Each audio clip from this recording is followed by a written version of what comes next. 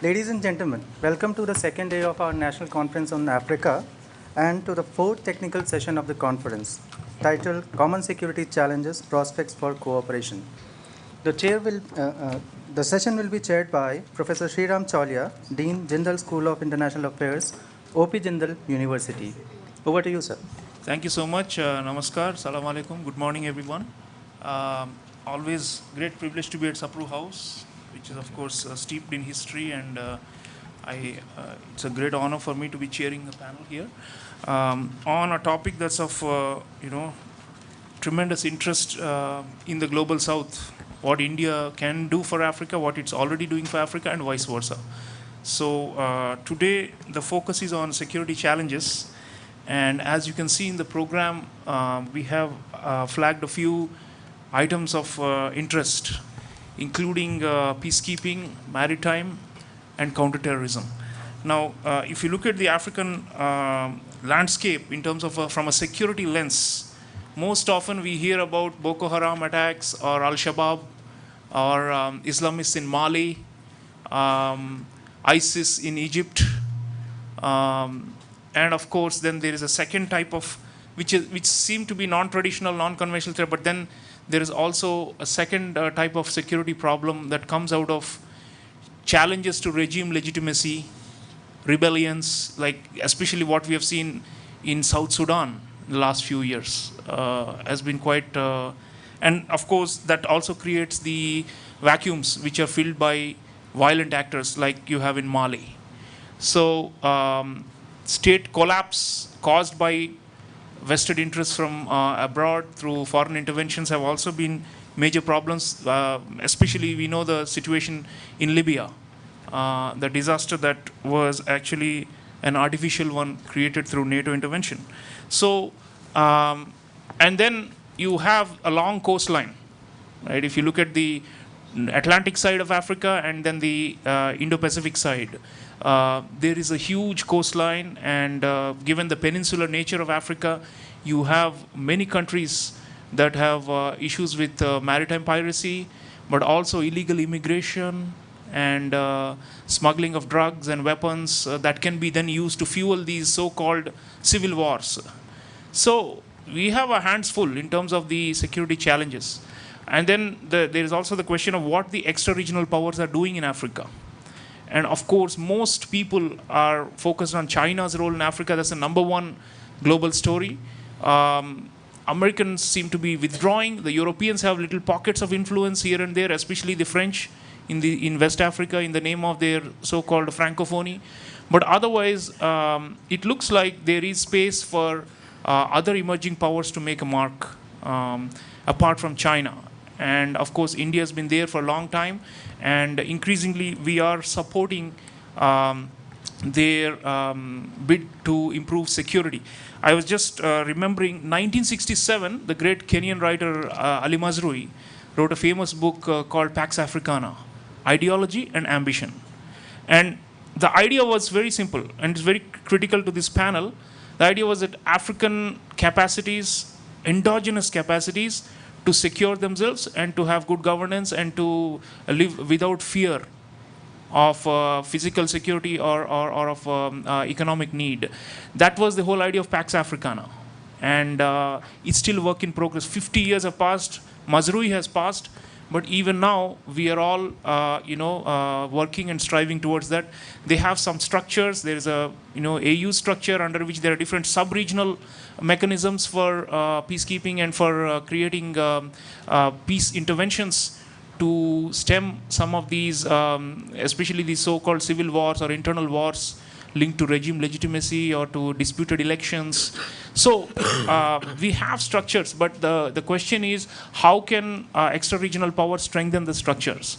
And there, I think India, our philosophy has always been to support the AU mechanisms and the sub-regional mechanisms like SADC or ECOWAS, IAGD, and so on. So I think it's in our interest to continue to look to build those institutions, apart from bilaterals that we do with individual African countries, so that we have a big Pan-African vision in concord with the AU's own objectives their, is it Mission 2063 or something they call it now? Yeah? Agenda 26. So security pillar is very central to it. But you know, the point is that despite all these things on paper, they are highly dependent on donors, mainly Western donors, for their peacekeeping operations. The ambitious South Africans are trying to launch this standby force of 25,000 or more peacekeepers. India is partnering with some Western countries in building these peacekeeping capacities. The US especially, we've been doing these UN programs to train large numbers of African trainers, and the TOT model, training of trainers. And of course, we have expertise, and we are very fortunate to have on the panel senior military officials who have actually served in UN peacekeeping missions there. So I think we have the capacity. The question is how we can enhance our role, find a niche for ourselves in the security realm, and what we can do to help these countries. And my own view is that we should go with a strategy of identifying some key powerful countries in Africa which are highly capable and can take the lead, whom we can then second. So Nigeria in West Africa, Ethiopia in the Horn, and of course South Africa in the south. I think all of them have their own initiatives, and if there is a way we can find a targeted strategy of enhancing their capacities to douse the flames and to secure those regions, and to ultimately work up towards what Mazrui called the Pax Africana. That I think will be really goal fulfilled for us. So without further ado, I'd like to invite our panelists to speak, and we have, as I said, 3 to 4 issue areas to be covered. And in fact, I want to open it in any order they would like. I mean, although we have a specific lineup, maybe we could ask colleagues if they would like to go first or second in any particular order. And if each of us could take like 15 minutes, and then we'd open it up to Q&A for the last half hour or so. Maybe I'd like Professor Arvind Kumar to start off, and then he's going to be speaking about the counterterrorism agenda in Africa. Over to you, sir.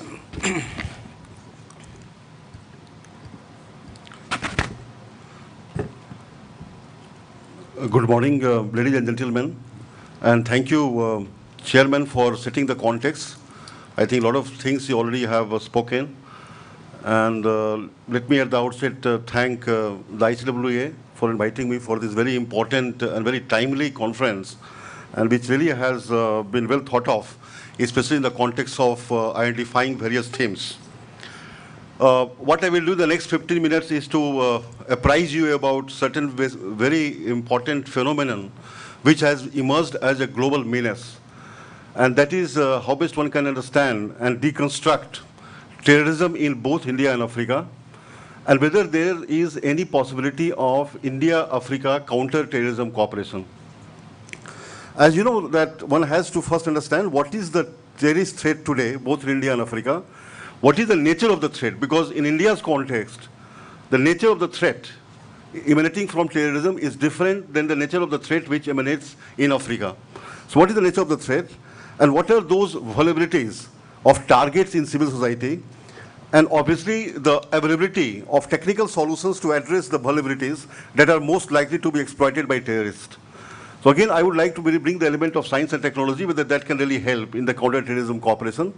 And somehow, there is a consensus, obviously, that all the time, both India and Africa have been, in fact, facing this problem of terrorism. And if I make an attempt to distinguish the terrorist, the whole terrorist ideology and how they really attack to the civil targets and all, I would like to distinguish this as a two forms of terrorism. One is tactical terrorism, and second is a strategic terrorism. Tactical terrorism, what I mean is that how they use the conventional and small arms weapons. And that again basically fulfill to the larger obligations of their targets, and obviously the attack which they do, that again helps them in attaining the political objectives of the terrorist. And to an extent, if you categorize the terrorist attacks which are happening largely both in India and Africa, these are all in fact tactical terrorism. And these again, India in particular has been experiencing this a great deal of this kind of terrorism. The strategic or catastrophic terrorism, again, this is something which is basically inflicting maximum damage against targets that are largely ideologically despised by the terrorists, and then again how they really try to inflict maximum damage on the legitimacy of a government and to inflict major economic penalties on the nation. And this again can be categorized, if you can see the WTC attack, as a strategic terrorism. The larger nature of the terrorism, which you in fact see happening both in India and Africa, there are certain common elements. And these are basically that most of the actions are largely unpredictable. They have their covert residents within the societies they plan to attack.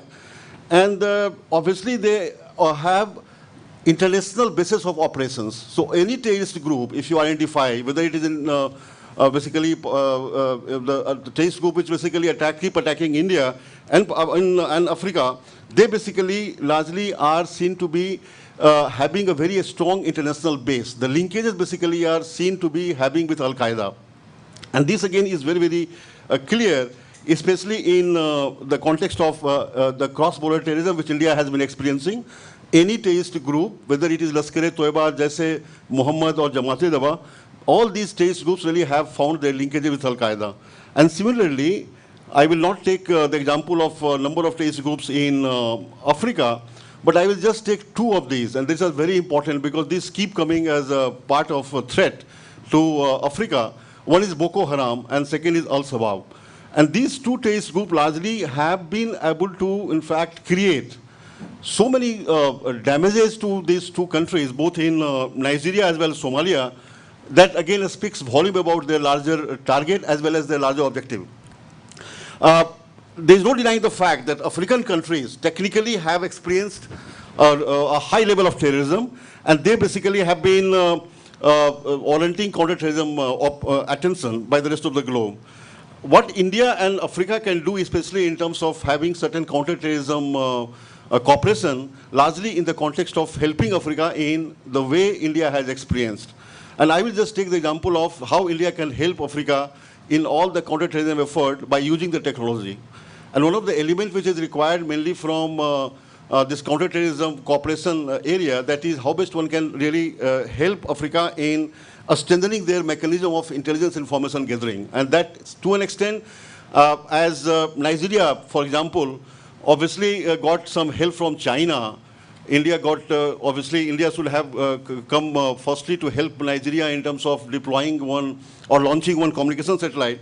But in the year 2008, China deployed one of the satellites for Nigeria, and that to an extent is helping them in terms of using that satellite in strengthening the larger effort of intelligence information gathering mechanism. But that is not enough for the Africa or the African continent as a whole, because the way the things have gone beyond proportion in terms of having this terrorism as a major menace for their peace and stability, that has to be understood. Because the top 10 terrorist groups in the world are located in Africa. And one can imagine that how these 10 terrorist groups obviously have been trying to destabilize, trying to really gain certain advantages, trying to basically challenge the legitimacy of the government of either it is West Africa or East Africa or North Africa. That again is something which one has to look into. One of these important things which again comes as a part of strengthening the intelligence information gathering mechanism is to see that how India comes forward in not only providing those effective technology, but also basically helping them in their skill development. And that again is to an extent not happening in a larger manner as it could have happened. So the prospects for India-Africa cooperation and the potential for cooperation, these exist, but to an extent, these are not being exploited to the level as it would have been exploited in terms of having a bilateral India-Africa counterterrorism cooperation. India has a lot of experiences in dealing with cross-border terrorism. India shall share all its experiences and skills. But as I said, the nature of the threat is different because India experiences something which again comes from Pakistan as sponsoring those terrorism. In Africa's case, most of these things comes from the domestic imperatives. So again, suppose Boko Haram, in fact, kidnaps there was a case where the school children were kidnapped. These were largely, in fact, motivated by their objective of, again, delegitimizing the government as well as fulfilling to their larger interest. And somehow these things, again, can happen only when one really works in tandem with the larger civil society which they have. India's experience has been totally different, as you know that India experiences cross-border terrorism, and India has been trying to really maximize the larger benefit in terms of delegitimizing the role of terrorist group, and India has been successful, in fact, of late. And to an extent, I think India's obviously has been the cases which really have been strengthened by improving India's skills in gathering intelligence information with the help of technology, and that has happened in the recent past. It was not there earlier, so India had a lot of challenges. And more recently, as you know, that Government of India has announced the establishment of Defence Space Research Agency. And the major, in fact, mandate of this Defence Space Research Agency has been to strengthen India's capability in intelligence, surveillance, and reconnaissance. So ISR capability, which India obviously has been attempting to strengthen, now it is going to be further strengthened. And these capabilities which India will have obviously can be shared, especially in the context of helping Africa. But as one can see from the nature of the threat which really Africa experiences largely, these again have to be understood by India and try to really see that how India really can help in managing those terrorist activities in a greater manner. The communication setup which I was talking to you, which China had launched for Nigeria, in particular in 2007, this again was first of its kind, and since then, I think there are a lot of scope, a lot of potential for India in terms of coming up and launching the satellite for those countries which really have been feeling vulnerable from the terrorist act. And this again can happen either in North Africa, East Africa, or the West Africa, because these three largely in the whole of African continent have been completely experiencing the terrorist threats in the last maybe more than 3 or 4 decades. But most of these, like Boko Haram, they really made a base largely in the last maybe couple of decades, because they got established in 2002. But again, one has to see that other terrorist group and the offshoots of these terrorist groups, these have come up in a bigger manner. And these aspects of this development which Africa has been experiencing, largely in dealing with these terrorist challenges, these have to be overcoming only when India really comes forward and help Africa in managing those terrorist activities with the help of technology. But can India go ahead and launch communication satellite for Nigeria, or for that matter, the countries like Somalia? Because these, again, as I said, 2 case studies if you take, and these 2 case studies of Boko Haram and Al-Shabaab speaks volume about their activities. So again, one of these aspects which again was brought out by Mr. Chairman, that how best this whole framework under which India AU, in fact, dialogue started and how that has been installed. I think it had a lot of mandate to really fulfill. It started in 2008. To an extent, it could not get sustained. So at the governmental level, there are a lot of challenges in terms of bringing that India-AU dialogue again on the table. That is very important, because through that framework, one can really make certain institutional arrangement and see that how best the role of technology in countering terrorism becomes predominant in India-Africa counter-terrorism cooperation. Because something which is very, very important in largely either, in fact, at the political level or at the economic level, unless and until Africa experiences peace and stability, I don't think there is going to be any tangible which can really get culminated from the actions which India and Africa will have in the foreseeable future. So I think the most important part again should be that how best the whole process through the India-AU dialogue can really be made sustainable, and how that really can move ahead in making the whole effort of India in denying the safe haven for various terrorist groups in Africa. So I think a lot of these complications which again will come, especially in the context of intelligence information sharing, because as I said that element becomes predominant in counter-terrorism effort, and in that context, whether India would be able to help Africa largely by providing those technical solutions would depend upon the institutional arrangements which again will be made.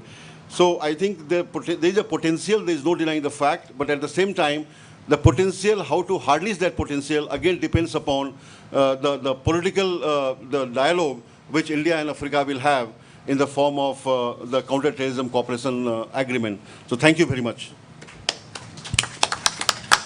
Thank you, Professor Arvind Kumar. I think the idea of launching satellites for surveillance for Nigeria and Somalia and Ethiopia sounds fascinating. And surely, as a space power, which is providing solutions to many developing countries, if we can do a South Asian satellite, maybe we can also do something for our African partners. I'll request Captain Parmar from the National Maritime Foundation to speak about the naval dimension, especially given the vast coastline of Africa. Morning, ladies and gentlemen. The initial part, I'd like to state these views are totally mine. They do not replicate the policies or the views of the Government of India, the Indian Navy, or the National Maritime Foundation. Having said that, I'd like to thank ICWA for this inviting me and giving me an occasion to air my views on maritime security. A lot of familiar faces. Nice to be back with friends, and with much ado, I'll just proceed on. I looked at examining maritime security challenges and vistas of cooperation in the Indian Ocean region. But the vistas of cooperation are not only, to my mind, tackling the problems that exist today, whether it's traditional or non-traditional, if you look at it broadly. The biggest challenge is identifying the platforms on how you're going to engage to agree or agree to disagree. That is the crux of the problem today. And that is why I'm going to unfold this story of mine in the next 10 to 15 minutes or so, and look at how is it that you can engage Africa through the Indian lens, but you have to take into account the western coast of Africa and the Indian Ocean region, and you can't do it alone. So that is why I've said vistas of cooperation in the Indian Ocean region. But you've got strands that come from the east coast of Africa that will converge with the strands that come from Southeast Asia and meet somewhere in the middle of the Indian Ocean. So you have sub-regions, which has been referred to earlier. Even when you say the Indian Ocean region, you must remember there are sub-regions. You look at the Arabian Sea separately, you look at the Bay of Bengal separately, you look at the Central Indian Ocean separately, you can look at the Southwest Indian Ocean separately. Look at the Gulf region separately, you can look at Red Sea area separately. Similar is with Africa. So there are a lot of identical sub-regions that come through. But having said that, where do I point? Okay, can you just... You decide. It's not working. Oh, thank you. I'm all thumbs with technology. All right.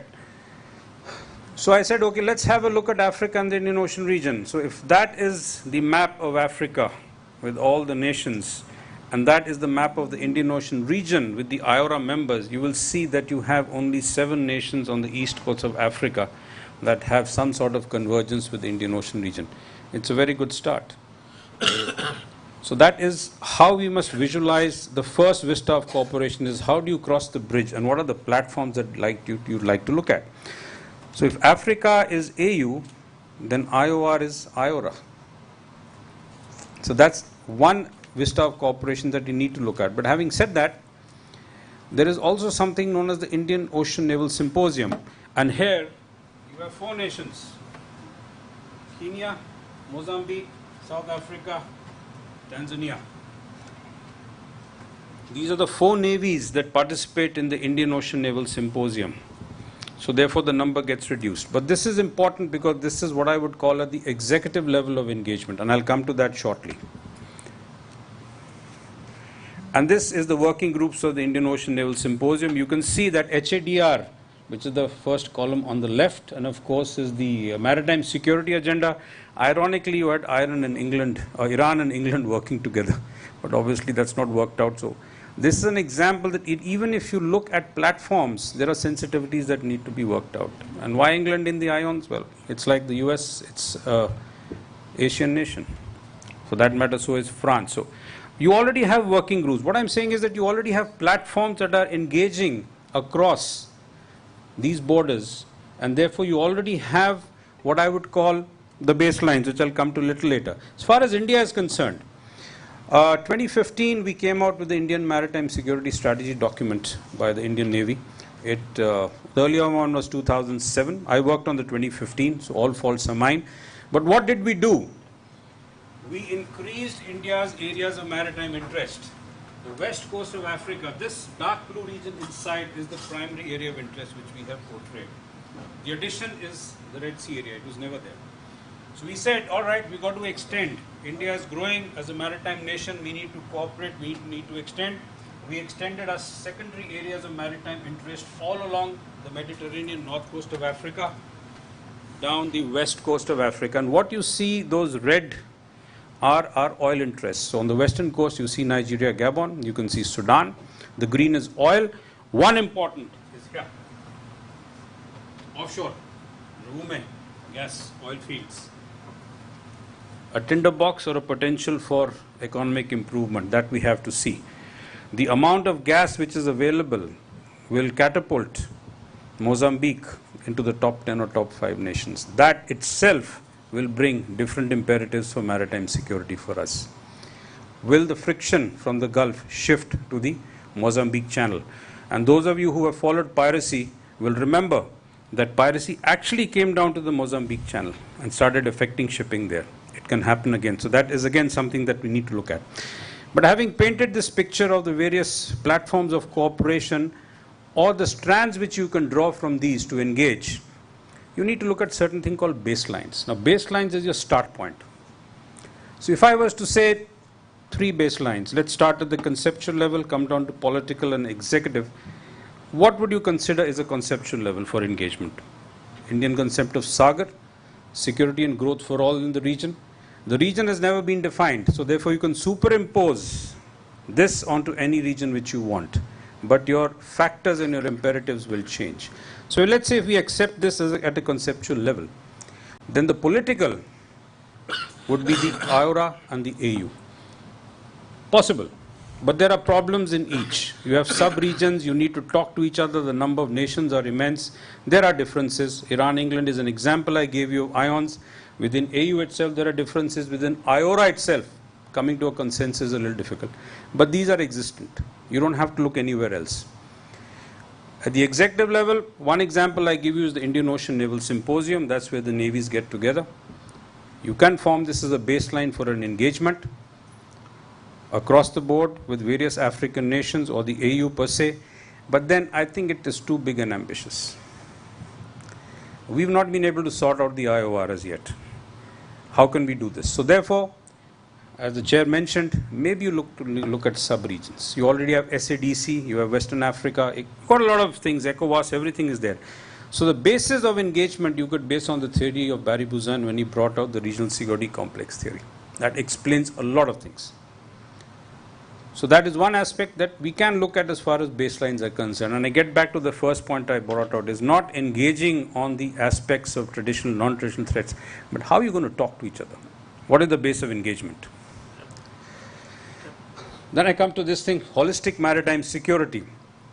Is it an enigma? The moment I say maritime security, people think of Navy and Coast Guard. It's much more than that.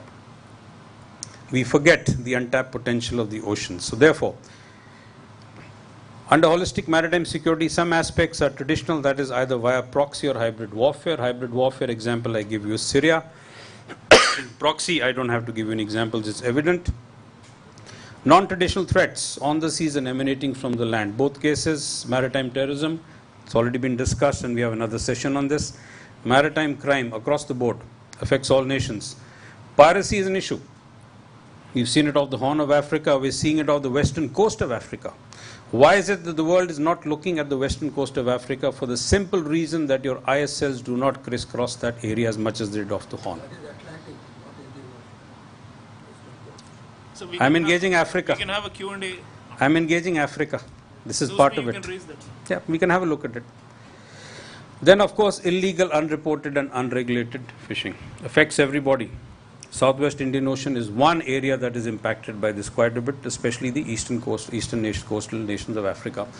Then of course addressing nature's fury, climate change and HADR. Mozambique is an example. In a couple of 3-4 months we've rendered HADR to Mozambique. And of course non-combatant evacuation operations, we've done it off Yemen. This is something that is going to grow. Therefore you need to look at this. And finally, blue economy.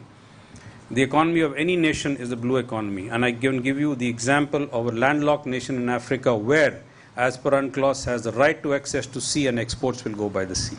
They also get involved in this. Your pollution, will affect your blue economy. It is affecting your fishing, it's going to affect your salt. The amount of plastic that is in the oceans today is no joke. So, 2050 aims, a very nice document. Overall, if you ask me, the whole document looked at promoting stability, preserving peace, ensuring security, and of course developing economy. So all the aspects which I have listed in the holistic maritime security get covered under this. For the IORA, there is something called Indian Ocean Dialogues. We've already had, it's an initiative of IORA itself. We have had 5 dialogues since 2014. The 5th was held in South Africa, something we can look at more. The 6th is planned in India, in Delhi. There's a wide ambit of subjects discussed that are central to the IOR and also 2050 aims. So this again provides a vista of cooperation and a platform. So therefore, if I look at these 3, do we need to look further? We don't need to reinvent the wheel. We just have to take out whatever we think is good and come to a table and discuss. The platform will come on its own. Finishing off with the way ahead, identify niche areas. Every nation has got an area of expertise. We need to identify that and home onto it and exploit it. We need to build and share capacities. A capacity without a capability is a white elephant, and therefore we need to develop capabilities. India is very good at developing capabilities.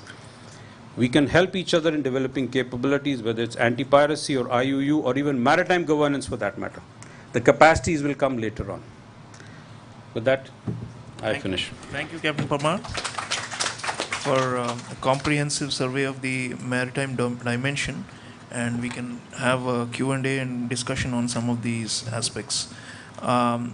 Next, I would request Lieutenant General Prakash, who has actually served in the most critical building block of Africa, which is the DRC, Congo, and headed the peacekeeping operations there. I think it's not an overestimation to say that if we can fix the Congo, then I think more than half of Africa's problems, security problems, are solved. So it is that large, nation, but which has not been able to be stabilized for long years. And perhaps I would say even more critical to have peace and stability and security in Congo than even in Somalia or in Libya. So over to you, sir. Thank you very much. Thank you, Chair. Thank you for the nice, kind introduction. At the outset, I would like to thank the Director, ICWA, for giving me this opportunity to talk about UN peacekeeping and the partnership that we can get into with Africa with respect to UN peacekeeping. Before I come to my subject proper, I'm sincerely grateful to ICW for including peacekeeping in this seminar. When I handed over my job, I stayed in Congo for 3 years. And before that, I was responsible for deployment of Indian military training teams in Africa. I got an opportunity to travel abroad a lot, particularly in Africa, interact with fair amount of diplomats, interact with politicians from across the world, particularly the Western world, and also had this opportunity to talk to the Security Council twice on peacekeeping. And I realized that people in the world, especially the Western world, know about Indian peacekeeping, the nuances of peacekeeping, much more than Indians know themselves. The knowledge of Indians is more related to the largest contributor to peacekeeping. It gives us an aspirations, a ticket to the Security Council. And the world used to say that, yes, much has been talked about Security Council permanent membership. I won't dwell any further on it. People were talking about dollars coming to India. People were talking about exposure of Indian army to other defense forces. The reality in life is, as we are emerging, it is also a projection of soft power as an Indian nation. And that is what we must acknowledge. Unfortunately, there's not much of a talk in the media about peacekeeping, and there's not much of a public opinion about peacekeeping in India itself. It's time to change. It's time to change because we have, over the years, contributed larger, in cumulative terms, contributed the largest number of peacekeepers to peacekeeping, particularly in Africa. And we are the ones who have suffered the highest number of fatalities in peacekeeping, 166 fatalities till date, which no other country has suffered. With that as the background, let me talk about my subject as subject proper, that is the nature and challenges of UN peacekeeping in Africa and areas to enhance effectiveness. Peacekeeping has always been a dominant factor over the decades on the African continent. As on date, there are 14 peacekeeping missions deployed across the globe. Out of that, 7, that is 50%, are on the African continent. Not only in terms of the number of missions, the fact is the largest 4 missions are also on the African continent. That is DRC, Democratic Republic of Congo, called MONUSCO. Then is UNMISS. When I'm referring to UNMISS, it is South Sudan. Then Mali, MINUSMA, and the Central African Republic. And these are also the most dangerous missions in the world.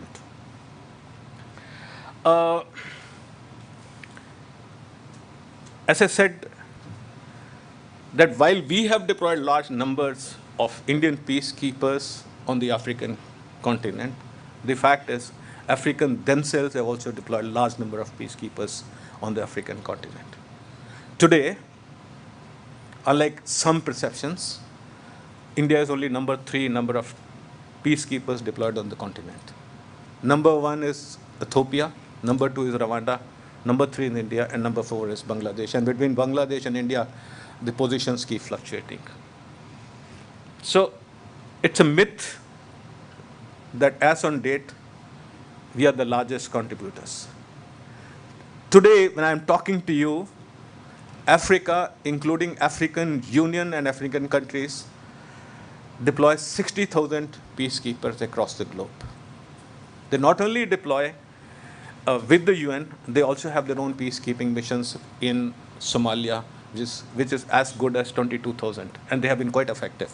So do not take things granted with respect to Africa when it comes to peacekeeping. They know how to help themselves, but the question is, we also need to help them. And the question is, we also need to build the relationship so that it's mutually beneficial to all of us.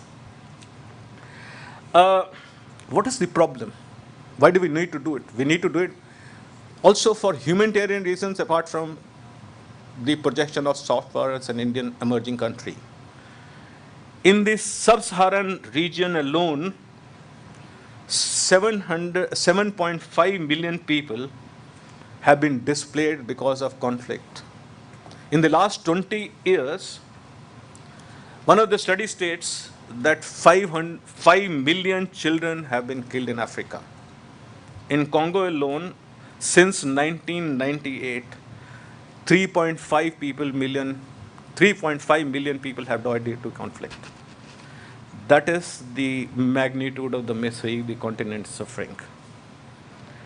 It should not surprise anybody when we say that Africa hosts the larger number of peace operations and accounts for 80% of all UN peacekeeping efforts. That talks in terms of numbers of peacekeepers and also amount of money that is spent on peacekeeping in Africa.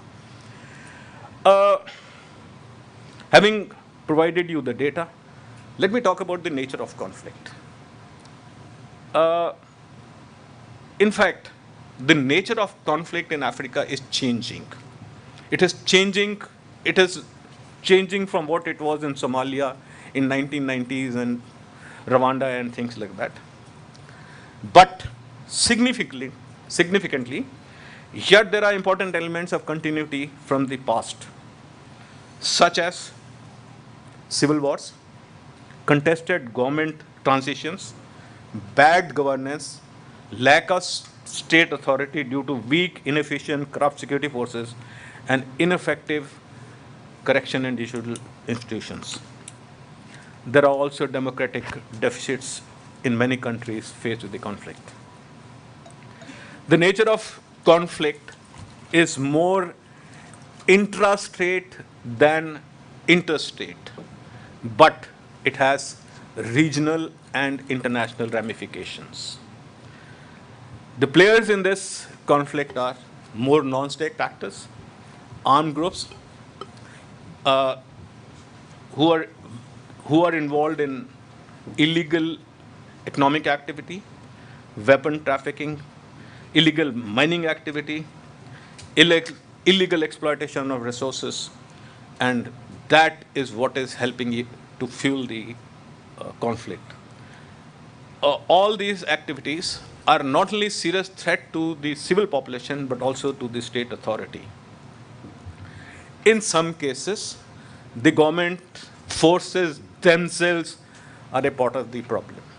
In Congo, FARDC, their national army, wasn't paid at a point of time because Mobutu felt that if he gave them the weapon, the state gave them the weapon, there was no need to pay them. And that, unfortunately, that kind of tradition, the legacy, to date continues. And I must say that we have made a considerable progress. Now they're getting $50 a month. As though this wasn't enough, today we have the problem of Ebola. You must have heard about it. 3,000 odd lives have been lost in Congo because of Ebola. Not only is it Ebola confined to the borders of Congo, as some of you know, that it has spread to Uganda and also fast spreading to Rwanda. Next question that people in the audience must ask me is, what you people as peacekeepers who were paid good dollars and enjoyed so much a good reputation, what were you doing about it?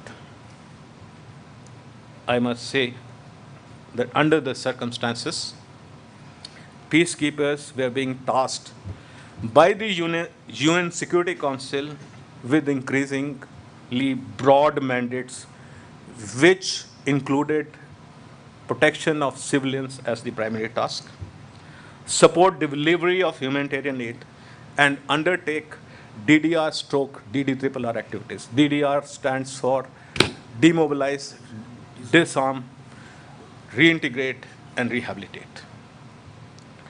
We were also asked to assist in stabilization, health security sector reforms, undertake institutional building and capacity building activities, and provide electoral assistance. Large array of activities. The next question is, how effective was peace operations in Africa, and what are the challenges being faced by the peacekeepers?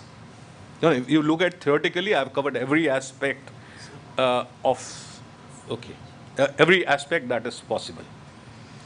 The challenges are many. The first is that no peace to keep. Previously, when we are talking of peacekeeping, it was under Chapter 6. Today, we are talking of peacekeeping under Chapter 7. That means you are allowed to use force in self-defense as well as in protection of the mandate or in support of the mandate. And that is how the Force Intervention Brigade in Congo came over. The mandates are broad. What used to be a 2-3 page document is now a booklet with no priorities given.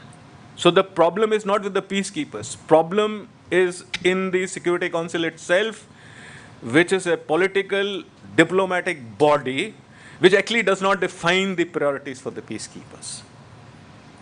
Then, to top it all, there is no consultation with the troop contributing countries as to what they should be. I mean, the UN Security Council is not benefiting from consulting the TCCs in formulation of the mandate, which is explicitly catered for in the Article 44 of the UN Charter. There is heavy reliance on use of force. I dare say, as an Indian, we have been resisting use of force. And because of this, we have lost out a fair amount of space. By no chance are the Indians saying that we should not use force to protect civilians, because if you do not use force to protect civilians, then the credibility and the legitimacy of peacekeeping is lost. But we are saying is don't misuse force. And that is not going well with some of the financial contributing countries. Funding. Today, US contributes 28.5% of the peacekeeping budget. with President Trump having come into power, they're trying to target 25%. While that is happening, China is getting space.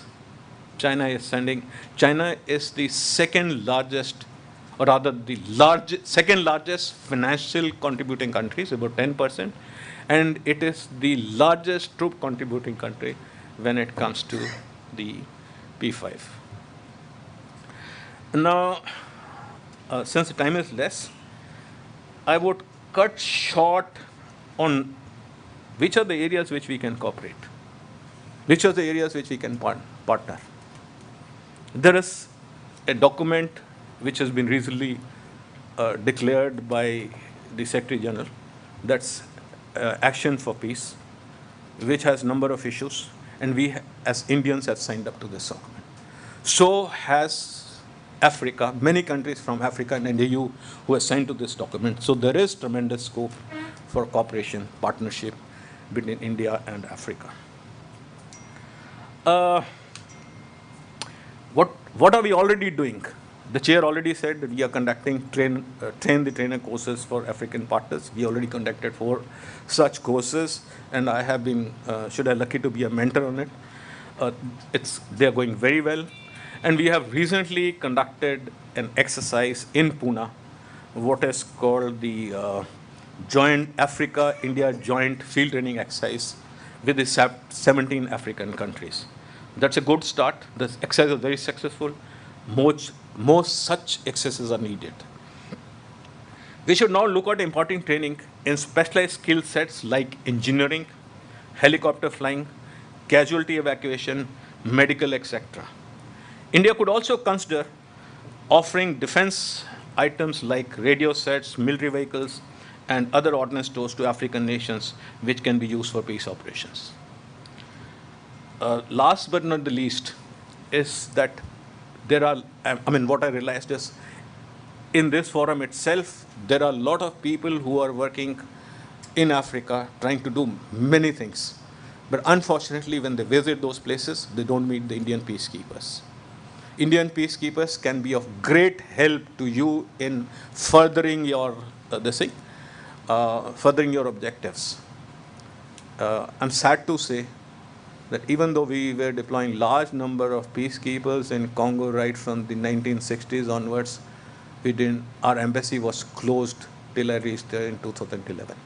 It's only 2012, the first IFS officer was posted as the ambassador in DRC. We are all looking at Anglophone countries like South Africa, Kenya, and Nigeria to develop partnership. But while that's good, but the fertile ground and areas where much more can be done is in Central Africa, because there is much more scope in that. And with that, I end my talk. Thank you very much. Thank you, General Prakash. Wealth of experience and information. Sir, thank you also for reminding us of 166 lives we have sacrificed over the years for this noble cause. And indeed, the recommendations, especially about providing defense equipment, because we are good at sending personnel, but how can we enhance their capacities through equipment? And in a way, it dovetails with Arvindji's earlier point about we using technological means to assist in counterterrorism in Africa. So last but not least, I would request our friend Dr. Fazlur Rahman, who is here at ICWA to speak about the North African region, where of course Libya, Egypt and some other Sahel countries are in deep trouble. Thank you very much. Let me begin by thanking my host institute to give me this opportunity to express my views on the subject that has become the part of global discourse. When it comes to geopolitics in North Africa, for a long time, a lot has been discussed and written about this, what is happening in the geographical space of North African countries. In the span of last 8 to 9 years, we have seen how the region is marred by all kinds of division, be it tribal, regional, political, strategic, ideological, sectarian, religious, diplomatic. That is how the region has transformed in the lifespan of last 7 to 8 years. And every country, regional powers are there, global actors are there, non-state actors are there. In the region, many states are either unstable or simply in shambles, and the old order or political order is collapsing, while the new geopolitical landscape is marked by a chaotic shift of alliances, proxy wars, and sectarian violence. The whole region has become a kind of shatter belt. This is highly fragmented and prone to conflict.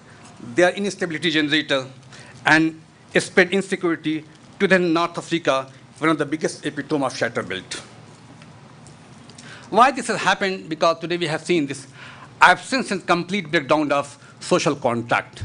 All these factors in search of social contact that were existing in one way or other way, that is a different issue to discuss whether it was ever present or not. But these kind of negotiation and the protected transition has not been able to succeed because these actors have not been able to reach to any conclusion.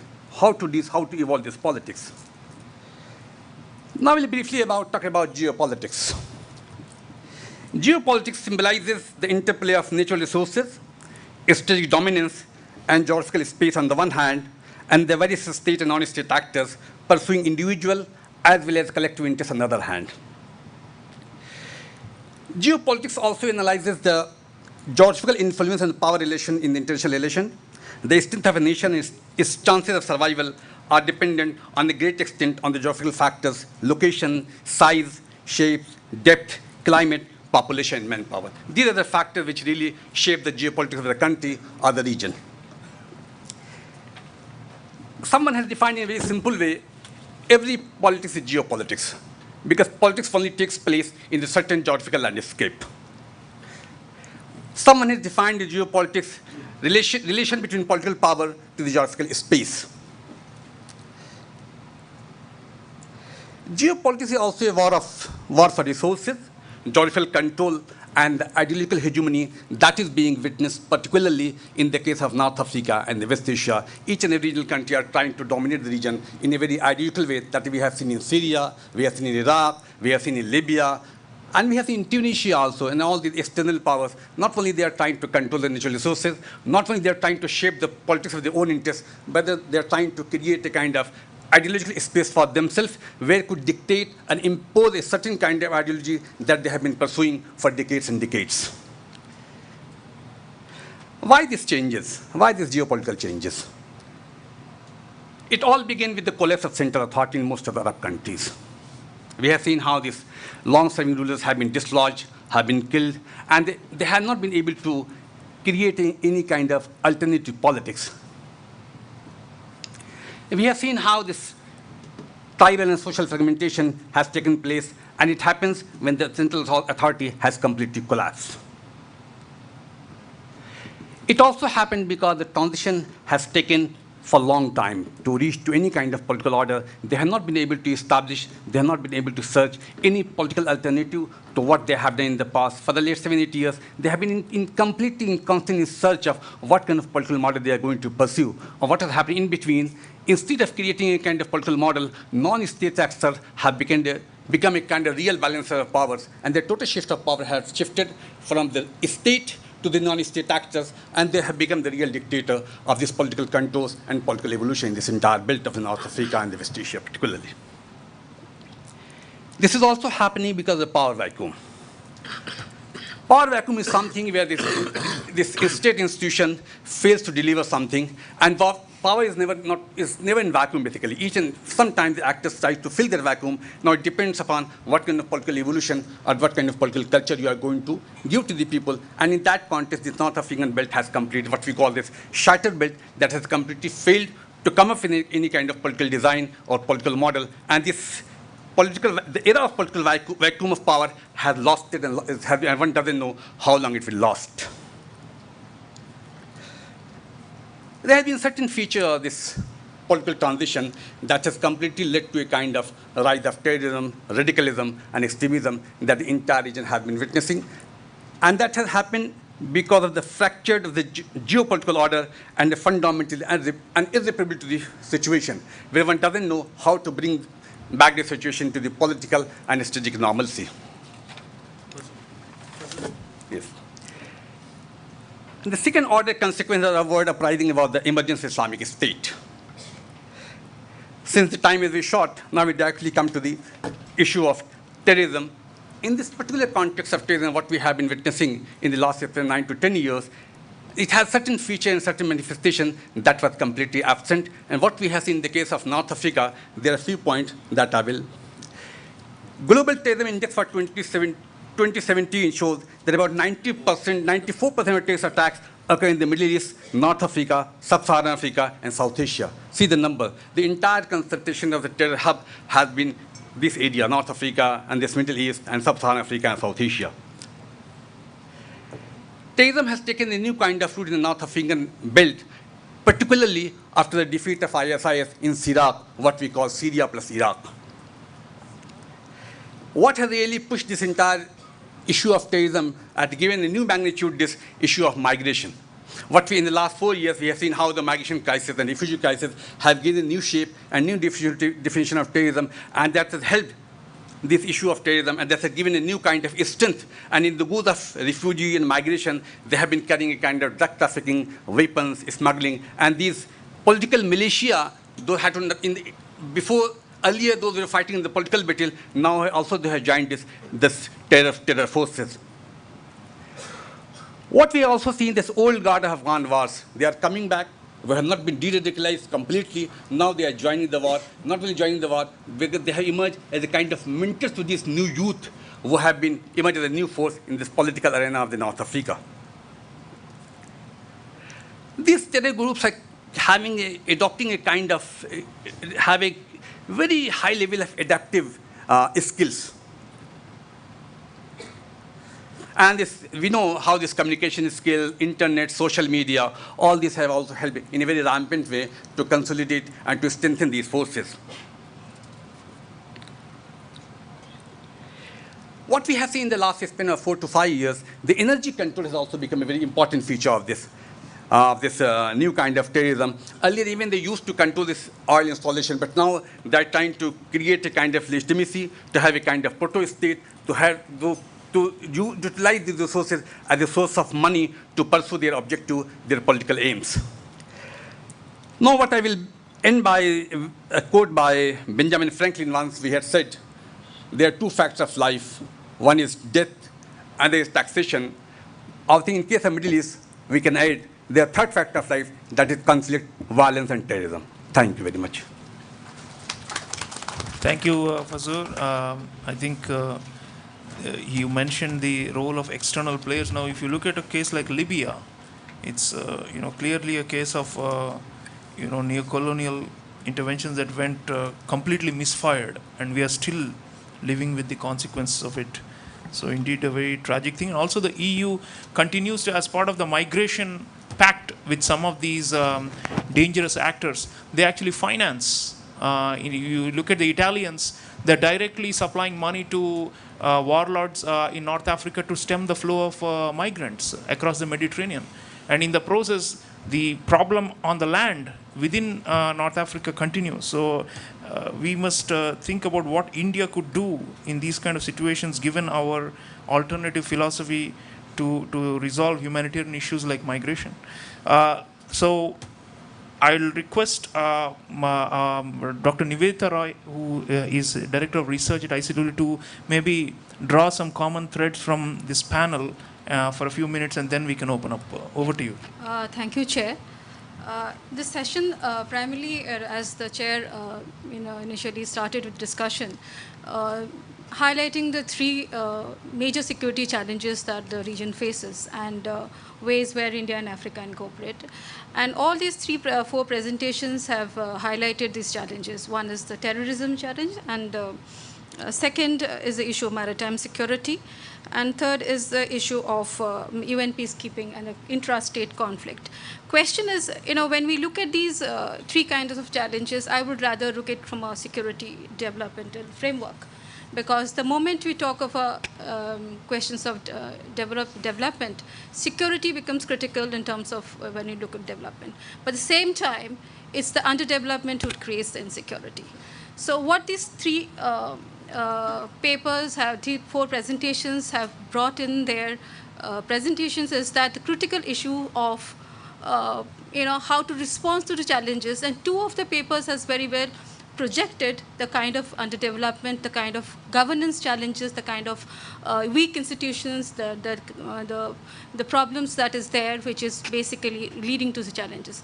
In the first paper, in the first presentation by Dr. Arvind Kumar, he tried to bring out certain kind of parallels between India and Africa in terms of the terrorist challenges that we face, and he focused on primarily the counterterrorism mechanism in terms of technology.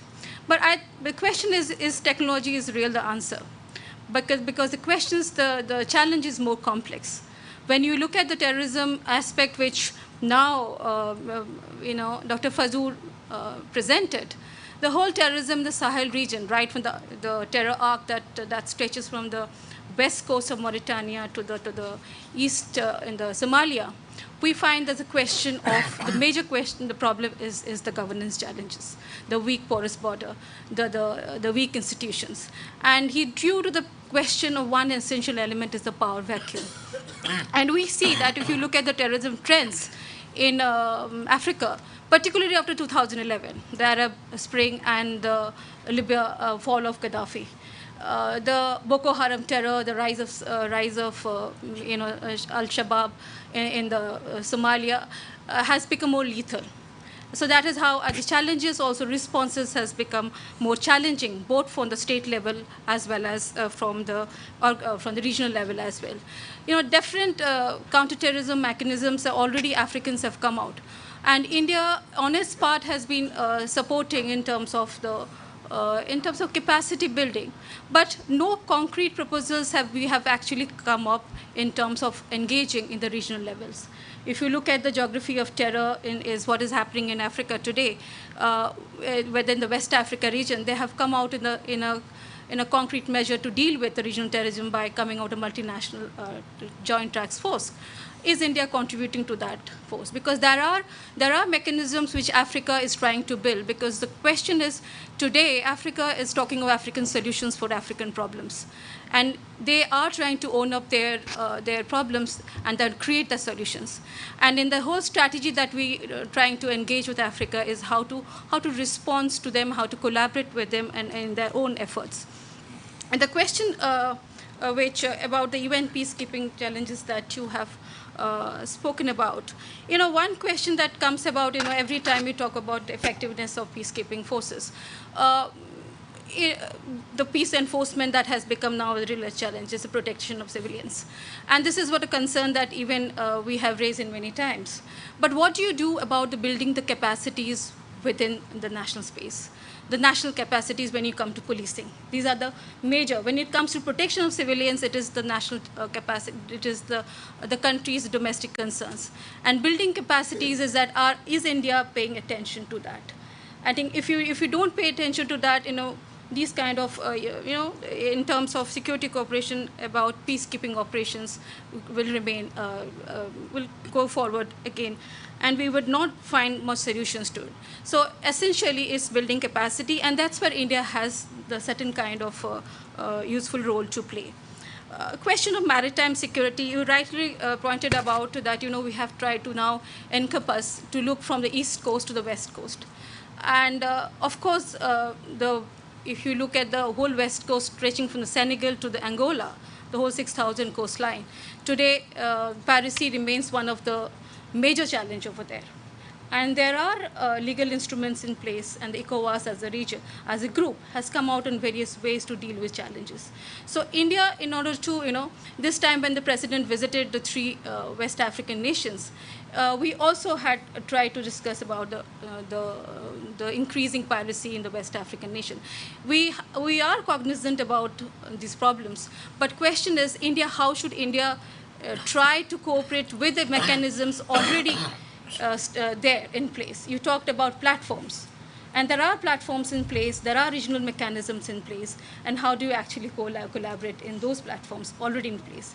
And about IORA and other things that you said, there's already so much of a differences that persists that when you try to find synergy is very difficult. Thank you, Nivedita. Excellent pointers. Why are we not part of multinational joint task force set up by the Nigerians, for example?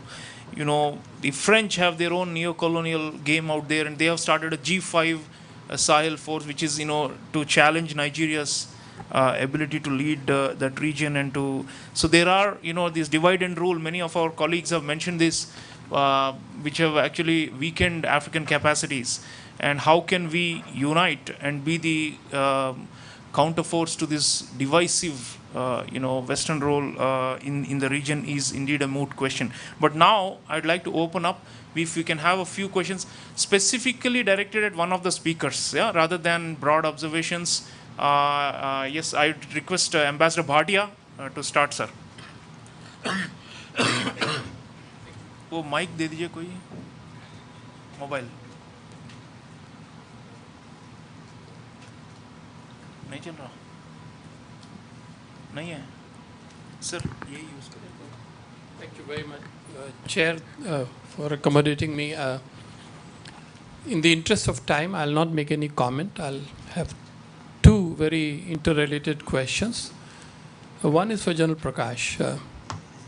You have pointed out how the trend now is that the number of Africans is growing as compared to non-Africans in peacekeeping operations. My question is, how do the Africans, that is African authorities, African adversaries, African civil society, are reacting to this trend? Are they comfortable with more Africans into this role, and do you see eventually the disappearance of non-Africans in this particular realm? And Professor Arvind Kumar, on counter-terrorism cooperation, just because we are meeting among our African scholars today, should we not temper our enthusiasm a little bit? Because the CT issues in Africa, as you pointed out, are very big. India has its own hand so badly stretched at home. So maybe, yes, we can still do cooperation for diplomatic and political reasons in a selective manner at the bilateral level. But do you see any reciprocity of any kind, or generally for the sake of doing, securing goodwill, that we have to do this? Thank you. Thank you, sir. Excellent questions. Can we have some students, young people in the back rows before I come back to seniors? Yeah, please. No offense, sir. Just encouraging. Sir, given the conflicting situations in Africa, what can you assess India's role on human trafficking and child soldiers? Like, what can be India's role in promotion of human security? Okay, excellent. Human trafficking. Okay, thank you. Any more from the students, volunteers, attendees? He's asking questions. Can we have? Yeah, please. वो ज़रा जोर से बोलिए, mic लीजिए. Thank you. Sir, my question is from Parmar sir. We talk about the Indian Ocean Rim Association. So my question is about environmental security.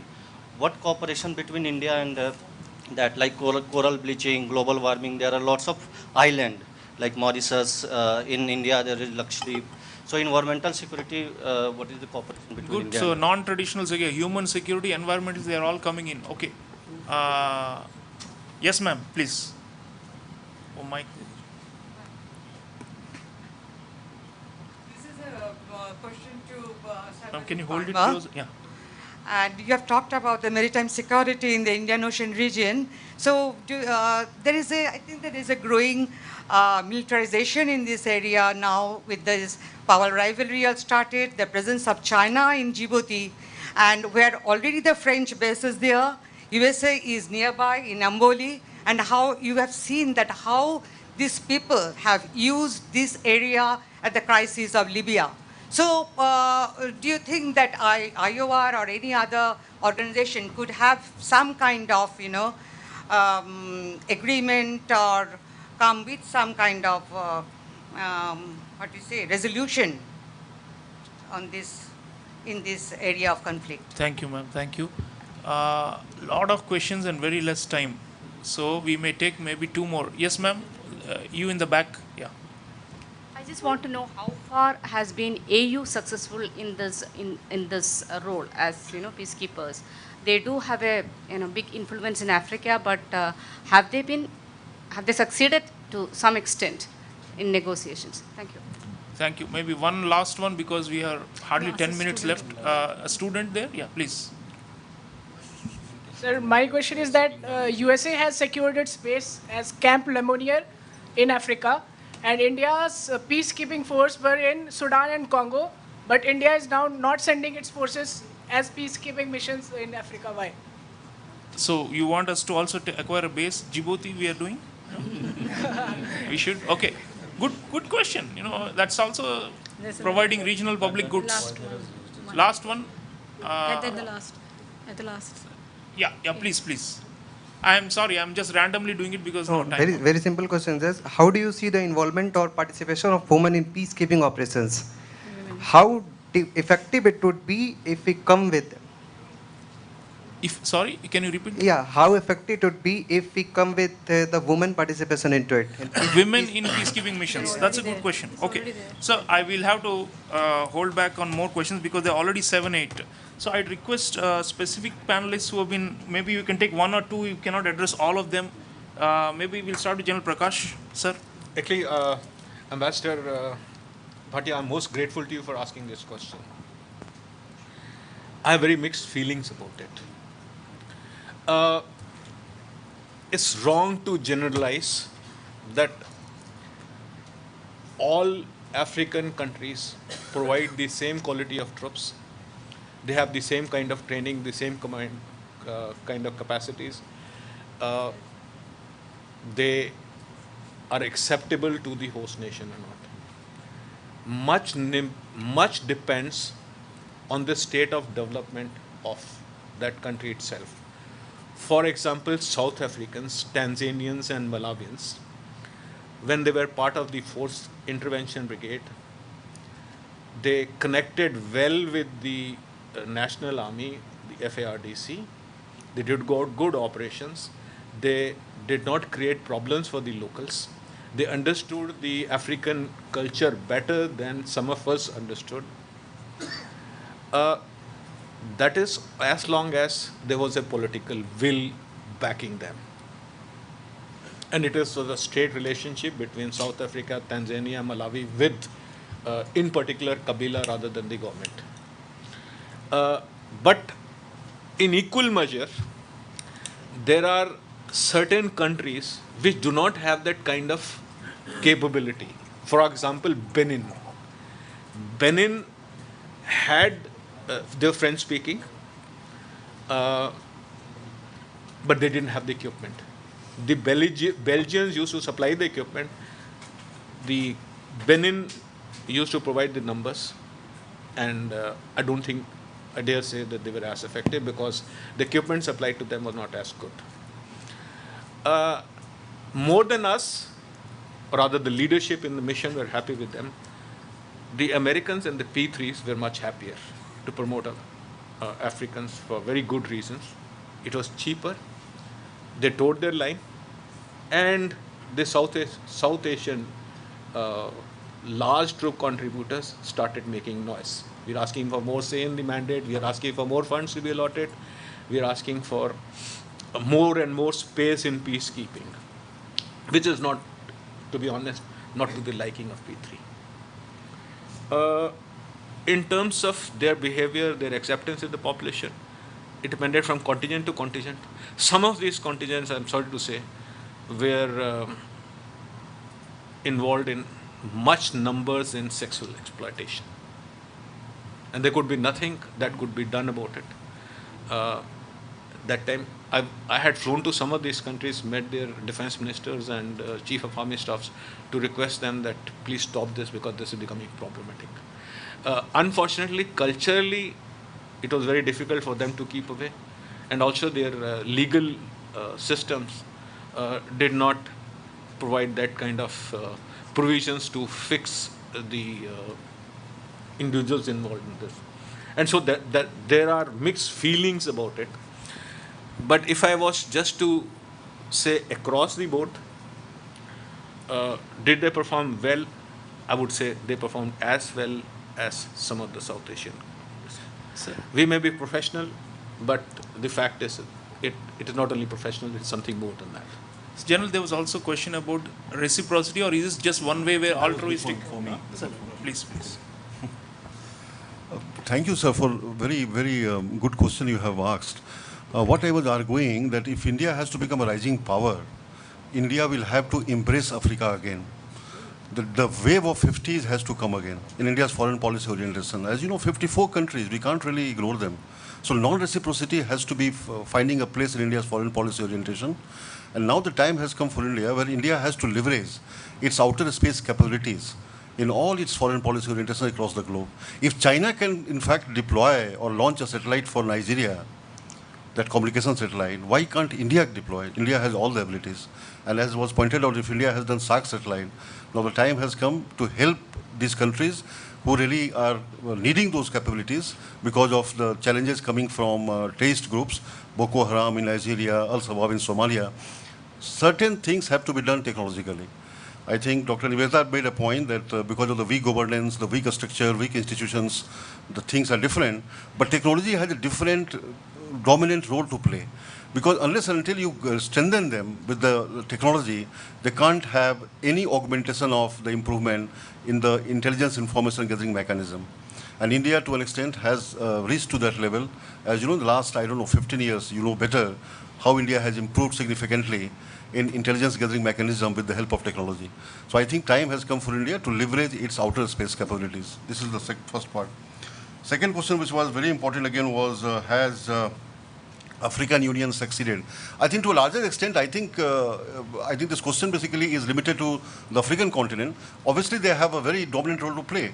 But India and African Union, still there is no way by which one can say that there is a sustenance of the ongoing dialogue. Because since 2015, there is no India-African Union dialogue so far organized, and so where one can really make certain institutional arrangement. And that again was a very important point, which again, many of these cooperation can happen only when you have certain institutional arrangement done. And since a framework is placed, it started in 2008, the second dialogue happened in 2011 in Ethiopia, and 2015 again Delhi. And again, the process under which all these things have to be pursuing, I think are very significant in strengthening the larger role which India has to play in Africa. Thank you. Thank you, sir. So there are a couple about the human security and environmental security. Can India do more? Yeah. Can we save the rainforests of the Congo or support it? Forget the Amazon in the Brazil. I mean, is this closer? No, I just wanted to add on the African Union part, because I think, no, definitely a strategy of engaging Africa has changed from 2008, and 2015 with bilateral. But that does not mean that India is not engaging in African Union level. We have 3 levels. That is there. The dialogue is, of course, there. And in the inaugural session itself, the Secretary pointed toward, they are going to have a review meeting with the India EU regarding. So those frameworks does exist. Anyone? There were some more questions about peacekeeping. Yes, sir, but I wanted the environmental and human security, if that could be addressed. On environmental security. Yeah. We had Sure. last. Sure. So when you Yesterday look we at had holistic maritime security, it encompasses all this, because most of the stuff is going to be transported by seas. But getting back to your specific question, environmental security, to be honest, I don't follow it too much, but I do know that it doesn't figure very high on the agenda for discussions at any of the platforms we have. And for that, I think we need to look back at our own national policies and laws. How much do we advocate them before we can go outside and pursue those agendas? That's one issue, and that's the only answer I can give you as of now. Growing militarization in the IR, ma'am. The area you have described is the Arabian Sea, and specifically it is the Northwestern Arabian Sea. That area has been militarized for a long time, so there is... So, as I said in the beginning, you have the Arabian Sea, of the Bay of Bengal, Central Indian Ocean, so peace-specific sub-regions of that. So, if we're going to stick to the Northwestern Arabian Sea, militarization has always been there. Djibouti has got a number of nations positioned there. You've got the French, you've got the Americans, you've got the Japanese, now you've got the Chinese there.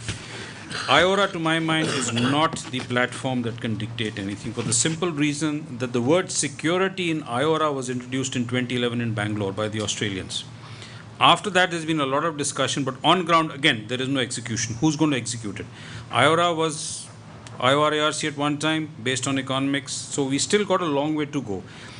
if there is anything that is going to stop the militarization, is the fact that is an understanding between nations, and then there is something called the laws of neutrality that kick in case of a state-on-state conflict, which to my mind is not going to happen. It is either proxy or by hybrid warfare. Therefore, the issue of militarization will rest with the laws of neutrality. We will engage with nations. Presence is the issue. And as of now, we can discuss later a cup of tea. I don't think we should worry too much about the Chinese ingress. But we can discuss that later. So, going back to General, there was a question about the role of women in peacekeeping missions. There were 3 questions, and I'll take all of them and end up with the last question, which is role of women in peacekeeping. One question was somewhere from that side, was the how successful is in AU in peacekeeping? The answer is very successful. For example, in Somalia, the Ugandans, Kenyans and Burundians have done an outstanding job, much better than what the Western countries and some of the other countries had done in Somalia in the year 1990s and 1994. Today, they have effectively dealt with Al-Shabaab. The problem is not that they are not successful. The problem is AU does not have the finances, does not have the resources. They're all dependent on the resources of the UN, which are not easily forthcoming now. And also within the countries itself, there are dynamics. There are challenges between Congo, Rwanda, Uganda, Congo, Uganda, Somalia, Kenya, Somalia, Burundi, Somalia, Ethiopia. So those are the challenges which create problems for peacekeeping by AU. Otherwise, they have a system in place. They have a Peace and Security Council. They have the regional mechanisms, regional economic communities which are trying to raise troops. Some of them are effective, but their planning and elements thereof are not in place as yet. Now, why is India not sending peacekeepers to other peacekeeping missions? I think the only mission which India has not sent peacekeepers is to Mali. In fact, Mali. The reasons for sending peacekeeping missions are not only, should I say, rather say, for all the principles, there is much more analysis that is carried out by the Foreign Service, MEA and MOD before such decisions are taken. And I think that's a very good decision that they haven't sent troops to Mali. Now, effectiveness of women in peacekeeping operations, very effective. I'm proud to say that India was the first country in 2007 to send all women peacekeepers to Liberia, and they brought the country laurels. And the void has not been filled as yet. And I'm also happy to announce that India, by the end of the year, would be sending a women contingent, police contingent to Congo. Like in India, in Africa also, women are also opinion makers. They influence the family, they influence the systems, and therefore they are very effective. But the question is that many of the countries, including India, do not have enough women in their own security forces to augment the, should I say, the capacity of women peacekeepers in the UN itself. The UN target is to have 35 women peacekeepers, and unfortunately that target is not being met. We have just 5 or 10% of the women peacekeepers. Also, it will be of interest to know that we also have a women force commander in one of the UN missions. That's a very interesting this thing. And that answers all the questions that were thrown at me. Great. Fazul, you want to say something about the state generally, any concluding one? So no more questions, unfortunately. I'm okay. We're out of time. Okay. Yeah? So maybe then we can fit in one question. Please, kindly introduce yourself for context. Thank you very much. My name is Ahmed Jibril. I'm the Charge d'Affaires of Libya.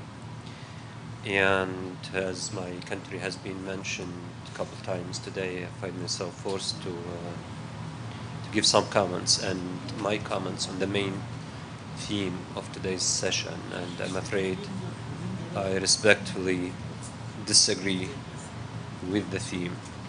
I think the challenges mentioned, the security, peacekeeping, and maritime are tools used by the Western power to instabilize the region. And this is what we have witnessed, at least in my country.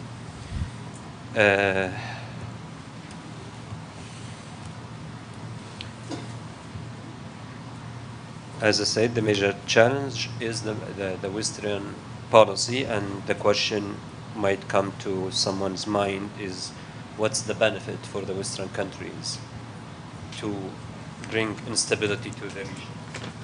And I think this is probably comes from the colonial mentality, or probably after the costly war in Afghanistan and Iraq, which has caused financial crisis in some countries.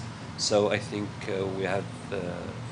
we have seen even evidence in Libya that these countries are aware of what's happening and they can prevent it, can stop it.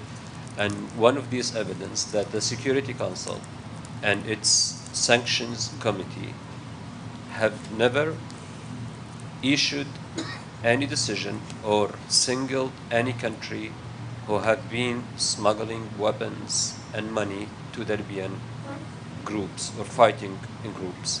The question, finally, the question is the relevant question, what's India's stance on this? And I think here we have to differentiate between the involvement and the intervention. The intervention is rejected, illegal, against the UN Charter, but the involvement sometimes can be positive, at least on economic and humanitarian basis. Thank you. Thank you, sir. Thank you. Very relevant, critical comment about the neo-colonial designs that have always divided and destabilized Africa. And surely, I think India opposes these kinds of shadow wars. In your country, sir, we have a situation where there are militias, not only Western country, but also some of the Gulf countries have got their so-called proxy, armies and militias and so on. So what can we do about, deterring these kind of action? This is a bigger political question, and it cannot. There's no, I think, straight answer in terms of military or even economic intervention. This is actually requires regional coordination and strengthening the AU mechanisms and other such bodies so that they can solve their own problems and actually flush out some of these intruders and proxies that are destabilizing the country.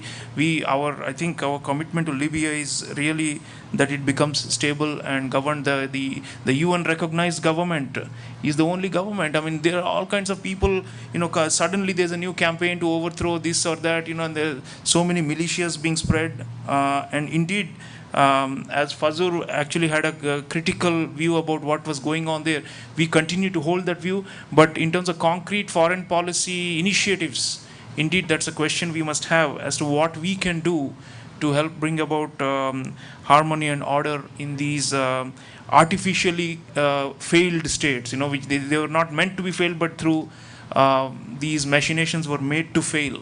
So it remains, I don't think we believe in the ideology of the failed states and all these doctrines that have been propagated. And like you said, first you say Africa is failed, and then you say we need intervention to fix it. But then who made it fail in the first place is the real historical responsibility, and we have full solidarity for African sisters and brothers on that question. What we are able to do concretely, indeed, we must think about it in our larger engagement with the region. But paucity of time, thank you for engaged audience, great questions. Thank you for panel, and thank you for all the enlightening things. We will, I'm sure, ICWA will circulate the papers and the proceedings for further deliberation. Thank you very much. Thank you, Professor Cholia, for conducting the session so efficiently. We'll break for tea for 10 minutes, then we gather here. Thank you. Thank you.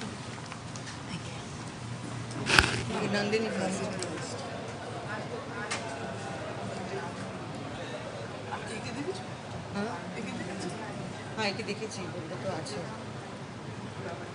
Hi Cindy, how are you? So nice to see you. So nice to see you. हाँ please दे दो इधर Pranav please एक तो मेरे को मेरा wife misplaced thank you good to have students around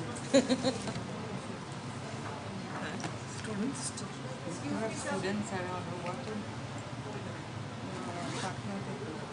Patna University. I will make a CA job. It's like खाली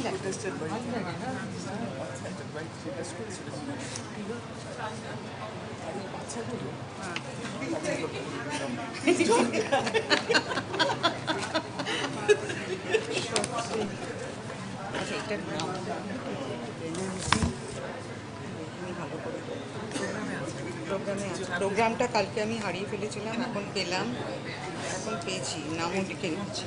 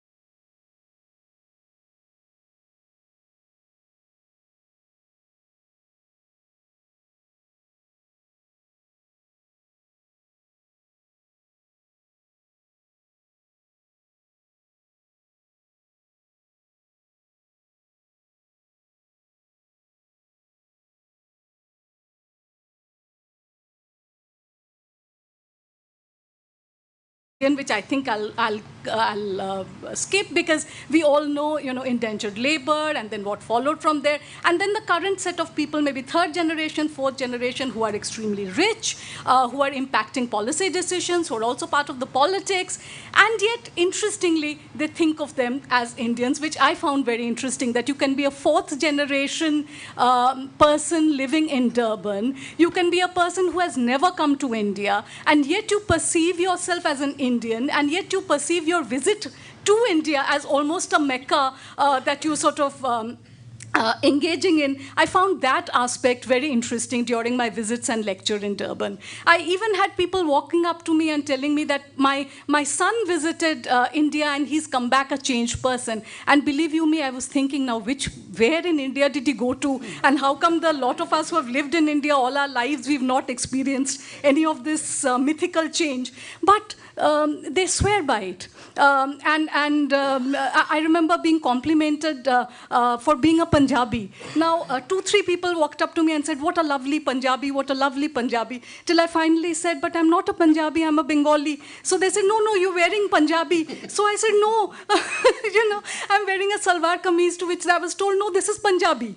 And then I realized that the stores sold what is called Punjabi. So the way we know, we call it suits or salwar kameez, is supposed to be Punjabi. So when I was coming back from Durban, I started calling my suits Punjabi, So, but I thought that that's what culture is, the assimilation and the acceptance and the people-to-people connect, as always.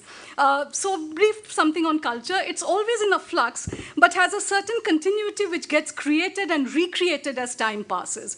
The poor, hapless set of primary diasporic Indians had very little material possessions to speak of. A pinch of turmeric, a dog-eared Gita, some saffron was what they had managed to carry, which would remind them of their mother country. The stories recounted after a hard day's work in a plantation would soothe the bruised hearts as they would gather in small groups and sing songs which would be passed from one generation to the other. A young girl shared the fact that her brother had had a complete change of heart, the one I was talking about, and he had come back and they were suddenly more conscious of the Hindu way of life. I was told when South Africa versus India match was played in Durban, there were flags waving, there were more flags waving in support of India. The whole town had literally come out. The abstract of Ravindra Jain's essay titled Culture and Class in Indian Diaspora, India versus Bharat reads, and I quote, differing perspectives on culture and tradition have marked relations between homeland and diasporic Indians, has been marked by exclusivist and purist tendencies on the part of Indian immigrants to South Africa and the Caribbean, a fallout, the author claims, of rightist brand of politics that has prevailed for long in the host nations. The recent decade, India has made a foray into the world economy where it is now seen as an economy that is fast on its rise. And therefore, I feel this has become one very big reason for wanting to connect and wanting to sort of appropriate. Meanwhile, Bollywood, I don't want to give you an everyone knows Bollywood here. It's apparently trapped in some sort of purgatory for global cultural expectations. At any given time, it is too Indian to be acceptable to Western audience, too North Indian centric for the rest of South Asia, too imitative of Hollywood to be appreciated as authentic Indian cinema among North Americans seeking something exotic, too potent an imposition of an Indian version of modernity on other traditional societies, or too low culture to qualify as real art for snobs of all national origins. But in spite of all that, it has a huge impact. Indian cinema is as diverse as the country. However, the most popular industry today is the Hindi film industry. And I'm trying to cut this short lest I have less time. So earlier, the entry of Bollywood into South Africa was somewhat limited because there was high taxes. Nobody understood Hindi. And the South African government placed heavy taxes on the film, and the Indian government imposed cultural sanctions on South Africa. But despite these difficulties, theaters started to show these films on a huge popular demand. And this is 2008 that I'm talking about. The popularity of these films resulted in theaters screening Hindi films not only in Durban, but in the rest of South Africa. The Bollywood films seemed to act like a melting pot where all kinds of viewers speaking different languages gathered together to watch and enjoy these films. The Kanji Musa group was the founder of cinemas screening Hindi movies. They were followed by Ramanikal Goshala, whose Nas cinema came as early as 53. I have a whole history of how the trajectory of cinema moves, which I will cut.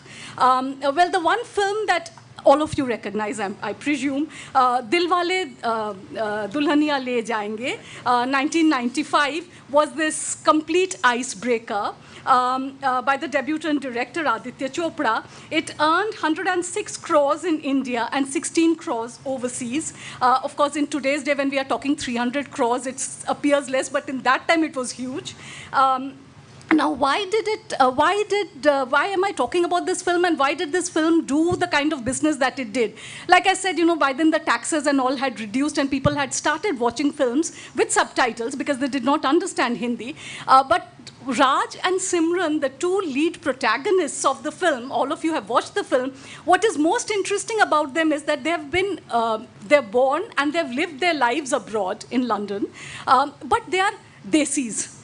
Their heart is, they're complete Indians. So the parents tell them, you have to marry so-and-so, they go right ahead and marry, no questions asked. The projection that we get through the film is that you can take the Indian to any part of the world, the quote-unquote Indian, the quote-unquote Indian continues to remain the same. And this aspect was completely lapped up by the audiences abroad. That, they have lived wherever that they have lived, but the India that they've carried in their heart continues to remain unblemished. And that is the reason for that instant connect that one had with the film. And remember then after that, Karan Johar, one after the other, films actually started to be made for the NRI. Films were not being made for people living here. Films were being made for the NRI population. So this kind of started the trend. And it's melodramatic to say the least. And like I say, my observation is that you can take the Indian out of the country, but India continues to dwell in her or in him. Then, of course, you have your fat Punjabi wedding, which passes off as a pan-Indian wedding. Nobody even questions that many parts of India do not have weddings like that. And this was followed immediately by Kuch Kuch Hota Hai, again another film where a heroine comes back from, again, London. Our colonial hangover is difficult to do away with, so all of them have to come back from London. She comes back from London and then she says, Raghupati Raghav Raja Ram or something she sings. She sings a bhajan. And she says, 2 minutes, okay. Okay, I'm sure when they pass all this, so all this historical data that I have, how along with the cinema, what else was happening? See, the cuisine was becoming popular, the Indian cuisine, because all that Punjabi wedding that was being shown and all the food that was being shown, so suddenly there's also the Indian cuisine which hits the foreign markets. The South African Indian, particularly the Hindu population, which has looked to their homeland for religious succor, now for the contemporary well-off gentry, a travel to India became like a pilgrimage. And I will end. So Bollywood admittedly occupies a place analogous to the film industry, but might best be seen as a more diffuse cultural conglomeration involving a range of distribution and consumption activities, from websites to music cassettes, from cable to the radio. If so, the film industry itself demanded solely on its box office turnover and sale of print and music rights, all that actually comes back to the producer can be by definition be considered only a part, and perhaps even an alarmingly small part, of the overall culture. The South Africa-India film diplomacy continues, much to the delight of people living in both the countries. Popular films like Hera Feri, Rehna Tere Dil Mein, Andaz, and all have been shot. So now we take the next step where our films are being shot in South Africa.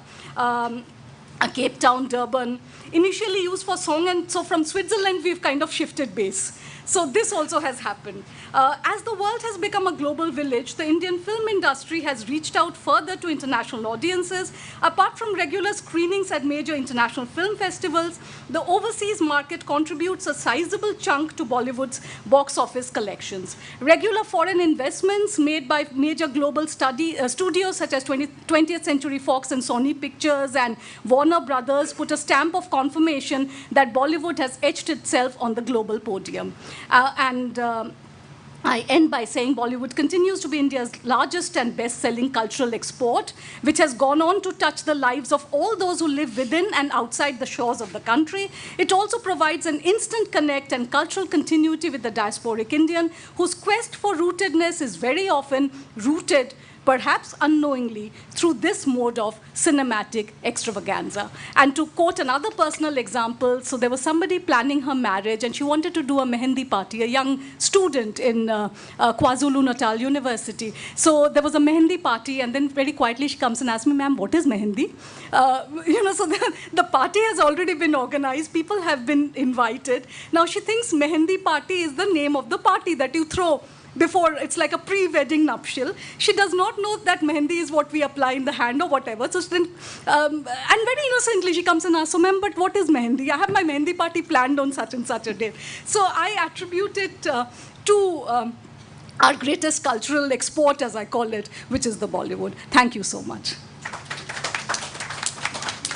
Thank you, Nandini. So over the years, not only Indian diaspora has contributed immensely for the economic development of many of the African countries, but they have contributed the popularity of the Indian culture, so and commerce. So now I would ask, and it is more effective than government plans and programs. So many of Focus Africa program, we have some Team 9 programs, then Summit Diplomacy, and Bollywood I have seen in all the African countries. It's been so popular. And so it is much more effective with this type of contact. So now I would ask Professor Sanjukta Bhattacharya. She's speaking on the significance of P2P, people-to-people contact as a strategy in promoting India-Africa relations.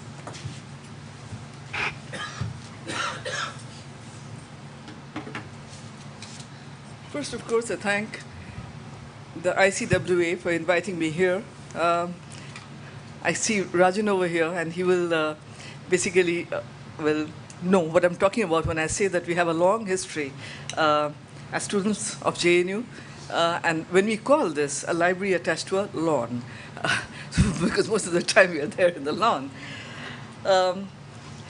Also, thank you, Chair, and I'm so very glad that the speakers on the chair, we are all 4 women and 1 man, which normally does not happen in any of these seminars.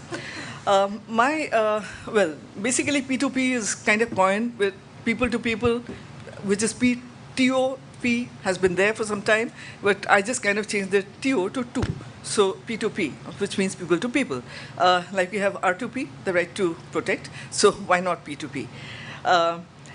Today in big business houses, according to a study in the Harvard Business Review, extensive research is being done on the people side of doing business, what is called relational factor, which among other things has found that satisfactory interaction with other people in the firm can boost productivity and raise the level of satisfaction. In relations between nations, where traditional diplomacy is conducted by leaders and governments, people-to-people diplomacy as a part of public diplomacy is often underestimated. But its significance in complementing traditional diplomacy must be understood. Bilateral or multilateral relations are often not sustainable without public support. It may be emphasized that it is ordinary people who form the foundation of a strong and durable relationship. Track 2 diplomacy is something that we know. It happens between India and Pakistan. But the problem there is that although it has been successful, certainly because we understand the other better, but it has never been well thought out or sustained.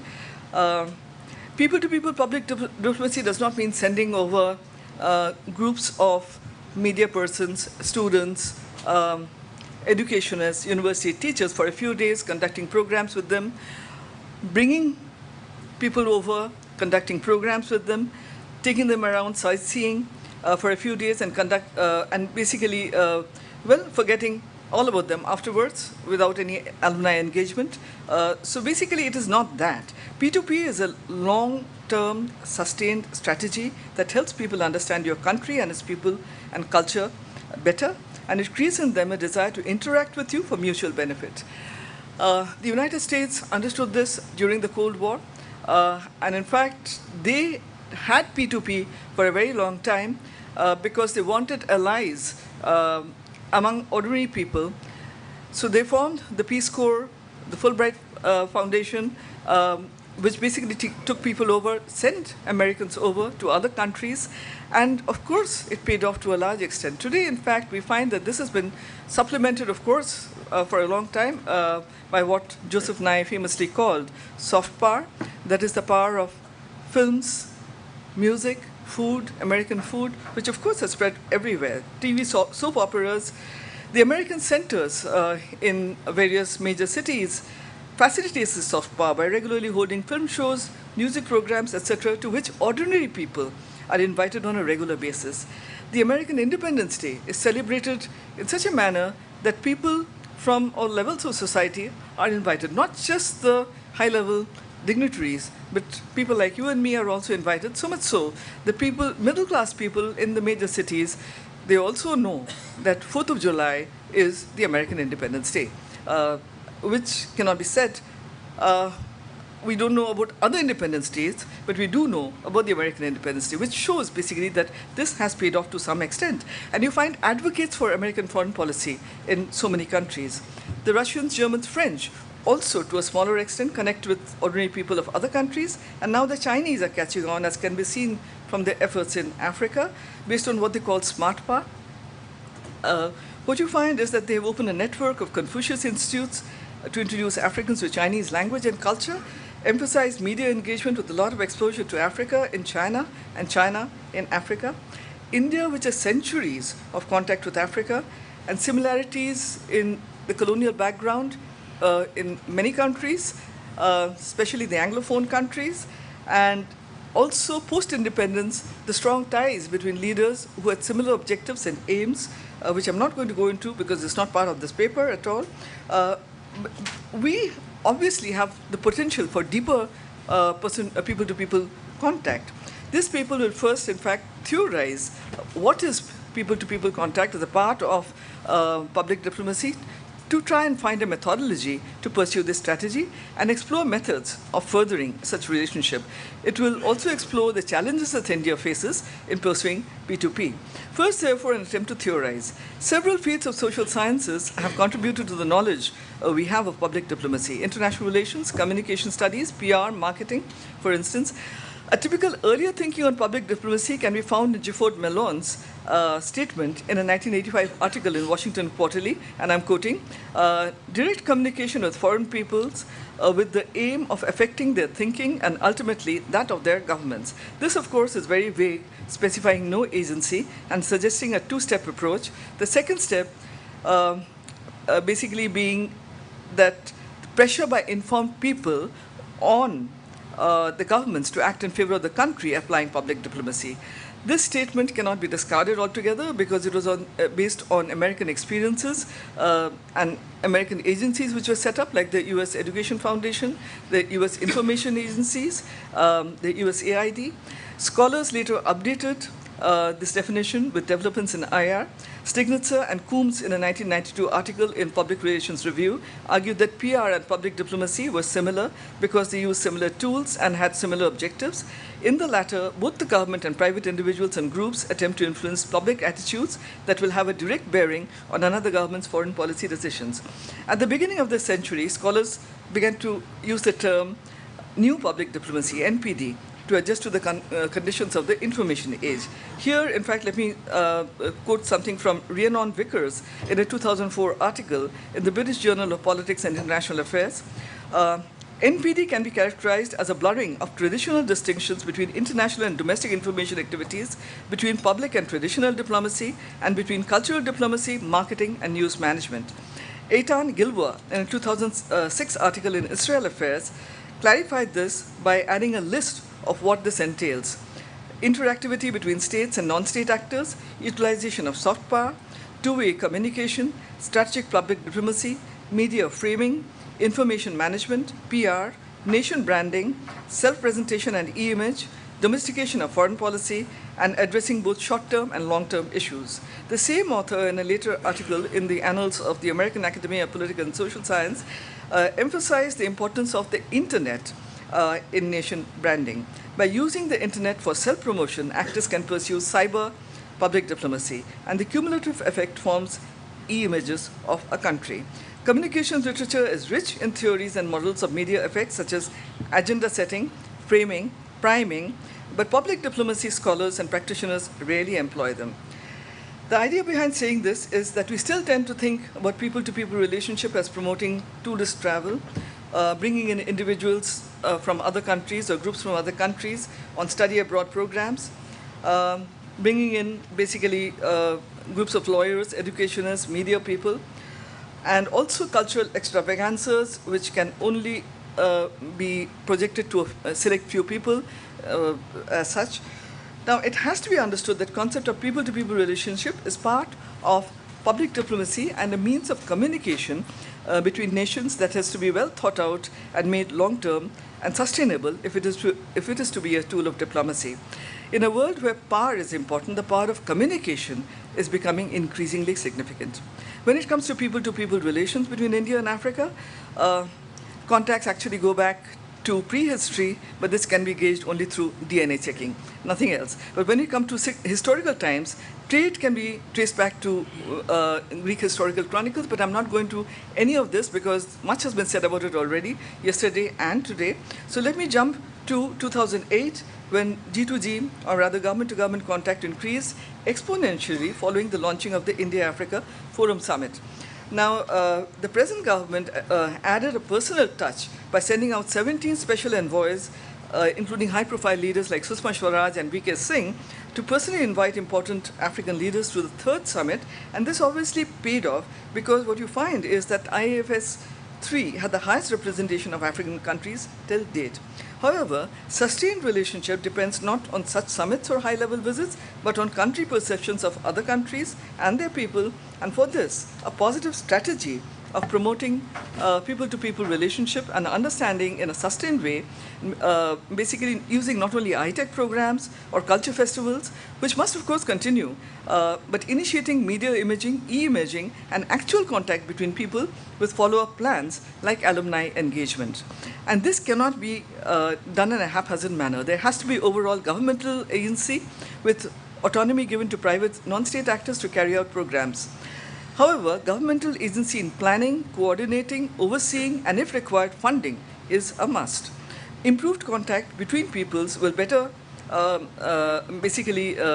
improve relations, will help in lubricating business dealings and government contact. In communications terminology, it is called priming.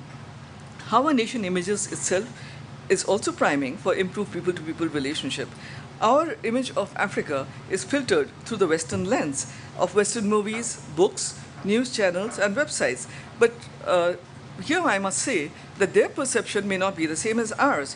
But basically, the image that the ordinary man, the ordinary Indian has of Africa is of endless landscapes filled with wildebeests and lions and giraffes and so on, tribesmen with spears and war paint, hunting, or Somali pirates, or Islamic extremists in Nigeria kidnapping schoolgirls. So these are the pictures which are coming out of the news media or books, and basically this is what the West basically shows, and we take it over. And it's something that we have done for really ever since the British came here. But what is the perception of the common African regarding India? And here let me just relate basically this movie that I saw, a Nigerian film from Nollywood called Indian Doctor. And this gives a fair idea of the Nigerian conception, or at least the director's conception of India. But it's important, significant, because this was much critiqued and discussed. It is the story of an African student who trains as a doctor in India and returns. He converts to Hinduism. Now, well, basically converting is not there in Hinduism, but anyway, he converts to Hinduism, wears a peculiar pagdi kind of a head dress, And he does all kinds of body contortions, which are supposed to be yoga. And basically, he tries to convert the entire village. He clashes with the prevalent Christianity of eastern Nigeria. Now, this film was portrayed by critics as the advent of Indian patrimony and cultural imperialism in Africa. African writers who critique the film see in it perceptions regarding India's engagement with Africa, which they say can hardly be on equal terms, and also mention that the supposed time frame of the film, the 1990s and the 2000s, marked the rise of Hindutva.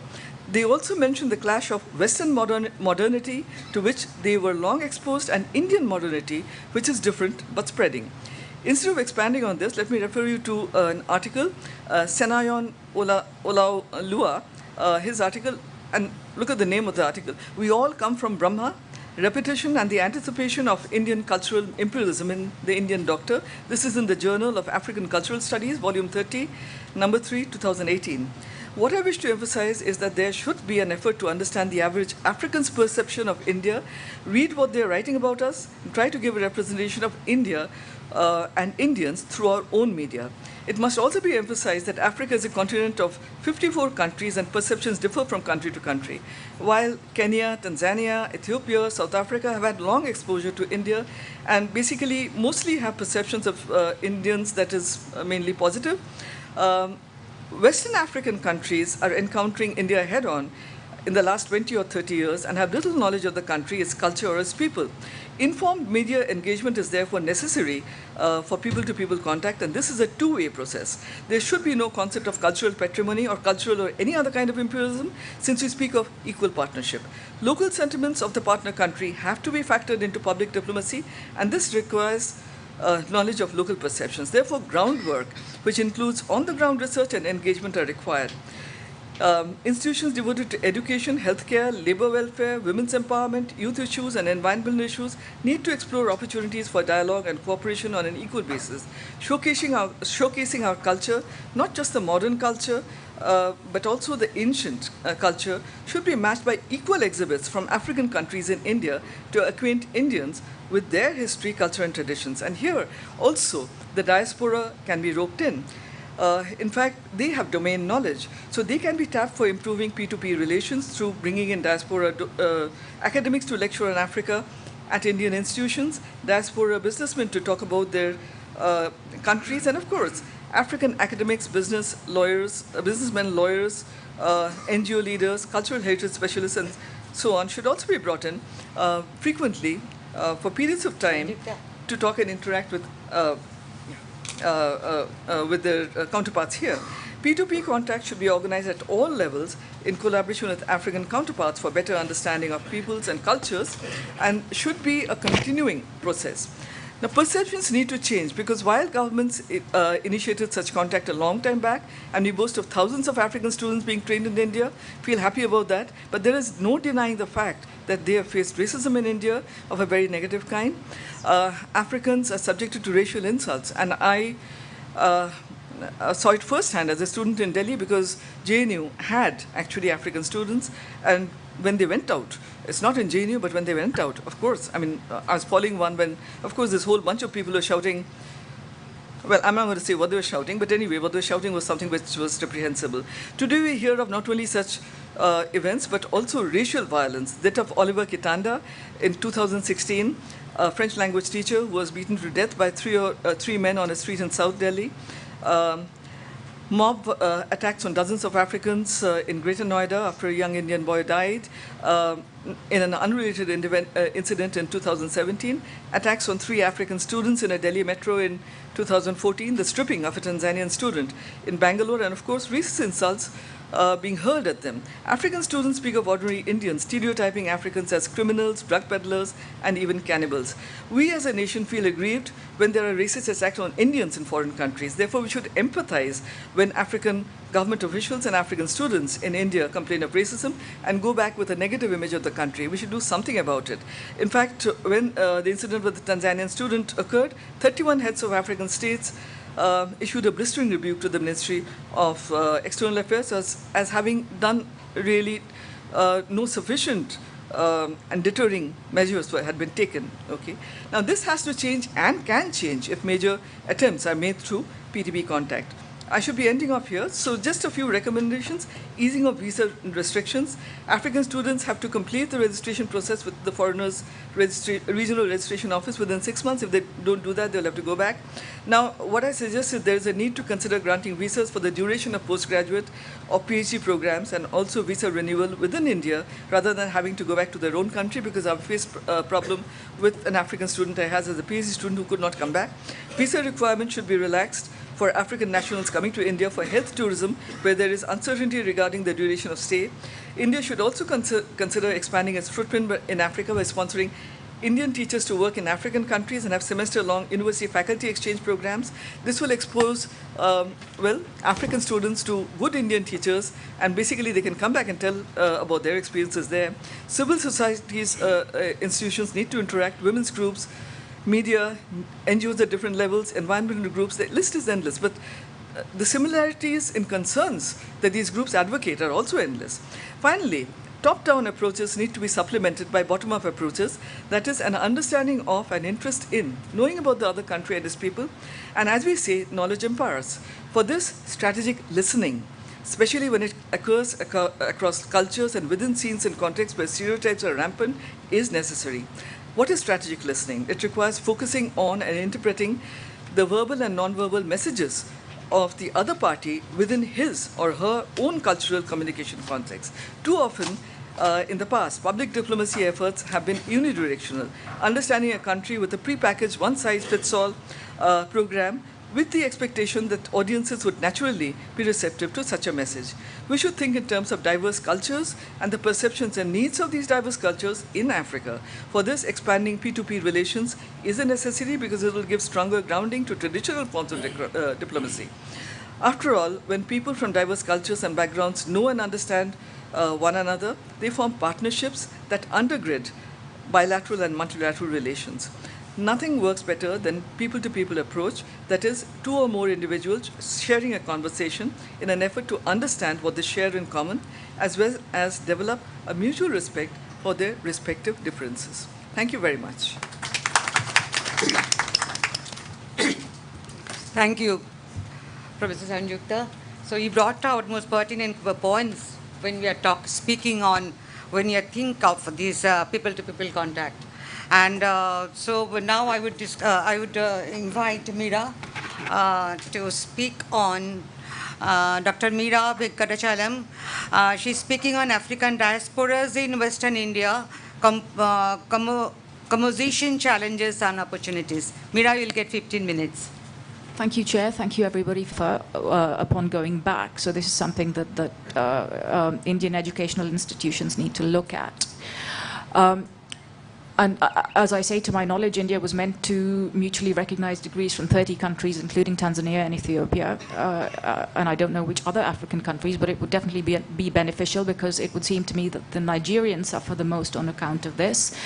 There's also the issue of unaccredited universities where students study and then they're not able to standardize their qualifications according to global African standards.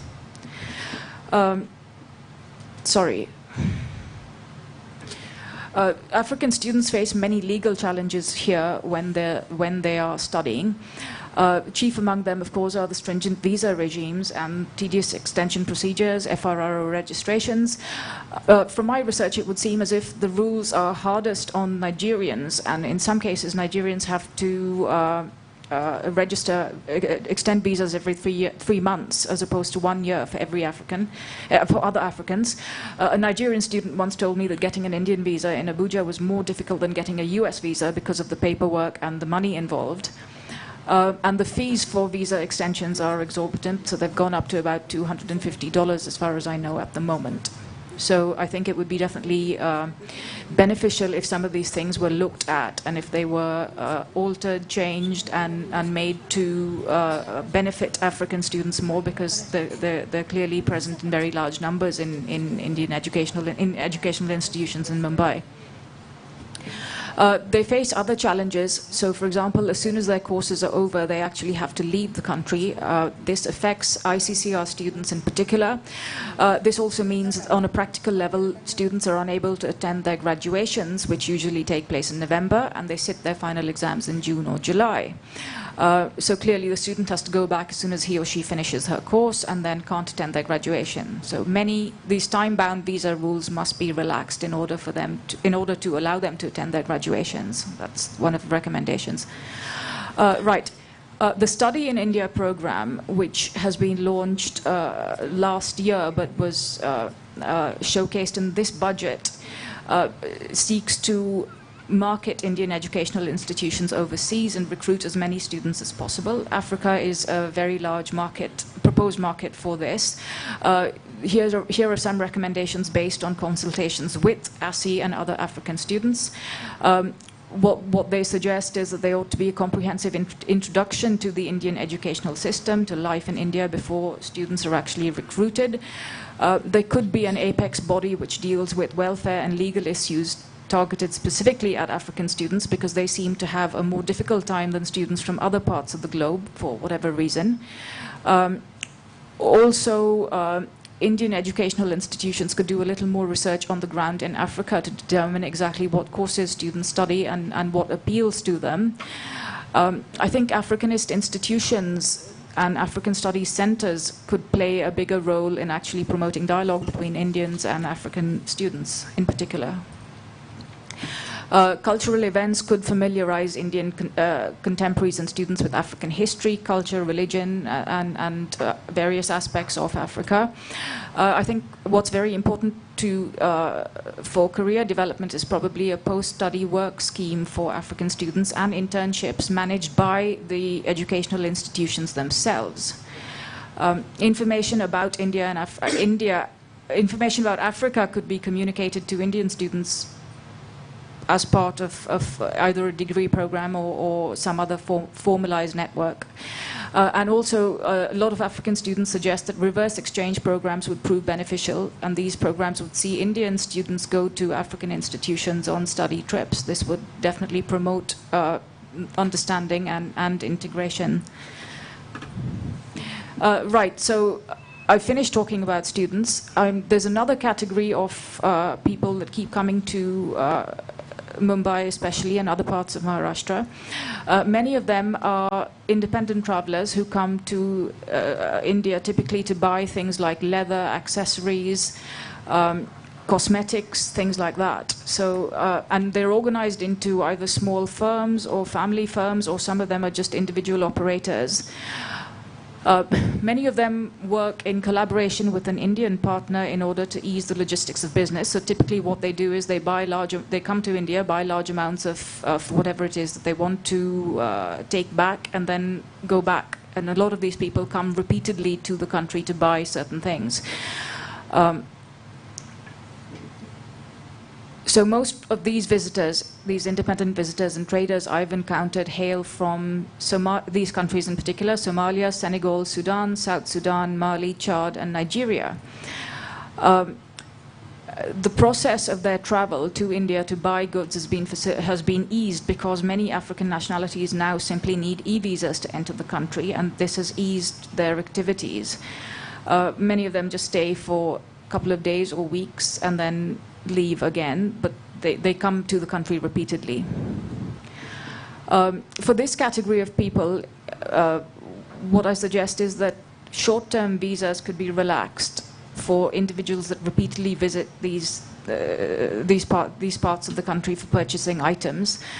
There's also a disconnection between which nationalities come to India and which ones are eligible for an e-visa. So, for example, people from South Sudan, Nigeria, Sudan, and Somalis come in large numbers, but they are unable to get e-visas, and thereby they have to go to either High Commission or embassy.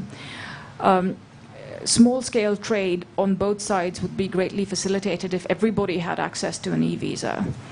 And we need much more work on this issue to see exactly who comes into the country and when and what they actually buy, but this is clearly a good thing for small-scale trade.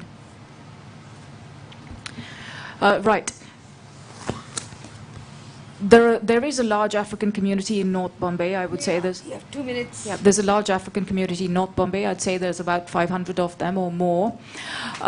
They lead very well integrated lives with their local local Indian community, and this is what I think is significant to actually showcase.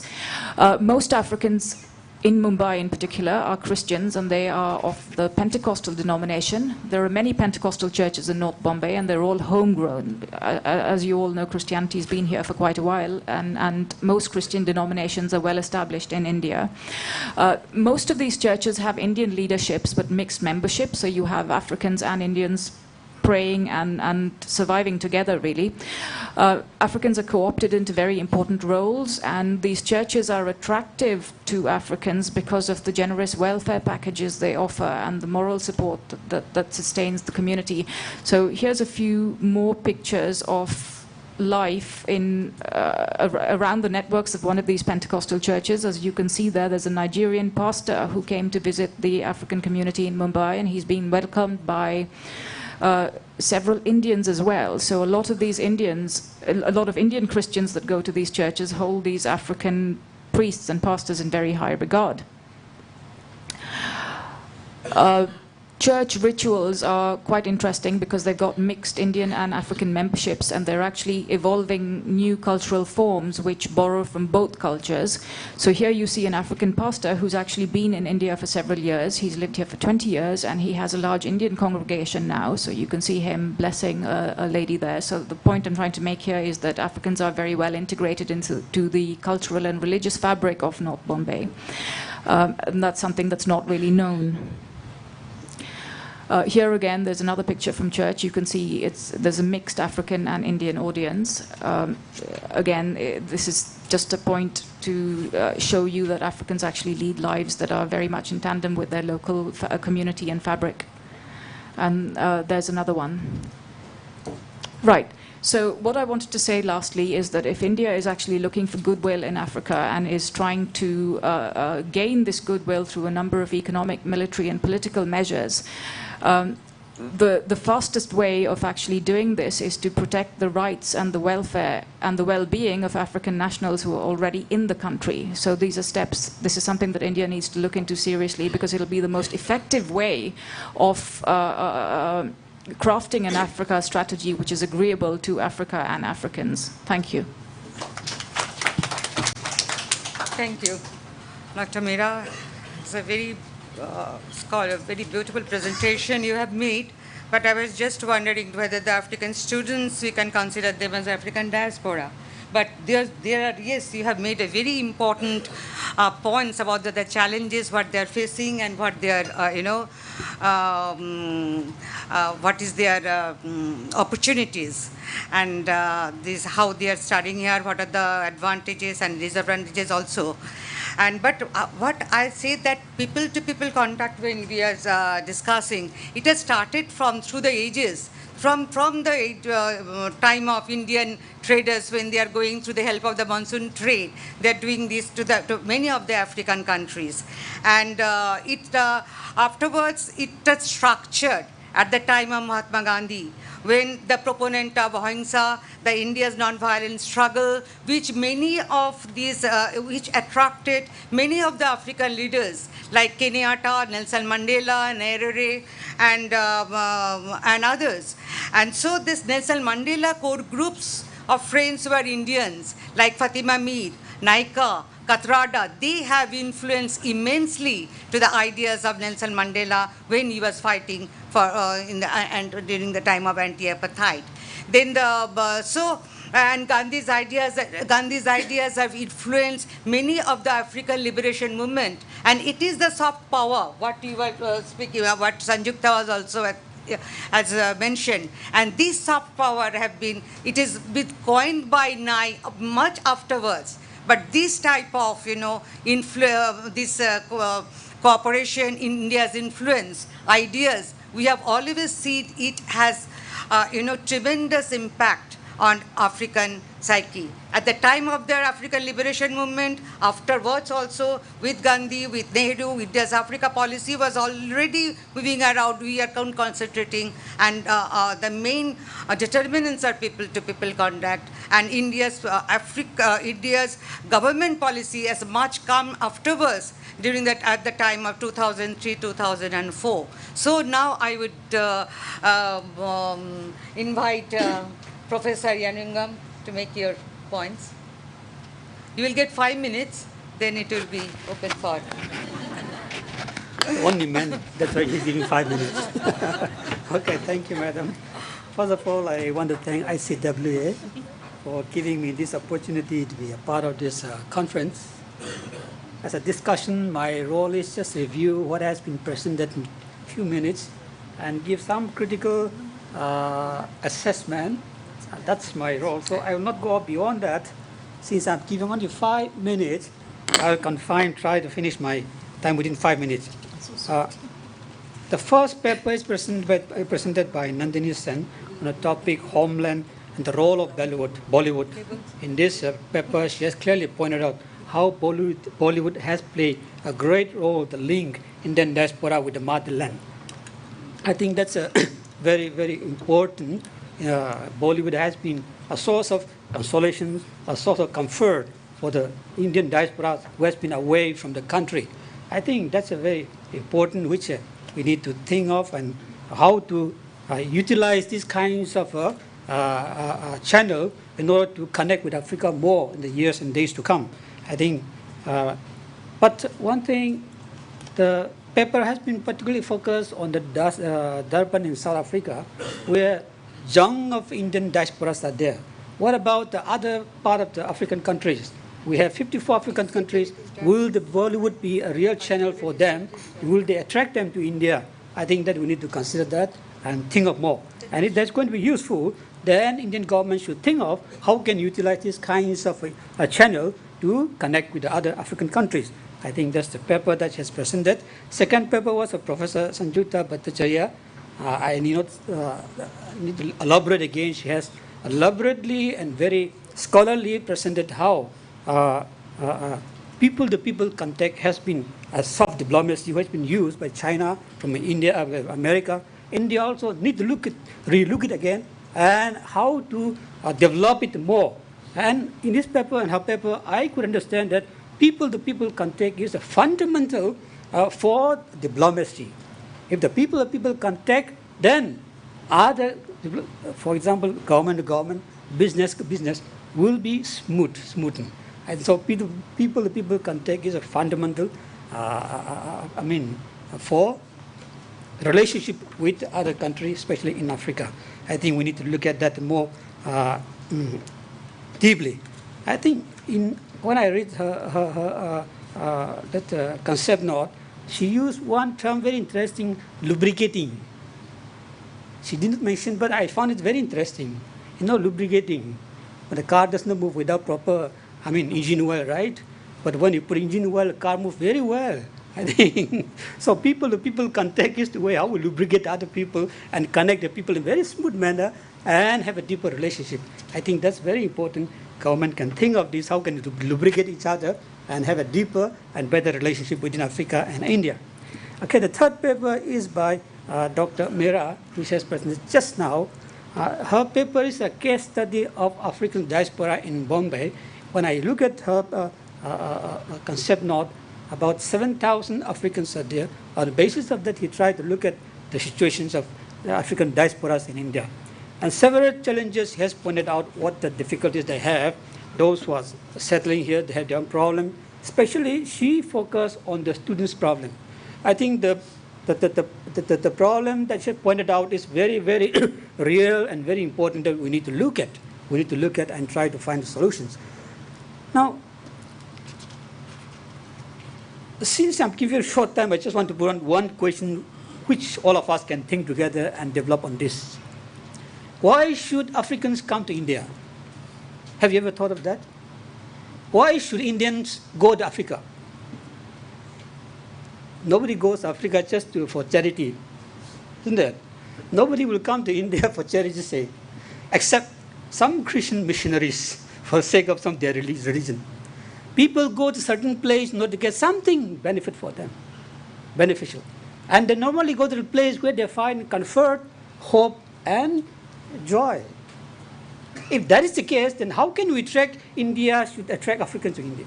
I think we can think of it. We should create an environment where African will be comfortable to come and settle here. We should create certain situations where African can be benefited from India. In the same manner, African countries should create situations where Indian would like to go comfortably and where India will be benefited. I think if we think of on this term, then we can develop more and more and create more environment, more facilities for people can take between India and Africa. I think Professor Sanjuta has pointed out one important point, and that Mira has touched a little bit. The recent happenings on African students in India is not very pleasant. It has sent out a very negative signal to many Africans. I think it has taken up in the ministry level also. Those who have committed this crime should be penalized very clearly and send out the message that yes, India is serious to protect African people in India. I think that's very, very important. Several incidents happened which is so unpleasant, but till today, as the professor pointed out, we have not had very concrete action that's been taken and sent out to the people. In my knowledge, I think Professor mentioned that I think India need to take this very seriously and do something and give the impression that yes, India is taking action and trying to protect and give security to the Africans or India. One of the important things that people move to the other region is security of their life. Nobody will go to the war zone. Nobody will go to the place where there is a riot take place every day. Nobody will go to the place where you are being discriminated. It's very obvious, everyone knows that. And how to give protection and confidence to people to come our country, to go to Africa is very, very important. I think government of India can think of this very seriously and try to do something so that there will be more people from Africa coming to India and more people who can go to Africa and develop a kinds of integration, culture integration, social culture integration, and India, Africa can have better relationship. Thank you so much. Thank you, Professor. Now the floor is open.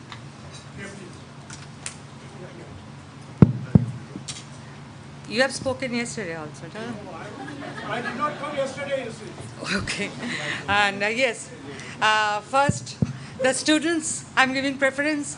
Veda? Okay, sorry. I will.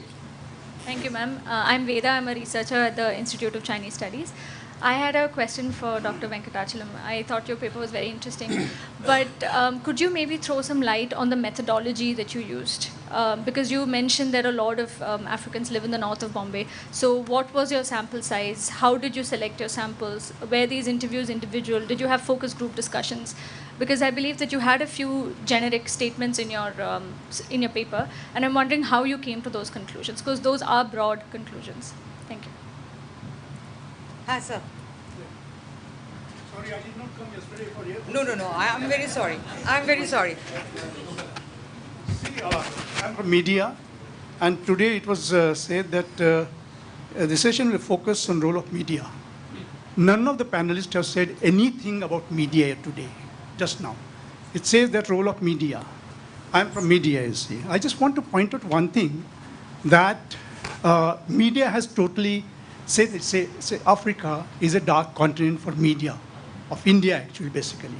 Because none of the newspapers of media have a single full-time correspondent in entire Africa. And none of the African countries have a full-time correspondent in India, you see. So what's happening is that between media, M to M, nothing is happening, you see. On people to people you're talking about, but many things is happening only L to L, means leaders to leaders actually in India. And I only understand one thing is that we were, and Mr. Ambassador Bhatia would know also, in 2011, in Addis Ababa, forum was formed of editors of India and editors of Africa, you see, 10 of us. And I was one of them actually, you see. So what happened that after about 2 years or 3 years, we lost contact, mainly because of the language problems.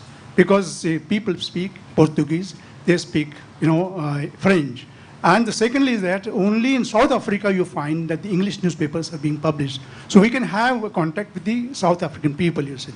Now that is why I'm saying that the contact between media have to be established. People-to-people contacts also have not been established. That's what my contention is that. Very true. So that is the thing. And therefore I feel that, in fact, I know that in India there are dozen correspondents from China, and dozen and almost 7 correspondents of Indian origin in Beijing, you see. So why can't the media also do something? I think that Indian media is totally avoiding Africa. Thank you. Thank you, sir. Any? Yes. Afterwards, please.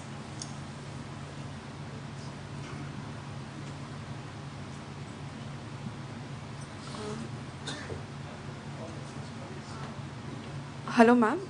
My question is to Professor Bhattacharya. Ma'am, you would agree with me when I say that in the 21st century, the image of a soldier or a military man has undergone immense change. And what otherwise might sound as an oxymoron, the concept of defense diplomacy is now generally the norm for many countries. So in this light, what would you think is the role that our defense forces are playing in this continent? Understanding that the engagements are quite multifold, starting from the deployment of PKF to port visits to defense attaches. Thank you. Yes. Ma'am, my question is to Nandini ma'am. Ma'am, when we talk of Indian diaspora, so the major challenge is the torn identity of the diaspora. Like there's a very beautiful film, The Namesake, which is based on the Jhumpa Lahiri's novel by the same name, in which Nikhil tries to avoid his identity. So my question is that the second generation of the diaspora is feeling this problem that I don't want that culture that my parents have, and I want to assimilate in the new culture the country have. So my question is about the torn identity. Then my question is for Sanjukta ma'am. Ma'am, when you talked about soft power, the concept of soft power, what the image that India has created is mainly based on passive notion of soft power, like based on diaspora, based on historical background and all these things. But on the contrary, we see that the engagement of China in soft power is mainly a state, active state policy. So what can Indian state do more to promote its soft power image? Deepak. Once. Thank you, ma'am. Good morning to all of you. My questions is to Nandini Sain. First thing, your personal experience about that Punjabi kurta is a great validation of imagined community of Benedict Anderson, one thing. Second, as you in your presentation said about that Indians continue to be same, right, wherever they are, by heart. So on that note, I'm trying to understand that when you are meeting Indians outside, as an Indian diaspora, so did you really find that this continuation of Indianness in terms of that cultural understanding which we Indians borrow and practice, like we are determined by caste, right, that understanding, and religious dogmatism, superstition, have you really found those things also to be continued as they're outside for a longer period of time in fourth generations also, right? That's something is very important. Second thing is that, are you really thinking in that term that through Bollywood, because I myself have presented paper on this, but not in Bollywood, but Hollywood. What I've seen is that in Hollywood, if you go back in 90s and all, they had projected Africans as a barbaric, violent. Now suddenly they have changed, right? The Hollywood cinemas are too much integrative to about Africans. They are projecting Africans like good people, teachers, the managers. The films are basically projecting in a good manner, right? But if you look at Indian Bollywood cinema, I remember one movie, De Danadan, right? When Sanjay Dutt, was the protagonist in that. So he was basically, the Bollywood cinema was projecting Africans in terms of the same thing which Hollywood used to be presenting Africans in 90s. So are you really looking that India can, can take this Bollywood, virtual world as a soft power approach to, to integrate Africa? The second thing I want to ask Meera, just one question, ma'am, one direct question. Meera, you have in your presentation, I was saying that you talked about racism, but you suddenly moved. You didn't give much importance to that. Rather, you went on brighter part of the Indian African integration. I think Professor Upendra Bakshi, I must quote him. He said that it is very easy to break truth, but prejudices. Are we not? We Indians are prejudiced about color because color consciousness is the prime understanding of India. That's something we really need to look at. So I think that part of your presentation, I thought that you must focus on that also. Thank you. Thank you, Deepa.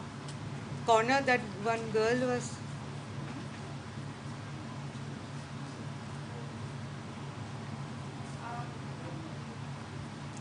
Thank you so much, Chair. I'm Stuti Banerjee. I'm from the Council, and my question is to Dr. Sen.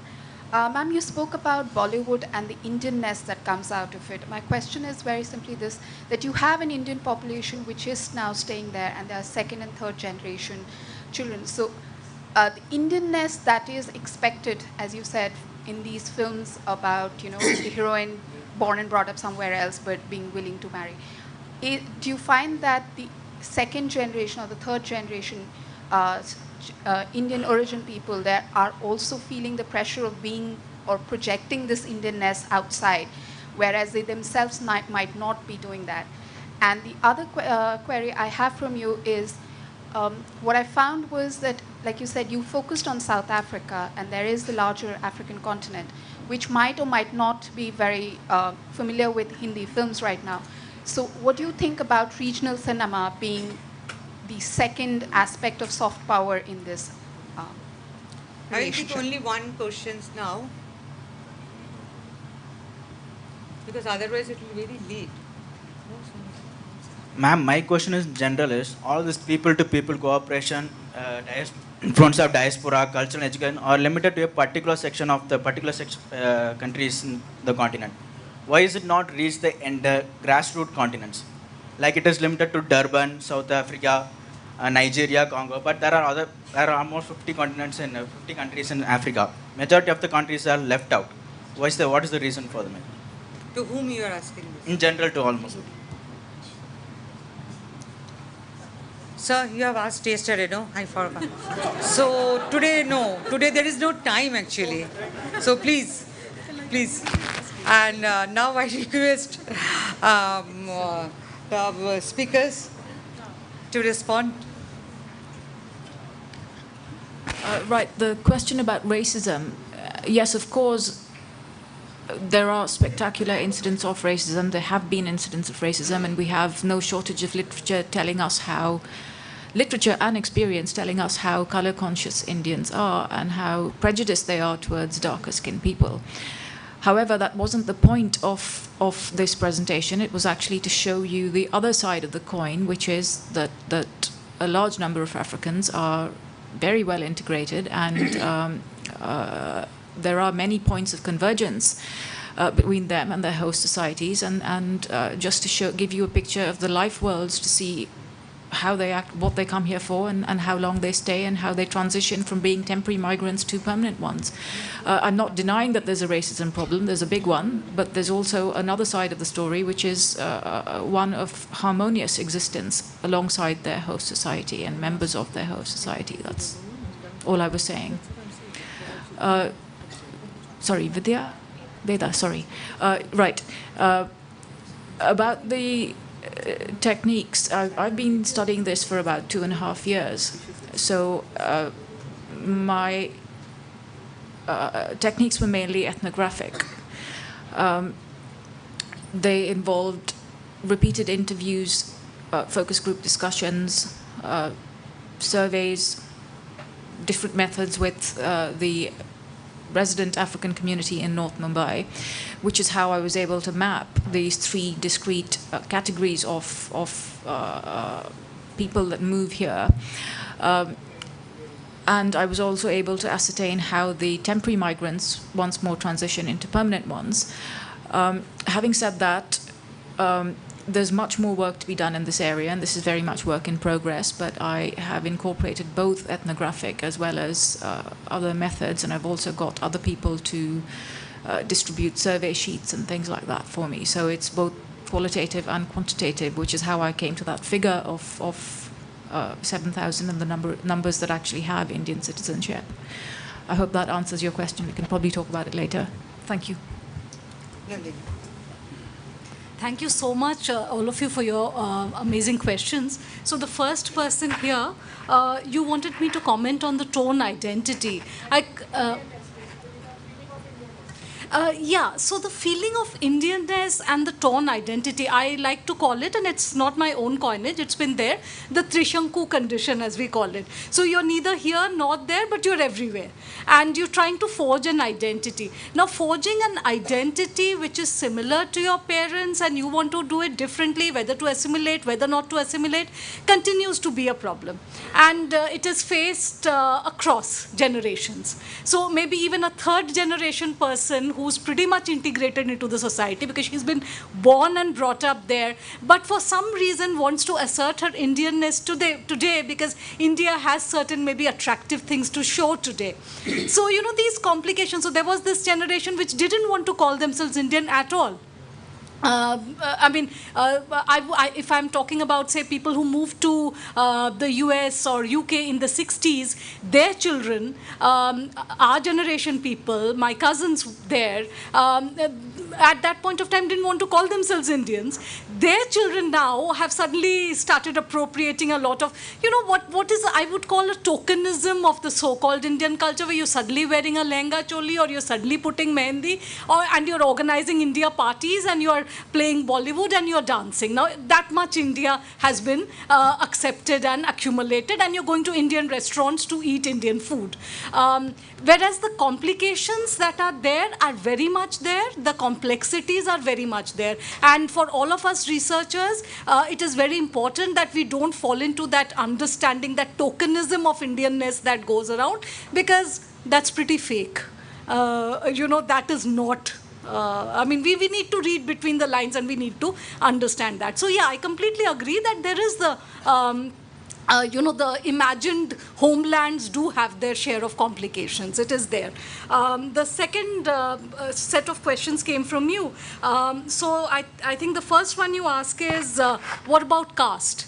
Now, the interesting thing is, again, if I may give you an example from literature, if you look at, say, Amitav Ghosh, and then if you go to the places and talk to the people, because I can't give you an empirical study, but I am told, and you all can bear me out, that during the so-called resettlement and the whole, say now the second generation and the third generation of people who've now in Trinidad or now in Mauritius, now in Africa, the caste situation has somewhat been obliterated. So it is not as potent as we have it here.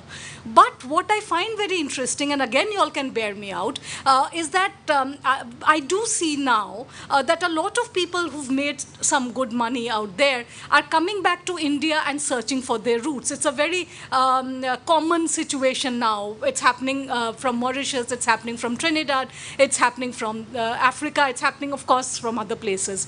Interestingly, the ones who supposedly have traced their roots, their parents or their grandparents or their forefathers or mothers would have gone as indentured laborers. But the third generation person, when she or he are tracing their roots, they are Brahmins from Uttar Pradesh, they are Brahmins from Bihar. Suddenly everybody is a Brahmin. Now, I have not heard of anybody not being a Brahmin. So I don't know what to say for this. But like I said, I do not have empirical research to back this, but this is from what I read and my travels and my conversations with people. But I would look at all of you to substantiate data if you have found anything otherwise. So while we say the caste situation does not exist in the land in which they inhabit, it exists somewhere in the mind, and like everybody is pretty much locating themselves to some Brahmin parentage somewhere. So this is happening. When we talk about Bollywood and Hollywood, I completely accept. So a lot of stuff that I see in Hollywood, they do attempt and very conscientiously, I will say, attempt at an integration, which we don't. So we have our own understanding of Indianness, which passes as popular culture. Like I said, that is completely to be contested. So your big fat Indian wedding, and everybody, even if they don't mention the caste, but everybody is rich and everybody is upper caste. And that is peddled as pan-India. So of course that is extremely problematic, and the depictions, I don't know where the Africans are. They're definitely not there in these so-called popular Bollywood films. So Africa till date, I mean, I was quoting Tagore from 35. What he was lamenting, we seem to be continuing even today. We don't seem to have made that leap of faith, and we don't seem to have progressed. It's a very sorry sort of spectacle, and it reflects poorly on all of us, is all I'll say. The third part was projecting Indianness, regional cinema as soft power, of course. But again, the problem of... one second. A problem of economics. Of course, the regional cinema is sometimes infinitely better, but there is always the problem of money. Which cinema can be shown where? You know, what a Yash Chopra or a Karan Johar, the kind of money and the power that they have might not be possible for a smaller director. Smaller when I say is in terms of money. So the money politics comes in here. But yes, if we make that effort, again, collectively, all of us, and collectively in the countries where these cinemas should be shown, of course. I mean, I would so love if Article 15 is shown in every cinema house, I mean, across the world. Why not? I mean, I would so love it. But the thing is, we are not the policy makers here, nor are we the fat people with Ambani purses. So, you know, those decisions happen elsewhere, as we all know. Thank you. So it is true that Bollywood has an immense power. Absolutely. So I was not only our friendly countries, but not so friendly countries also. Yeah. So I was I went as a visiting professor in one of the Chinese university. All of them asked me, "Madam, have you seen tango?" I said, "Oh my God, what is tango?" Then they said, and then I found out it is dangal. And it has made huge market in all over China. So in Pakistan also the same. So that's one thing I wanted to share. Just 1 minute, since all of you, and including our friend here, pointed out that I was only talking about Durban and not about other places, but I'd specifically said that this paper is going to be on Durban, which is why I was focusing on Durban. I do not have the expertise to comment on all of Africa, I'm afraid. The answer, reply. Thank you. There are quite a few questions, which are also some comments which I want to clarify. But first, in fact, I want to, if you permit me, just to comment on Nandini. Now, basically, Bollywood is all fine, and especially for the Indian diaspora, they're very keen on watching these movies. Now, the Africans, they love Indian songs too. And in fact, they hum the tunes, although they don't know the words. But they also watch the movies because, you know, they take on the fashions of Indians and all that.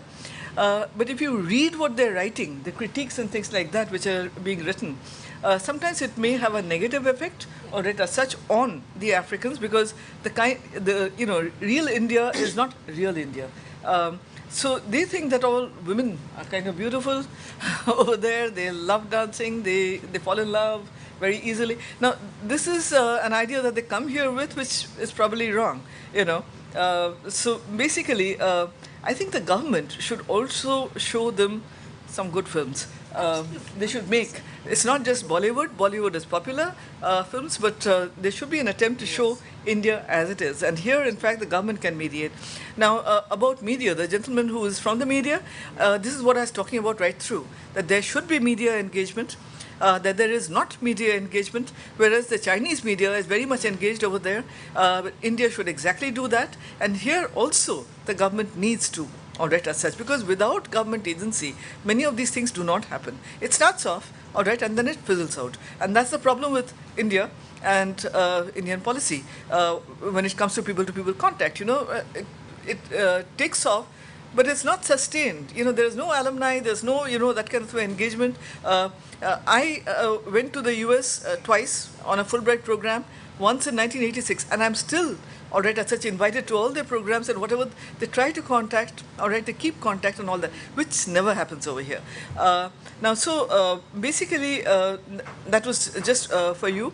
Now, 21st century, there's basically soft power. There was a question about our defense forces. Now that is not what I was talking about. What is there? And in fact, there was this wonderful lecture in the morning. I don't know whether you missed it, by the force commander, the Indian force commander who was based in DRC, and he in fact talked about basically what the Indian peacekeepers are doing out there.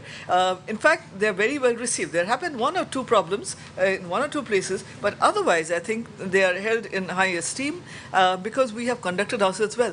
There's this women's police force in Liberia, which of course, you know, got kudos all over the place, not only in India, but in Africa. So basically I think they're doing, I mean, we are engaged. But you must understand that the Indian peacekeeping force is part of the UN peacekeeping force. They're Indians, but this is the UN, all right, as such. So basically, it's also there. Now, we don't send our forces there. There's no such thing as an Indian peacekeeping force. It's the UN, and we are part of it. Now, basically, the diaspora engagement of China is an active state policy. What can the Indian state do in this? In fact, I was talking about basically soft power and the importance of, again, the state engaging in soft power. This is something I talked about because at this stage, it will take off later. But at least for the first 10 or 20 years, P2P contact should be state mediated, all right, as such, because it cannot be sustained, all right, otherwise. There has to be funding, there has to be planning, there has to be strategy. So basically to take off, later on it will take off, but initially at least, in fact, there has to be. So basically, the other person asked about P2P, why not all countries? And this is exactly what I was saying, why not all countries?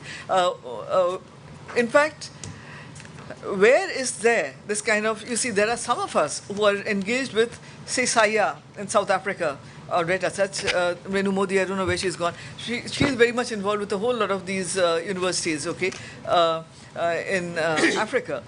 So some of us basically have personal engagements with some, well, organizations in some parts of Africa. But again, here, in fact, I think the state needs to come in for people-to-people contact. Thank you. So thank you, all of you. Now, Nivedita is asking me to close the session. So session is closed. I thank all the participants, all the speakers to make this session very vibrant. Thank you.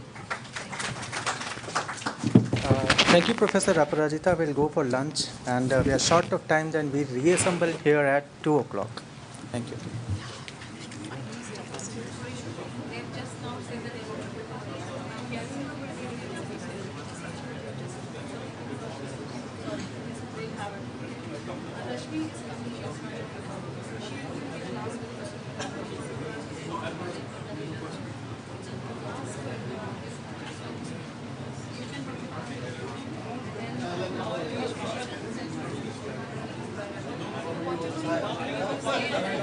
Thank you.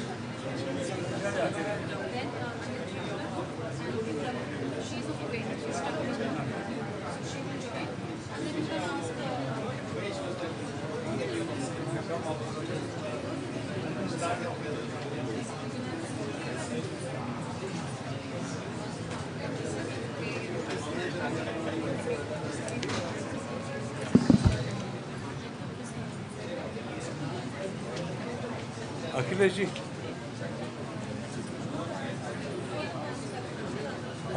आइए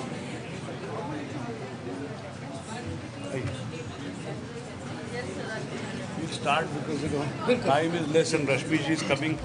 So. Good afternoon, ladies and gentlemen. We are about to start the last session of the conference before the valedictory session. It will be chaired by Professor Rajiv Harshe, President of Govind Ballabh Pant Social Science Institute, Allahabad, and former Vice Chancellor of the Central University of Allahabad. The session will be co-chaired by Mr. Akhilesh Mishra, Director General, Indian Council of Cultural Research. Over to you, Professor Rajiv Harshe, sir. Good afternoon, everybody. I just wanted to mention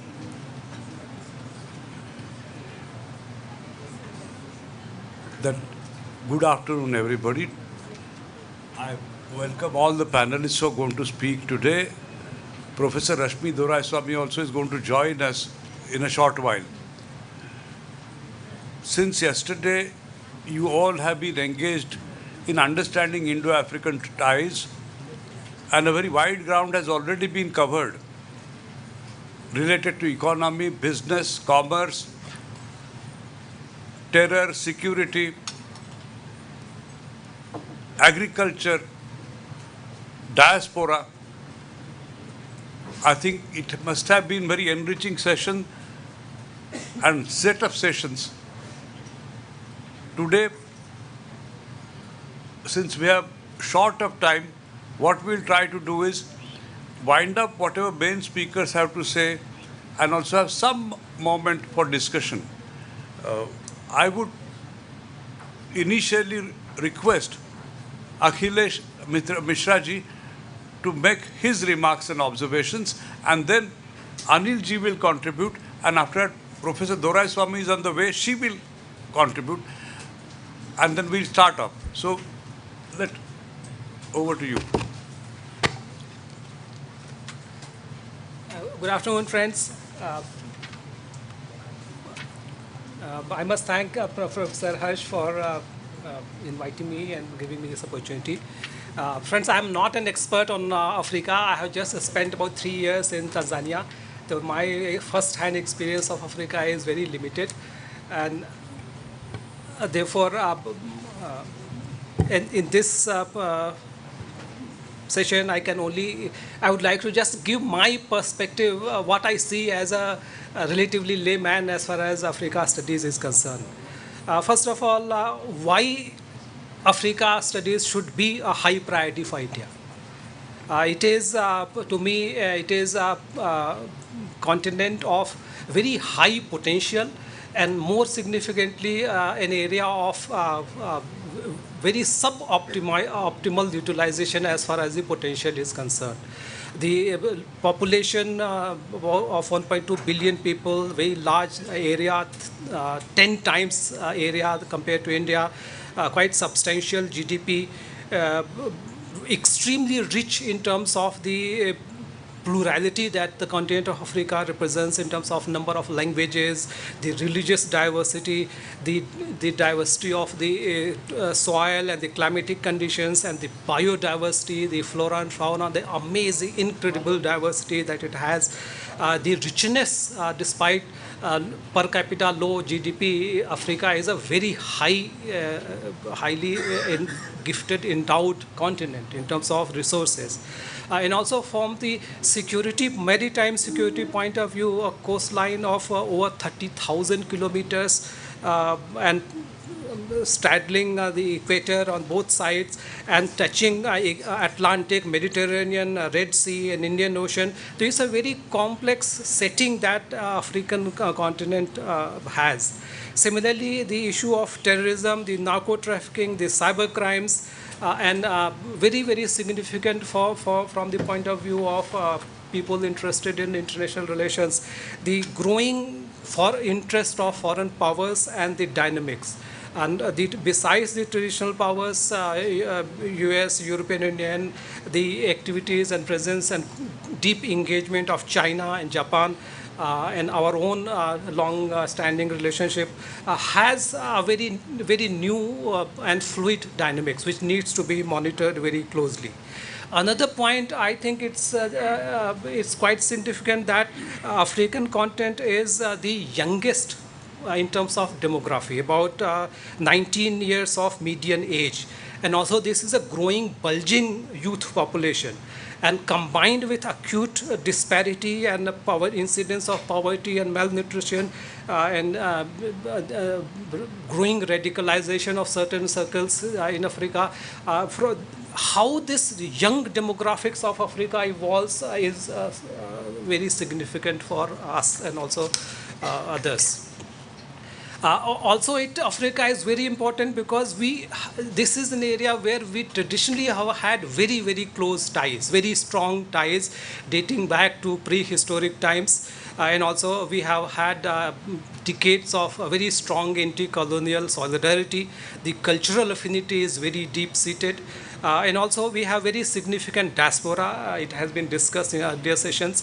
And I understand that especially in terms of the PIOs, it represents about 1/5 of the number of people of Indian origin in the whole world. The trade and investment are growing. A line of credit by Government of India is growing. The VVIP level engagement is growing.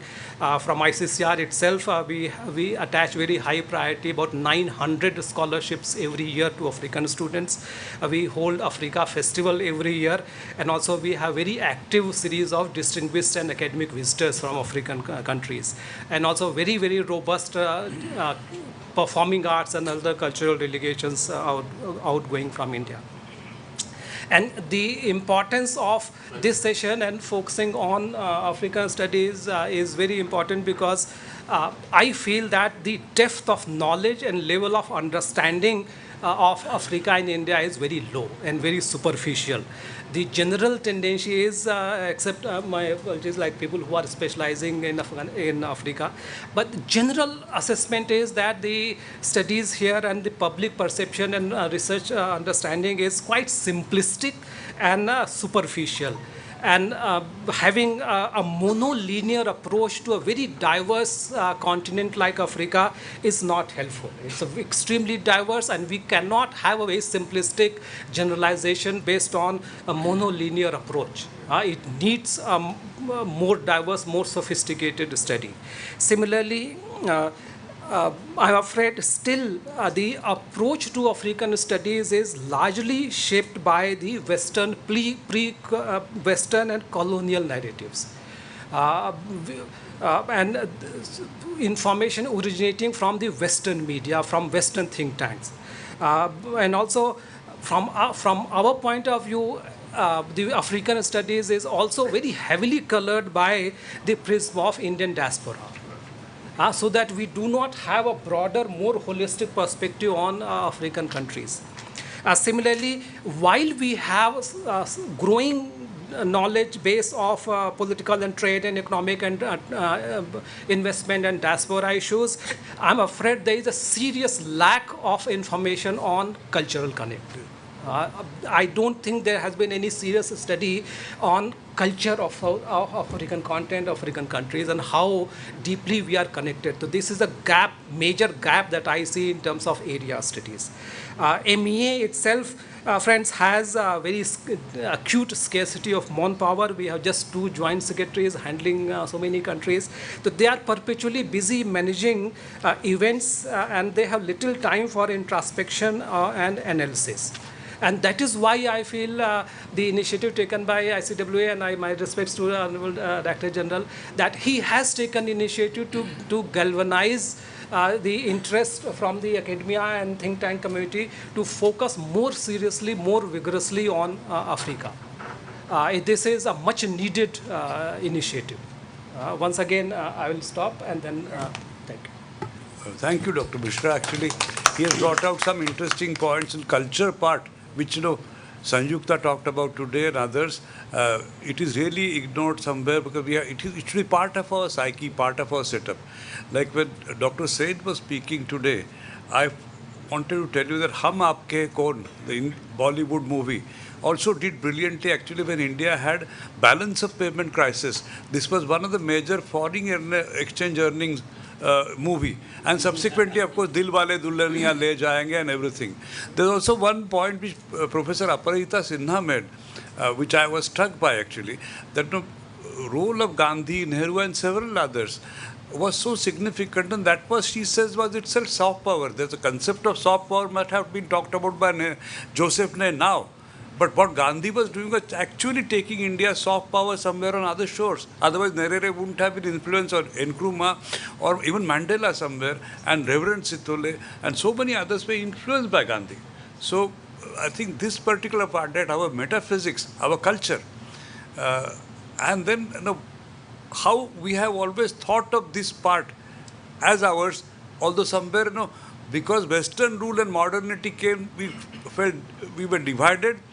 And because of that division, somewhere we could not communicate to each other, the two parts. But there is now every reason to communicate because India is rising power and it has to also understand Africa in its own terms and be sensitive and empathize with many problems which African people face. I think it was lovely. You gave number of insights, 30,000 kilometers of sea line and maritime perspective India is trying to build with Morley's visits to Seychelles and Tanzania and Mozambique. May I request you, Anilji?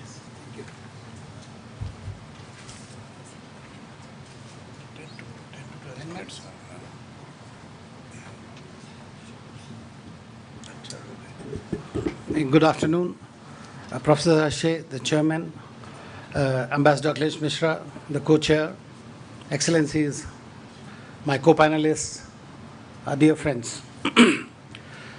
In fact, when I was asked to come and speak on this topic, status of African studies in India, I thought I was least qualified to speak about it because we have academicians here, distinguished academicians who have done tremendous research, and they are represented here, most of them.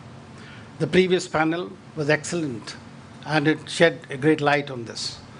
But then I thought that I have spent about a dozen years in Africa. So I must have, and almost a dozen countries.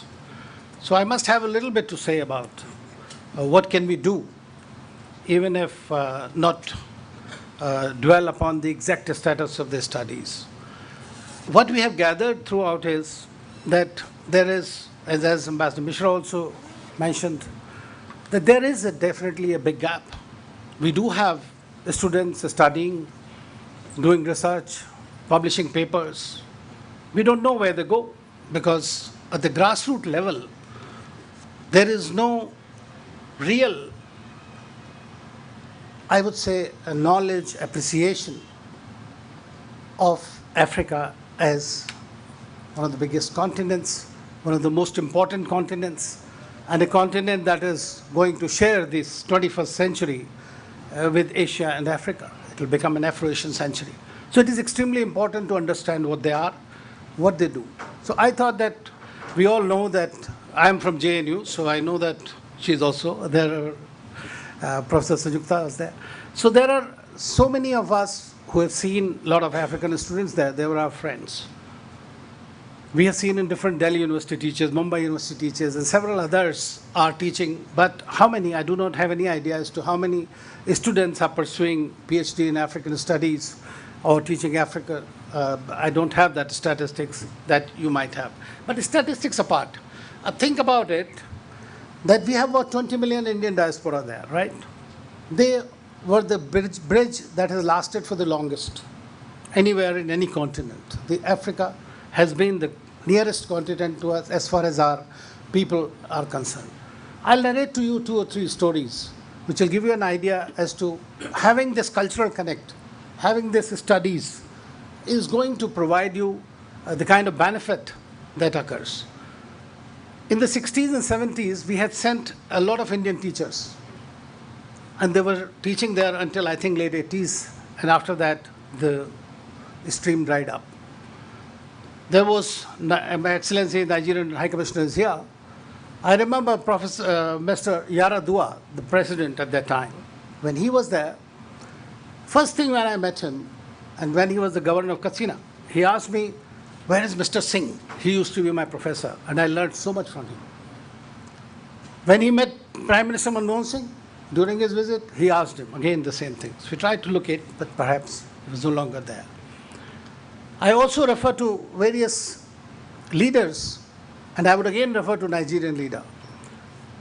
During my time, President Obasanjo was the leader, and then followed by Mr. Yaradua. And he used to always say, I know India better than you do. So we have those people who carried forward the flag of India in those countries, and not only the Indian diaspora. Diaspora also had sometimes a bad reputation, which was not mentioned here, and that was ugly Indians in some countries. That has been corrected to a great extent.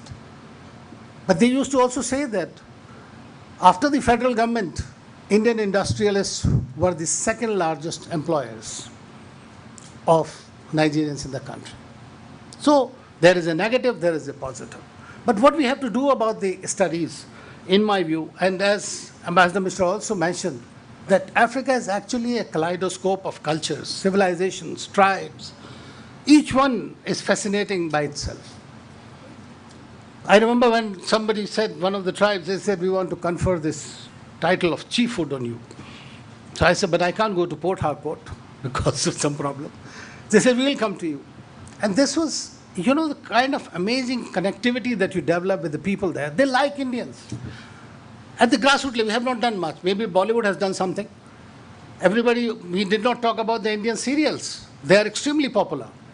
And in the North Africa, in the morning, this Libyan Charge was here. They only watch the Indian serials through Zia Flam and all that. So the North Africa also we have it. In the rest of the Africa, even if where there are no Indians, the movies have reached. Because we connect at the human level. And it is extremely important. And then obviously they get carried away sometimes by the unrealistic portrayal in the Bollywood films. Because they are simplistic people, they love India, and they think that all Indians are alike. Many of them, when they come here, and as you mentioned very correctly, that they also face difficulties here. And that is something which is the biggest challenge for India. If you wish to have more than 25,000 students who are here today, then we have to tackle this problem of a mindset, an attitudinal problem with some of the Indians. It should be made punishable, as somebody said.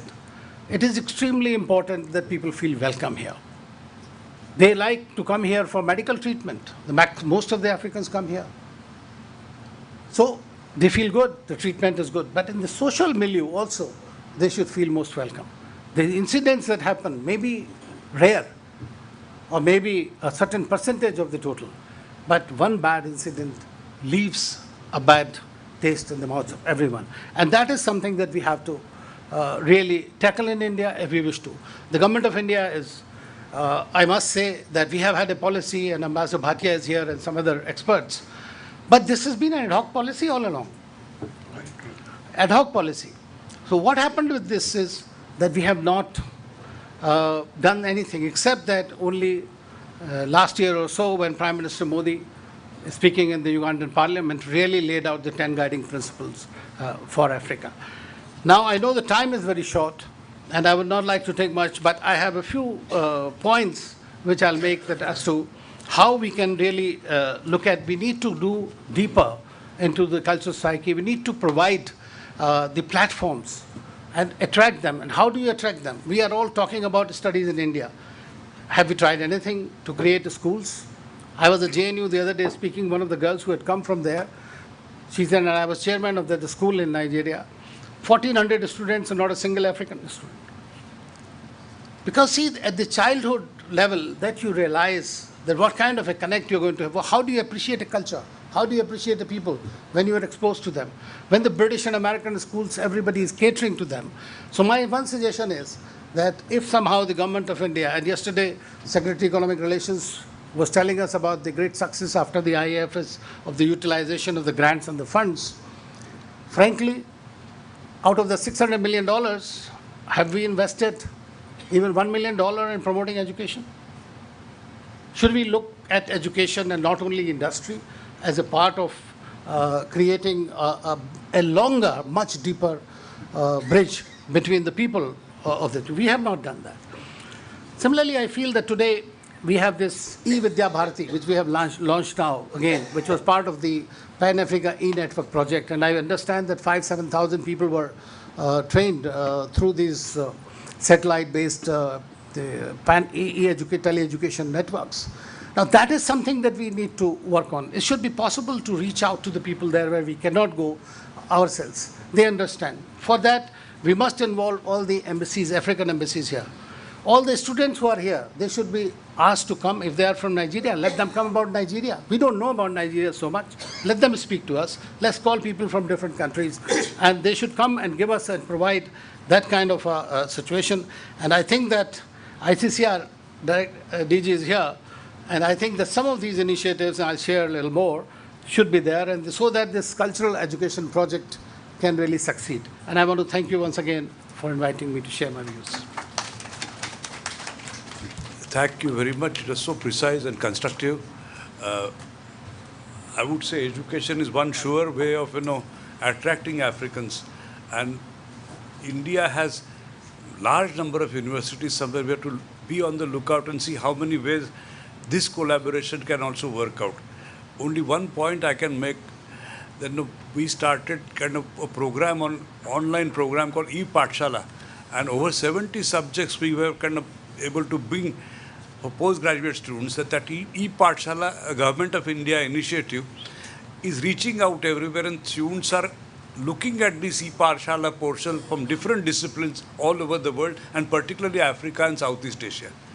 Now with this, may I request Professor Ashmi Doraiswamy. May I speak from here? As you like.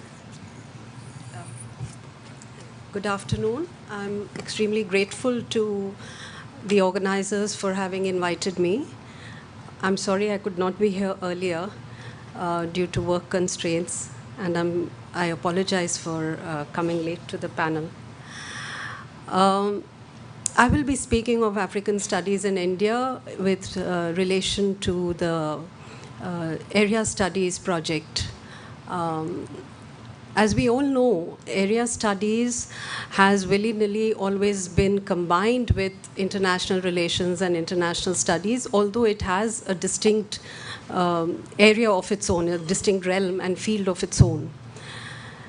In the US, area studies started with around the time of the Second World War, with the unholy alliance, one may say, of the academia, the funding agencies such as Ford Foundation and the intelligence agencies who wanted to study the other, the enemy, the socialist and communist states that had become quite powerful in the late 40s and 50s.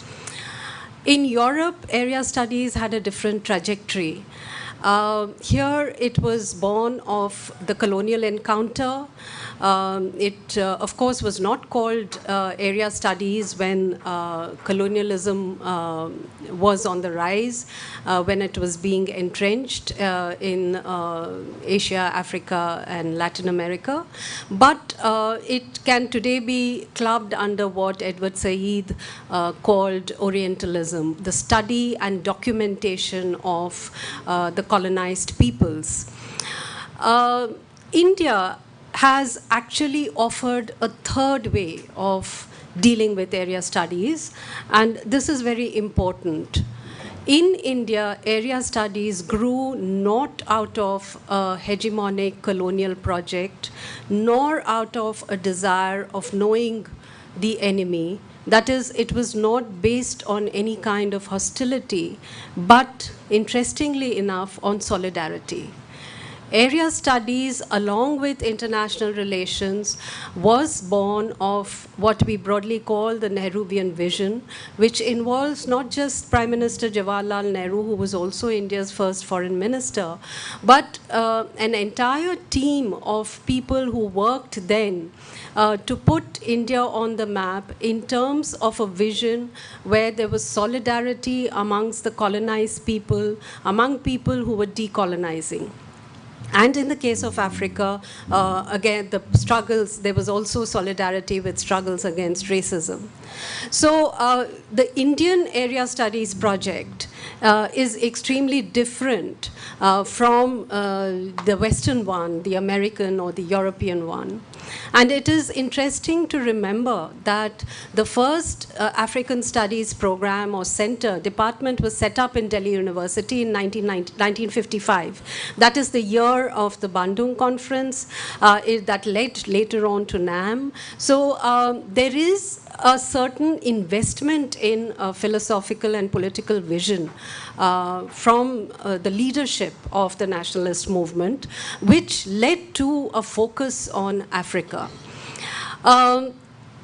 Apart from this, area studies is also, as I said, of course, it is clubbed with international studies and international relations, but it is on its own as a separate field, multidisciplinary and interdisciplinary in nature. And it is very important to remember that the scope lies beyond just international relations, which is of course important, an important component, but it is not area studies in toto or in entirety. I would just like to mention here that if we look at the way Africa has been studied, a lot of it has come from literature departments in India. I remember in the late 70s, early 80s, when I was doing a literature course in JNU, that was the first time that we were introduced to African literature. Wole Soyinka, Chinua Achebe, these were names that came into our orbit of consciousness in a way from these particular courses. Today we have actual syllabi dealing with post-colonial literatures. There are actually proper terms for dealing with African, Asian, Latin American literatures. And so African studies is embedded there as well, not just in international studies and international relations departments that are spread throughout India. The third point I would like to make is that it is very important to look at the ocean, the area of the oceans around Africa as well, because here we have, a kind of comparison that we can make between the western shores and the slave trade that is associated with it, and the eastern shores where it is actually more of trade with Asia. We, of course, have Paul Gilroy's great book, Black Atlantic. So there is an investment. I think one of the previous speakers also mentioned that ocean studies too is part, in a sense, of area studies, and Africa would play an extremely important part here. Apart from this, I would like to point out that there are very few, given the largeness of India, the number of universities we have, very few departments, if we take that into account, the ratio is very small of departments that study Africa in toto. We have, apart from the Delhi University Center, there is Mumbai, the African Studies Department there. We have one in JNU, which was earlier clubbed with West Asia, is now an independent department. And in Jamia, we have one post. The academy where I am presently the director, Academy of International Studies, was formerly called the Academy of Third World Studies.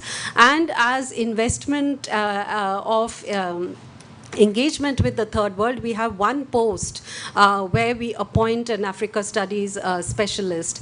And though there is only one teacher, I'm happy to say that over the past several years, we have organized several national and international conferences.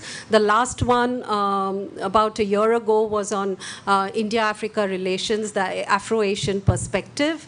And we have, I think, had about 12 to 15 research scholars who have worked on various issues ranging from China-Africa relations, implications for India, energy, ethnic dimensions, and even E-Pathshala and Gyan Bharati and Africa. There's one PhD thesis on that as well. So we have had a very wide-ranging set of topics on which, and we also teach courses on Africa at the MA level. We recently, 3 years ago, introduced an MA in International and Area Studies program, and we have 2-3 courses within the MA program on Africa.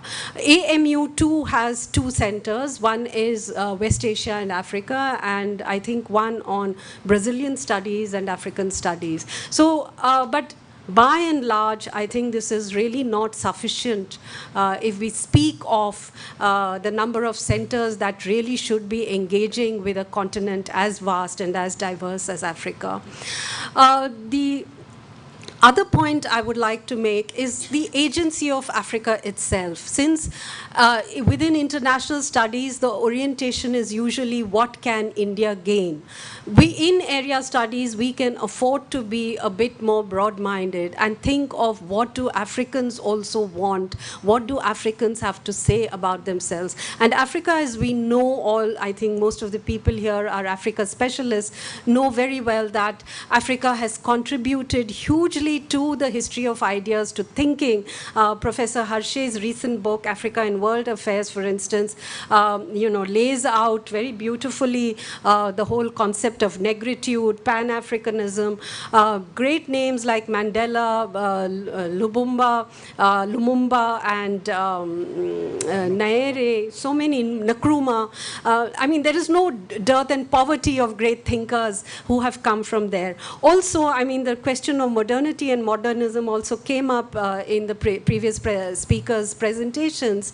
What about looking at, I mean, the cultural aspect is extremely important when we study Africa. That remains largely in shadow, largely understudied, but also about developing a body of knowledge of what Africans had to do with modernity. When we study, for example, modernism of all kinds, one can talk of Picasso, of so many other painters, writers, musicians, it is always from the Western perspective. But what about how modernism as an aesthetic movement, for example, flowered within Africa? That is an important point. Finally, I would like to say that area studies has really given a lot, despite the fact that there are very few centers.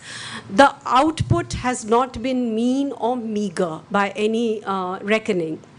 So it is extremely unfortunate that the University Grants Commission, it seems, and the University Grants Commission has played an extremely important role in developing area studies within India in universities all across the country.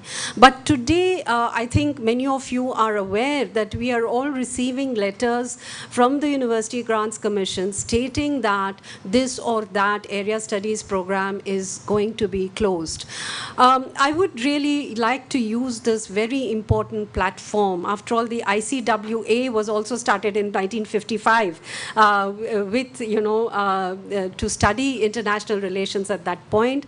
I would really like to make an appeal to say that maybe this needs to be reconsidered, and that these area studies programs have an extremely important role to play. This is where we are able to really train specialists, train experts, future generations in an important area such as Africa. And maybe this needs another look by the University Grants Commission.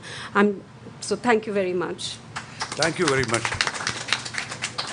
Actually, one interesting thing which struck me was that trade is with Asia, and export of slaves to build new world is somewhere else in West Africa. This is something striking. And that, K.N. Parnikar had once used expression for India that it's a castle surrounded by the seas and capped by the Himalayas. It's a peninsula. So that's where trade has been always important in India's relationship. One quick thing I want to say, this particular institution worked much before. ISIS was established in 1955 and ICWA came much before. No problem. 43. Last point which you made, I think I will take it seriously. I was myself chairman of this area studies committee and we granted good amount for different centers, 55 centers in the country. It's a sad thing that if it is going to be terminated. I will take also initiative and talk to UGC chairman about it, but I can understand your anxiety. May I request now the discussant, our Professor Ivanashi, to give. Yeah. We have 5 minutes. After that, we shall have some discussion. Yeah, very sad. Some of you may be thinking, why this man is standing second time again? Maybe it's God's grace that gives me another chance to speak a few words regarding the topic that is there, status of African studies in India, taking stock and the way forward. I think the previous speaker has already given the overview of African studies in India. Let me just say something about the department that I represent, Delhi University, one of the oldest department of African studies in India. Right now, we have 7 professors, sanctioned post is 13 teachers. Now we have 7 professors. And we have more than 60 students, MPhil, PhD, research scholars. Some of them are here. And we have produced so many good theses, at the same time produced so many African scholars who has been playing very important role in international relationship. Professor Matthew would know better, your students working in the United Nations. Okay, that is the Department of African Studies. As Madam has rightly said, if you really want to connect Africa and have a good relationship, only a few central department on African studies not enough at all. For 54 countries, Africa has unique character of each country. We need to understand each of them and study if you really want to connect with them. That's why I feel that, as Madam said, the few department study centers that are existing today is not enough. I will urge government of India to think of more and set up more departments, more centers to study on Africa. I just remember education or knowledge has no barrier. Knowledge, education benefit the mind and thoughts of every individual, whether black or white or brown or yellow, doesn't matter. So if you really want to connect Africa, different continent, we must promote education. That's very, very important that I feel. Due to time constraint, I'm not going to take much time. Let me just, how to go forward. Let me just give some of my opinion what to do. Now, one of the challenges that we face in India as a professor, I know, is constraint of funds. Due to lack of fund, we are not able to visit Africa and bring out a real research paper on this. And we are not able to bring out the real book based on the reality and facts on Africa. That's one of the serious problems that we are facing as a scholar today. Most of the books that has been written are mostly based on secondary resource. How can we rely, if we really want to understand Africa, secondary resource will not be sufficient for us. That's why it's very necessary that there should be more fund for scholars to visit Africa and bring out more articles, more research paper, and more books. That will really bring new things to our relationship. That's how I feel. Secondly, so exchange program is very important. In Delhi University, for the last many years, we could not have any one African who teach us about Africa.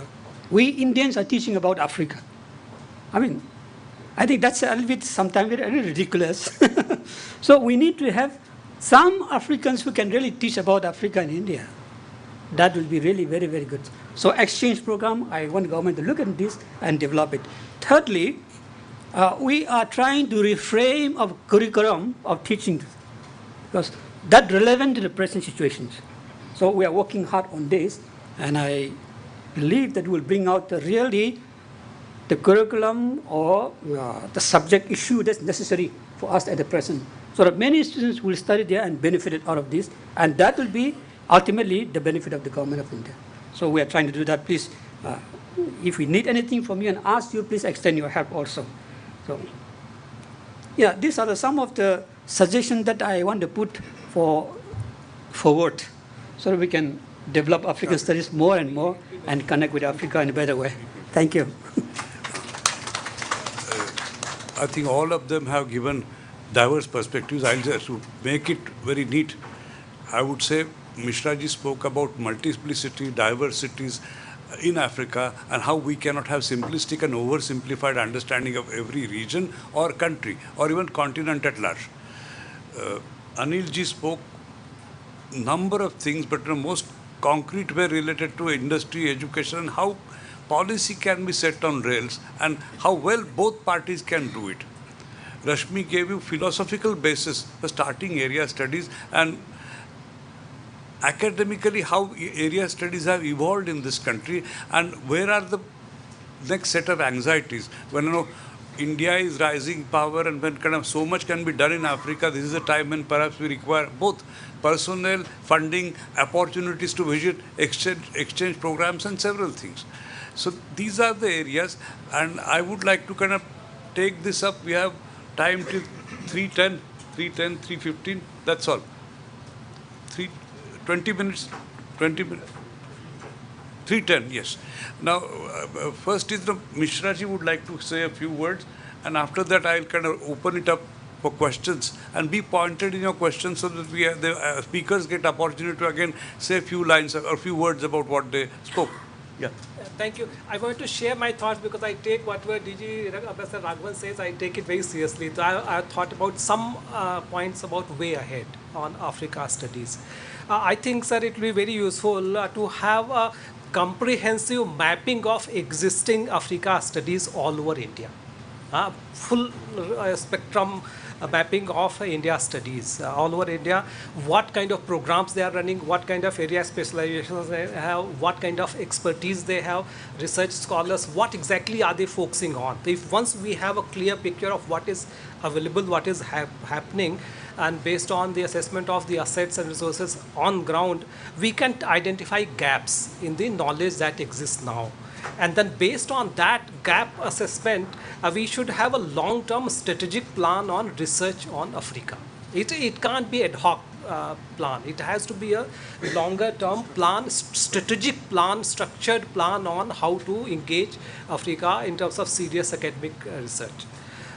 Thirdly, we have to go to the original sources.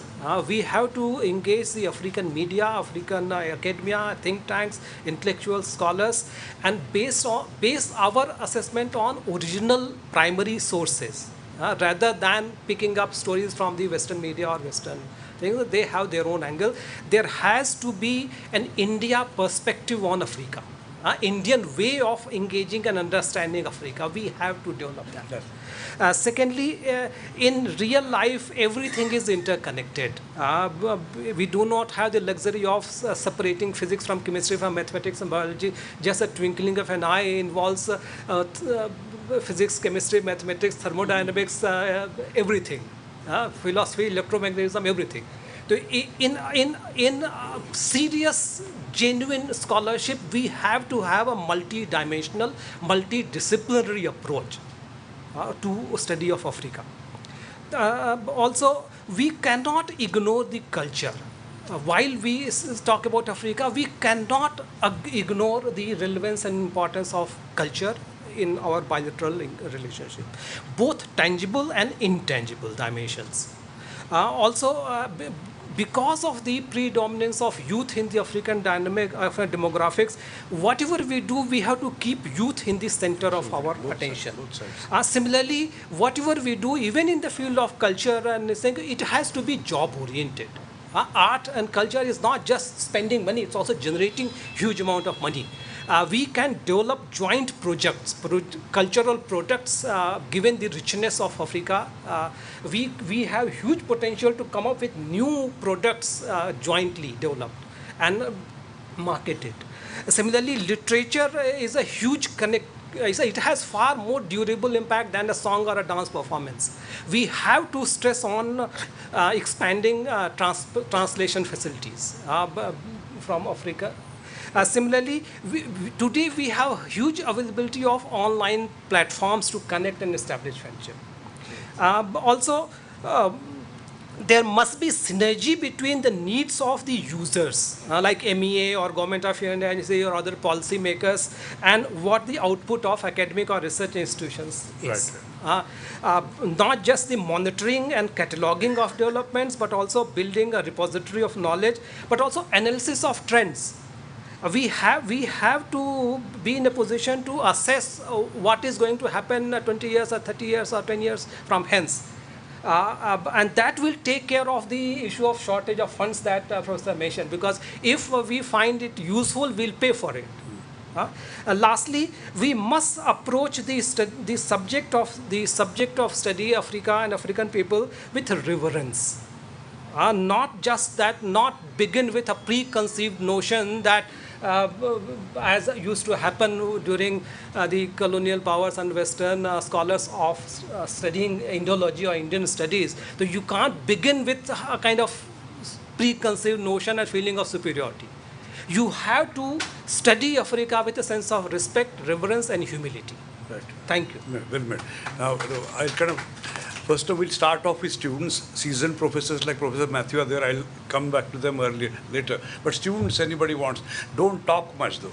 Just ready to give lecture. Please, only kind of within a minute whatever you have to say. I just want to tell you one thing that as ma'am was saying, as I'm students of Center for African Studies, I did my PhD. I did study Africa in MA, MPhil, PhD. What I realize is that why people do not study African studies. I'm teaching as an assistant professor in Daulat Ram College, Department of Political Science. What actually happened, they asked me in an interview that आप political science में MPhil PhD नहीं किए तो हम आपको क्यों रखेंगे? And that question, and the same question is being asked in the other universities where there was an international studies, right? A school of international. They asked me, IR क्या मतलब IR का तो PhD है नहीं, Africa पे PhD किया तो हम IR पे क्यों रखेंगे आपको? Now you imagine. And second, one more, sir, Harshay sir, you must realize this fact that recently Bihar has 300 appointment, and they rejected whole of the lot of MA, IR and area studies student. They said you are not eligible to be appointed in political science department. And as you know that we have dearth of separate independent department of IR. So there is no motivation for Indian scholars to study African studies per se, right? Thank you. Made the point, absolutely, absolutely. Yes. No, students first, then I'll come to you, Suhas.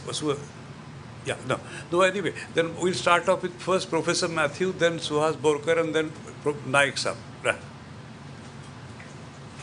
But be brief, huh? Be brief. Huh? Well, no, already Super Chairman has told me. That's,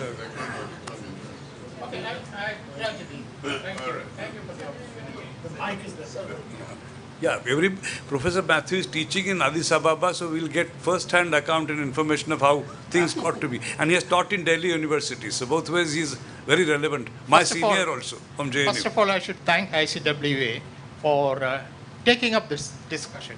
I have a closer association with ICWA because I became a life member of ICWA in 1965. Then in 1971 to 76, I used to work as a member of the executive committee, closely working with Pandit Kunsuru, etc. And then, of course, I happened to be the chairman of the Department of African Studies for about a decade. Two terms in Delhi University. And it so happened in 1995 when Nelson Mandela first visited Delhi as president of South Africa. Some of the leaders had arranged a breakfast meeting, and since I was the chairman of the department, I was also invited for the breakfast meeting. And then he went around meeting different people in the breakfast group, and then he came to me and I introduced myself as so and so. I am teaching African studies. He was so happy, and he asked about what is the state of African studies in India and how India is progressing with African studies. Now, that is by way of introduction. Now, coming to the point, I fully support the idea of mapping and an idea of preparing, the idea of, but I should, I think, agree with Dorai Swami and others that African studies, knowledge is very important, and African studies is important, is becoming very important. Because in 1955, when the department in which I was working, Dr. Yaru came late, there was Bandung spirit, and Panditji wanted to establish close relations. Now you will find afterwards, if you take India's Africa relations, it was on the back burner, mostly by and large, except probably during Rajiv Gandhi's time. And then, of course, after the, in the present century, African studies started picking up. And this has come to a stage currently where Africa has become very, very important. These other countries have realized, I live in Africa, I live in Addis Ababa, I see how things are moving, how countries are coming. I mean, not only China, I have been to China, but I know how there is a real scramble, the third scramble taking place in Africa. And I'm glad that India is now, particularly under the new government, has realized that Africa still has so much of resources. Africa still is so important that we need to, rethink our Africa policy and to have. And in our earlier days, Pandit Nehru visited Africa in 1960. Then Dr. Manmohan Singh visited in 1985, after 45 years. We didn't have any seriousness about dealing with Indira Gandhi's 1970s, Lusaka, Indira Gandhi. Yeah, of course, in between, I'm not going to trace the history, in this short, casual discussion. And now, every country in this atmosphere of what is called the third scramble for Africa. Africa has the resources. Africa can provide so much to the world, because in terms of, it was all discussed yesterday, and that's why I came myself. And India has realized. Now, if India has to provide a proper policy, if India has to sort of make use of Africa relations, I think knowledge of Africa is very, very important. And we have about maybe 800 or so universities, maybe close to. Out of this 800, it is really, really, a sorry situation that we have only 4 or 5 departments teaching Africa. And that too, after having teaching here and after having been teaching in Africa now for the last 27 years in different countries in Africa, now in Ethiopia, I know how African studies or how the standards are. And the most important thing is, this knowledge of Africa is not there. And we have a superstructure without a substructure. That means the understanding of Africa. That is also one of the purpose of this. And therefore, my own, a lot can be done in addition to the suggestions which you have given. The idea of which you suggested, Dorai Swami, that the idea of linking African studies with all area studies, I think it is not a very good idea, because Africa has its own identity, its own importance. And it is time that India, particularly, you cannot, I personally or you cannot do things. The government of India should take up African studies more seriously, create more institutions, more programs, and I would say an MA program. It's only a PhD program and an MPhil program is going on. An MA program. In fact, African studies are together in the next, let's say, year or two. What are your plans as ICCR DG, number one? And number two, has the UGC given any reason for stopping the studies? Right. Now, Your Excellency, please.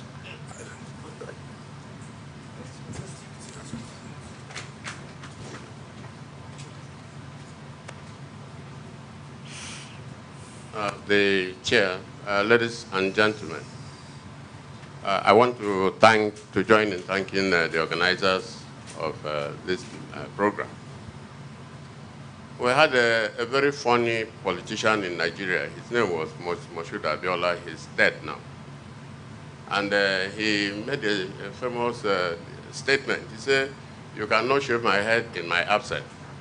You know, so when I came here, I saw that the subject said it was the status of African studies in India, taking stock, and I didn't see any African here. I know it doesn't, you know, I find it very difficult to understand, honestly, because you need, I think that when you're studying something, you can do with the contribution of people who have a cognate experience of what you are studying. Ambassador T.C.A has, and every other person here, they have said many things that are relevant here. And the gentleman that is talking about employability, if African studies as a discipline on its own puts you at a disadvantage for employment, then you can make African studies as part of a combined honors in your curriculum, so that while somebody is studying something else, he can also study African, if he's interested in African studies, so that he can get a job later. But I think it was the lady that made the point that you pay for, I think you pay for what you find worth paying for. It is true. The World Bank has said that Africa is the investment destination of the 21st century. And somebody is mentioning the third scramble for Africa. I didn't know that there were 3 scrambles. I thought it was only the first one in 1884 in Berlin, and then the second one that is going on now. Okay, now the difference between the scramble for Africa now and the one that took place in 1884-85 in Berlin was that Africa was not represented. Now Africa has something to say about the scramble that is going on now.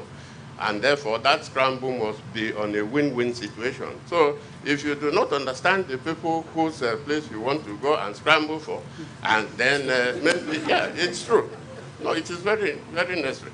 So because of that, the African governments just came together to sign the Africa Continental Free Trade Area Agreement. And the biggest company the country that stands the best chance to benefit from it is India.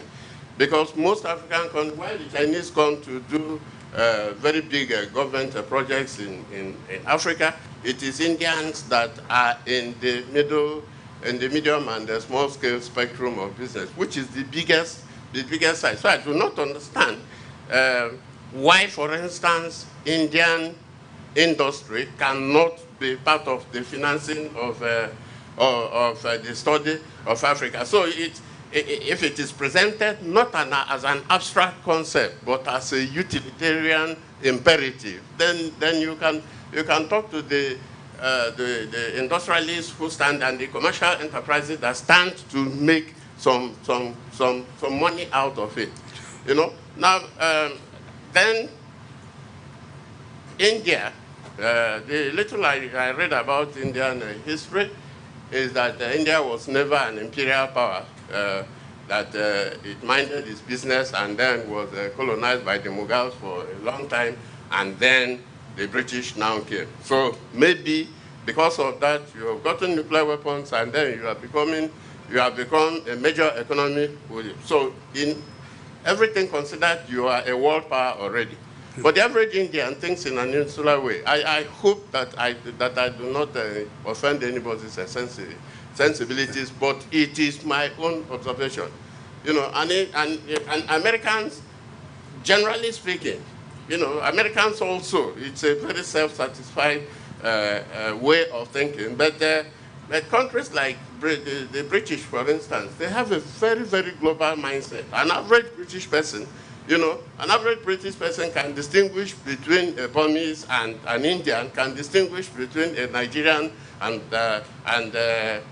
let us say somebody from Kenya, you know. But an average Indian, I think you need to expand the mindset of your people. Yes, And the way you can expand that mindset of your people, if you see Focus on Africa by BBC, or you see Inside Africa by CNN, they are not doing it because they love Africans. They are doing it because they themselves also benefit from that. Since I have been here, this is about my second year here, I have never seen a program that is devoted to any segment of Africa on any Indian medium. And I don't think that you are gaining from it. You know, finally, I'm a retired army officer, and I was trained at the Royal Military Academy, Santos, in 1976. That was 43 years back. And when I went there, in my first term when I was going on holiday, I was sent to Scotland to go and stay with a British family, you know, with a Scottish family. In fact, that was when I saw the castle on which Shakespeare based his play, Macbeth, you know. So, and here we have hundreds of thousands of African students. I'm not aware of any African student that has been invited by his Indian or her Indian colleague to go and spend a weekend in an Indian home.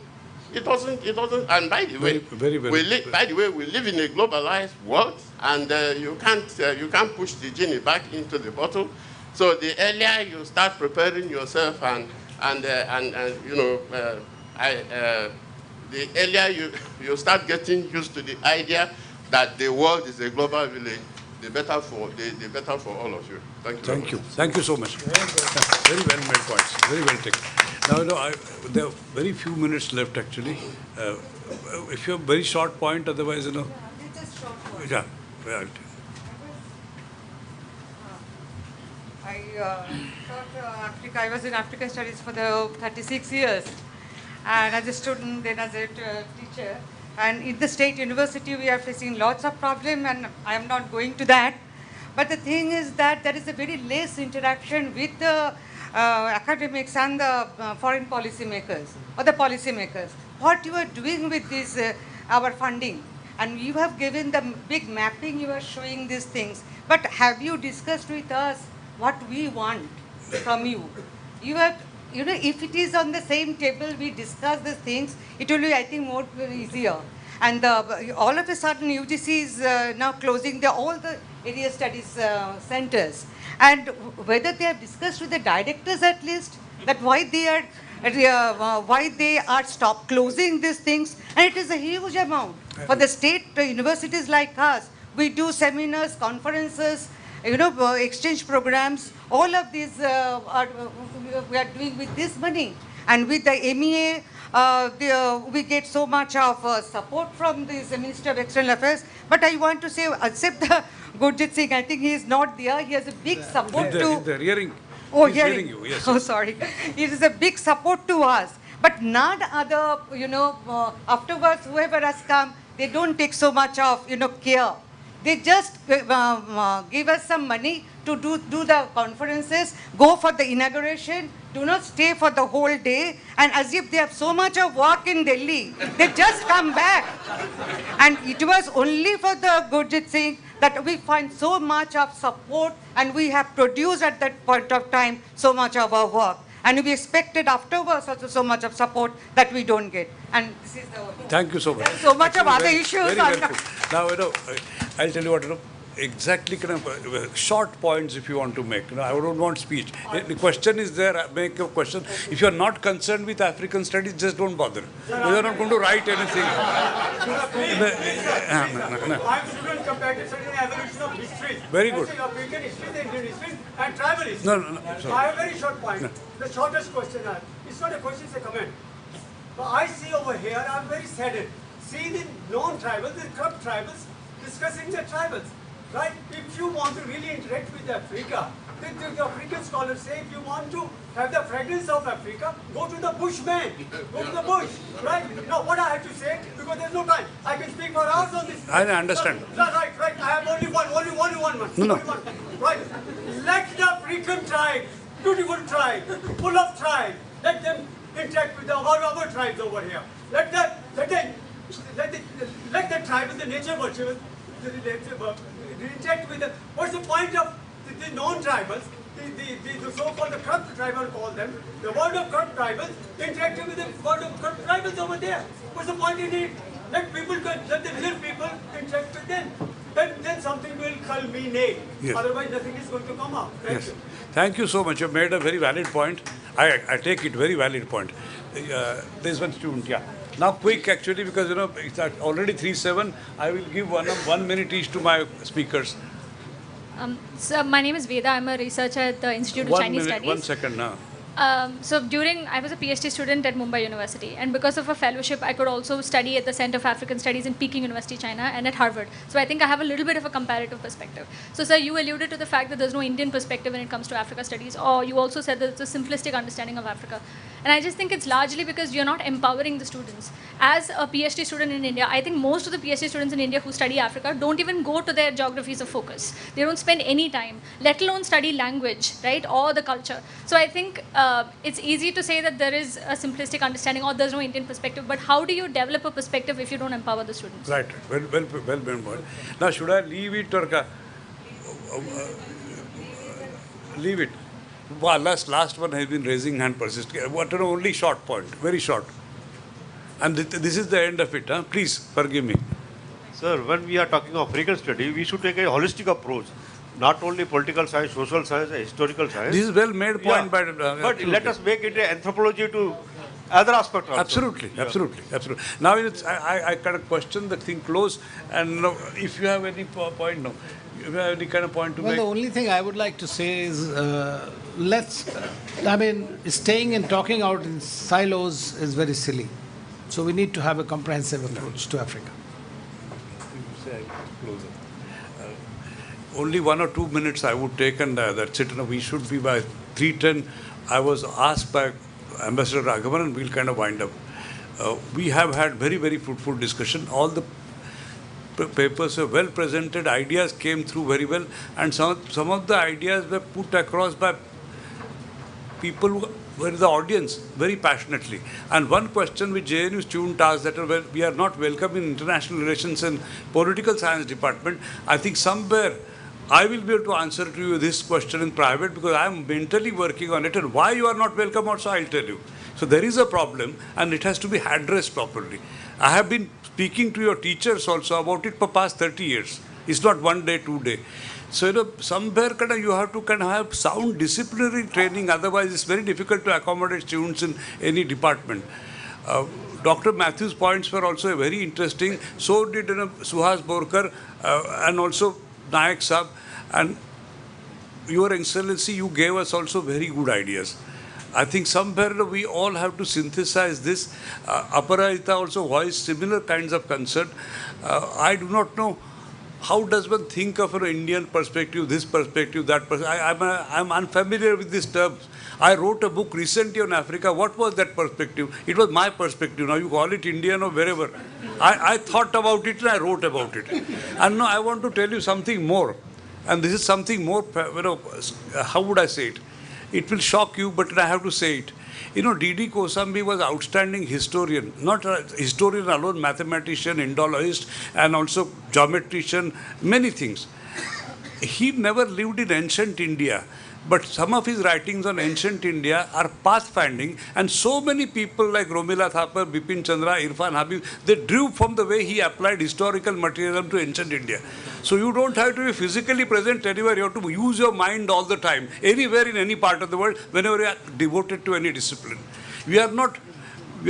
What happens is, you don't earn your expertise by collecting boarding passes and going to seminars. You earn them by doing hard work. Air hostesses go every day abroad, but they don't become Africanists. So try and see something, I'm making deliberately eccentric statements so that you make the sense out of it. And somewhere there is a mind that has to work.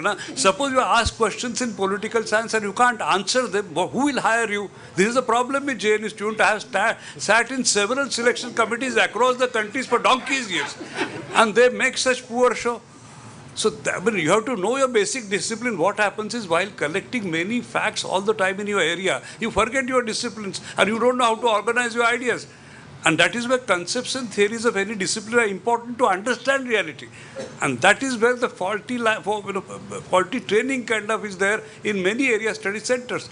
I'm sorry I'm talking about it passionately. I have written it even more passionately, but that's a different area.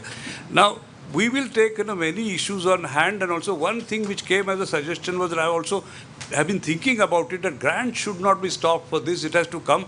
But for that, ICCR, ICWA, all of us have to think in terms of what is a broader strategic plan that India has to have about Africa. And then it can kind of work out why we will give grants. In India, UNESCO program of which I am member, Africa is a very important area. But why it doesn't figure in other parts? And why should we also support Africa? But there must be some reason. I'll tell you, Indians are so insular that they don't want to know anything about other areas. That's also another problem. Very inward-looking country. Suppose you give stand-alone article. I recently published one article on Zimbabwe when Robert Mugabe fell. When something scandalous happens, they publish. Otherwise, stand-alone articles in newspapers is not possible. So somewhere you have to kind of awaken that consciousness. In the 70s, I could write articles on Africa in major national dailies. Today, nobody publishes because we are only involved in supporting Modi or opposing him. This is what we are doing all the time, not thinking intellectually at all. And that we have to also, our media, we have become so cheap that there's no interest in any other thing, whether cow, not cow. All this is the kind of problem with it. Media also should be much more receptive to these sensibilities. If you have global power, behave like global power. You don't behave like... Media also behave like some parochial place where something they find sensational and start talking about. Then 2 days we talk about only the same thing. So you have to also educate. With these remarks...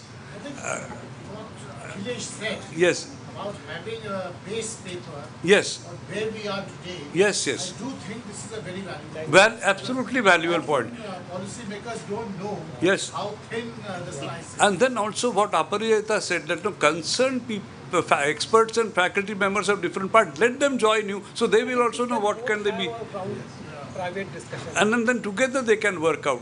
So there are so many ideas which came, and I am so grateful to ICWA for inviting me. I am staying in the chair. Sometimes these days I take advantage of my old age and say whatever I have to. I'm sure you have chosen to bear with me. I am also thankful to you very much. Thank you. Before we move to the valedictory session, I have an announcement to make. The paper presenters are supposed to submit their full papers by the next 2 weeks. Within the next 2 weeks. Now we'll be moving to the auditorium and take our seat within 10 to 12 minutes so that we could start the valedictory session and the address by Honorable Vice President Venkaiah Naidu. Thank you.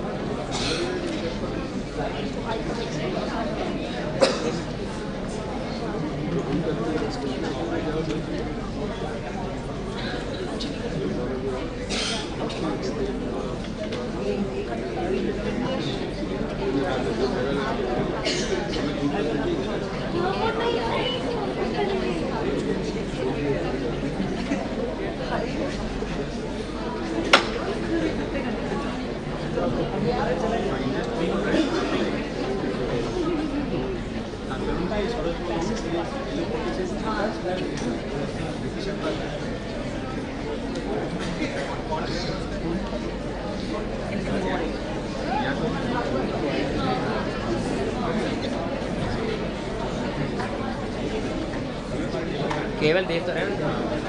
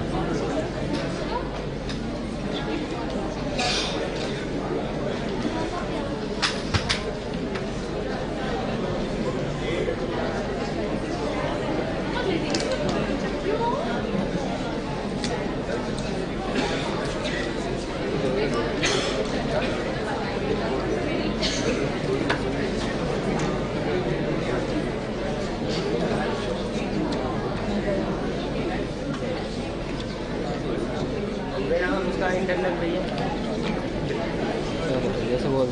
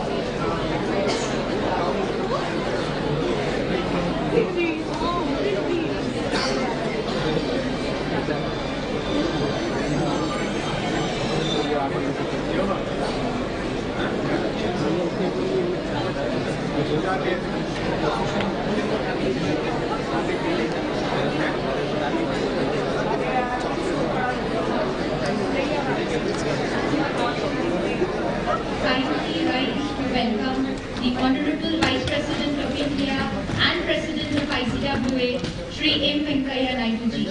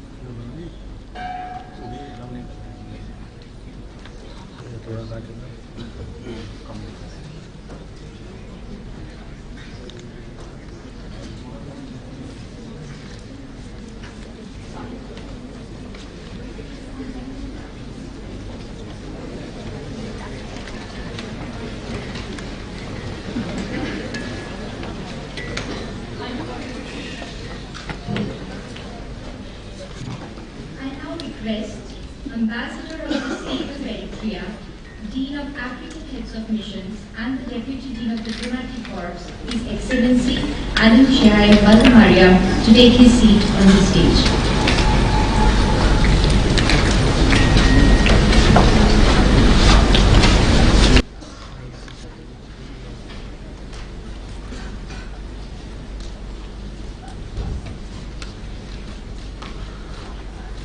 Please rise for the national anthem of India.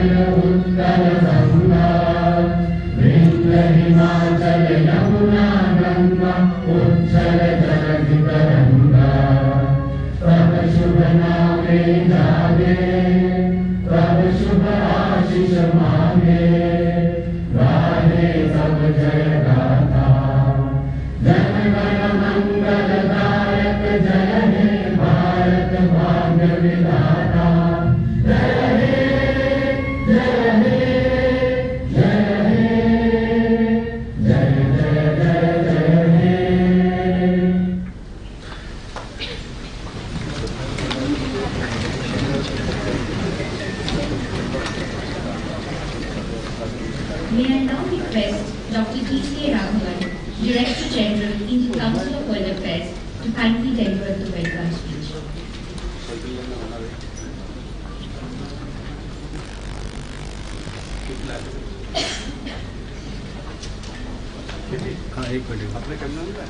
Shri Venkaiah Naidu, Honorable Vice President of India and President of the Indian Council of World Affairs, His Excellency Alem Woldemariam, Ambassador of the State of Eritrea and Dean of the African Health Commission and Deputy Dean of the Diplomatic Corps, Your Excellencies, High Commissioners, Ambassadors, participants of the conference, ladies and gentlemen, fellow colleagues. It is customary to thank the Chief Guest while welcoming him, but in this case it is not necessary, since Shri Venkaiah Naidu is very much part of the Indian Council of World Affairs and is also its president, and in that capacity he is our guiding spirit. Nevertheless, the fact that despite his numerous heavy engagements as Vice President of India, he is here with us today underscores both the importance of the continent of Africa in India's historical and foreign policy imagination, as also that the study of Africa is a high priority in this Council's research and policy endeavours. We are therefore deeply grateful to you, sir, for finding the time to be with us today to deliver the valedictory address at the closure of this two-day conference. This conference is part of the Council's ongoing activities to sustain policy and scholarly focus on Africa and India-Africa relations. We are delighted to have had scholars, experts, and analysts from different universities and research institutions from across the country, as also a very wide participation by students and others interested in India-Africa relations with us. The object of the conference was to explore how India-Africa relations can best be understood in light of a changing global order, how the partnership can be updated in key areas of mutual benefit, and finally, how African studies can be promoted in India in the backdrop of a general intensification of India-Africa ties. This conference is part of ICWA's efforts to promote India-Africa relations through study and discussion on African affairs. We have been so mandated under the second and third India-Africa Forum Summit process, and the Council has, in the period since, organized 15 dialogues between academics, eminent personalities, policy makers of Africa and India, including 7 regional dialogues in Africa and 6 in India. This stock-taking over the last 2 days was useful because since 2015, after the third India-Africa Forum Summit, there has been a greatly added momentum to our interface with the region, with an increase in frequency of high-level visits, the decision to open many new diplomatic missions, increases in investment, trade, etc. The agenda of this conference covered a range of issues relating to India-Africa relations, including political and security cooperation, economic and development partnership, diaspora linkages, and people-to-people connectivity, as well as how to promote scholarship on Africa in India. A number of new ideas were thrown up, as also older areas were re-emphasized. How can Africa and India look at the emergent issues regarding the global commons, maritime security, agriculture, blue economy, etc. The final report and the proceedings of the conference will contain a number of policy takeaways.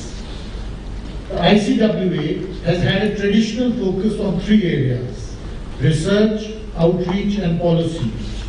Each of these is further enriched when participants from different parts of their country bring their own perspective and experiences to bear on contemporary issues.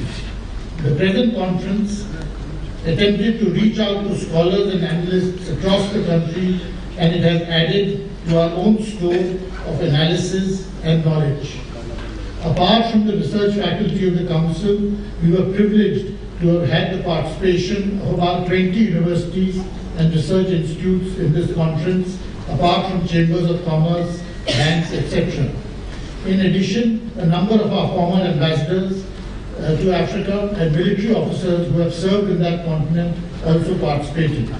As a publicly funded think tank declared by the Parliament of India to be an institution of national importance, the ICWA feels that reaching out to all parts of our country in our activities is a central feature of our mandate. May I also say we were particularly gratified at the response from the core of African diplomats who attended and actively participated in all the sessions.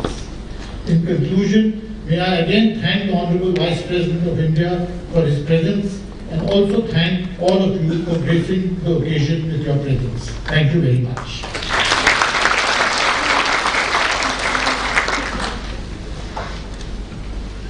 I request Ambassador of the State of Eritrea, Dean of African Heads of Missions, and the Deputy Dean of Diplomatic Corps, His Excellency Alem Woldemariam, to deliver his speech.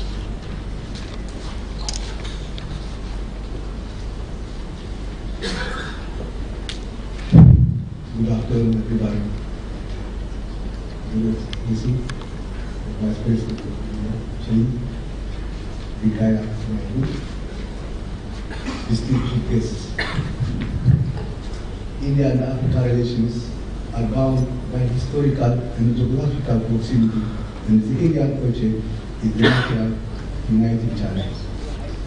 This fraternal relationship has started since the ancient times of maritime trade exchanges during the colonial and post the two World Wars era, and after the Cold War period till the contemporary times when India and Africa enjoyed cordial relations with prospects of taking higher the friendship and cooperation by overcoming challenges ahead. Excellencies, India and Africa have shaped their relations based on mutual respect and have set priorities of the relations through various platforms. The India-Africa Forum Summit is one of the prominent forums which highlights its priorities in socio-economic development. African countries enjoy benefits of the every summit, India-Africa Forum Summit, and it is imperative that the implementation of the bilateral, regional, and multilateral programs contained in IAF's resolutions be expedited to achieve required development goals. The world today is experiencing an unprecedented uncertainty in terms of the global order, which is facing with difficult unipolar domination and inflicts political and economic shocks to the whole world. India and Africa are looking forward to the necessary review and reform of the current course of the global order, and the prospects would cover it mainly on the United Nations Security Council and the World Monetary Organization, the IMF, and the World Bank. It is indeed worth mentioning that a more representative UN Security Council is needed in a world that requires global assessment of the multiple realities and sentiments of the member nations for a balanced and secure world. India and Africa will also have to rethink and assert their demographic dividend on the global economy by claiming their role and place in the world facing today trade wars and quasi-rejection from praising the liberal economy, which might likely trigger disruptions of the global supply chains and affect all economies. Distinguished guests, the prospects of India and Africa will face challenges affecting the global situation, and we shall overcome them if we stand united as we have ever been. The lack of a concerted global consensus on political and economic issues has been at the center of chaos observed in world affairs. Global terrorism has not till now found a common understanding. The climate change is not addressed with consensus among the nations and somehow pulled out of the Paris Climate Convention. Instability in several parts of the globe has escalated price of basic commodities and affected the global security. Therefore, it is necessary for India and Africa to work in unison to bring their contribution on the table of the nations while safeguarding their common interests. I thank the organizers of this forum. Thank you to the India Council of Foreign Affairs for such important and wish you all fruitful evolutions. Thank you.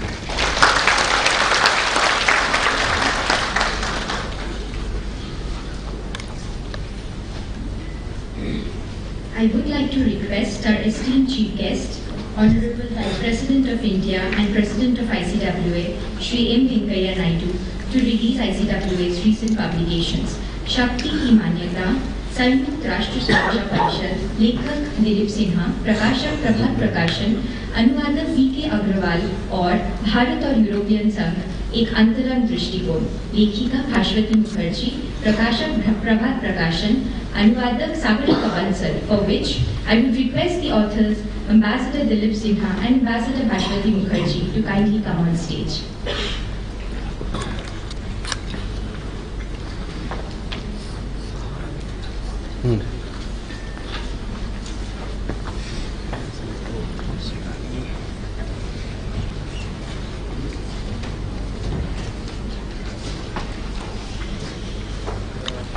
कर दिया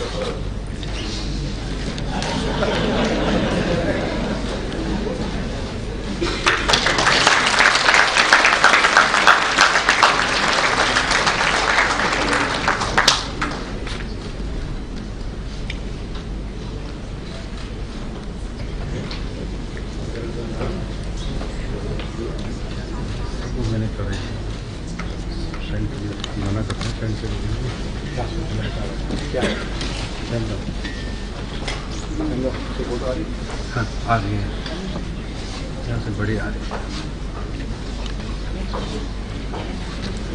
May I now request our esteemed chief guest, Honorable Vice President of India and President of ICWA, Shri M. Venkaiah Naidu ji, to deliver the valedictory address.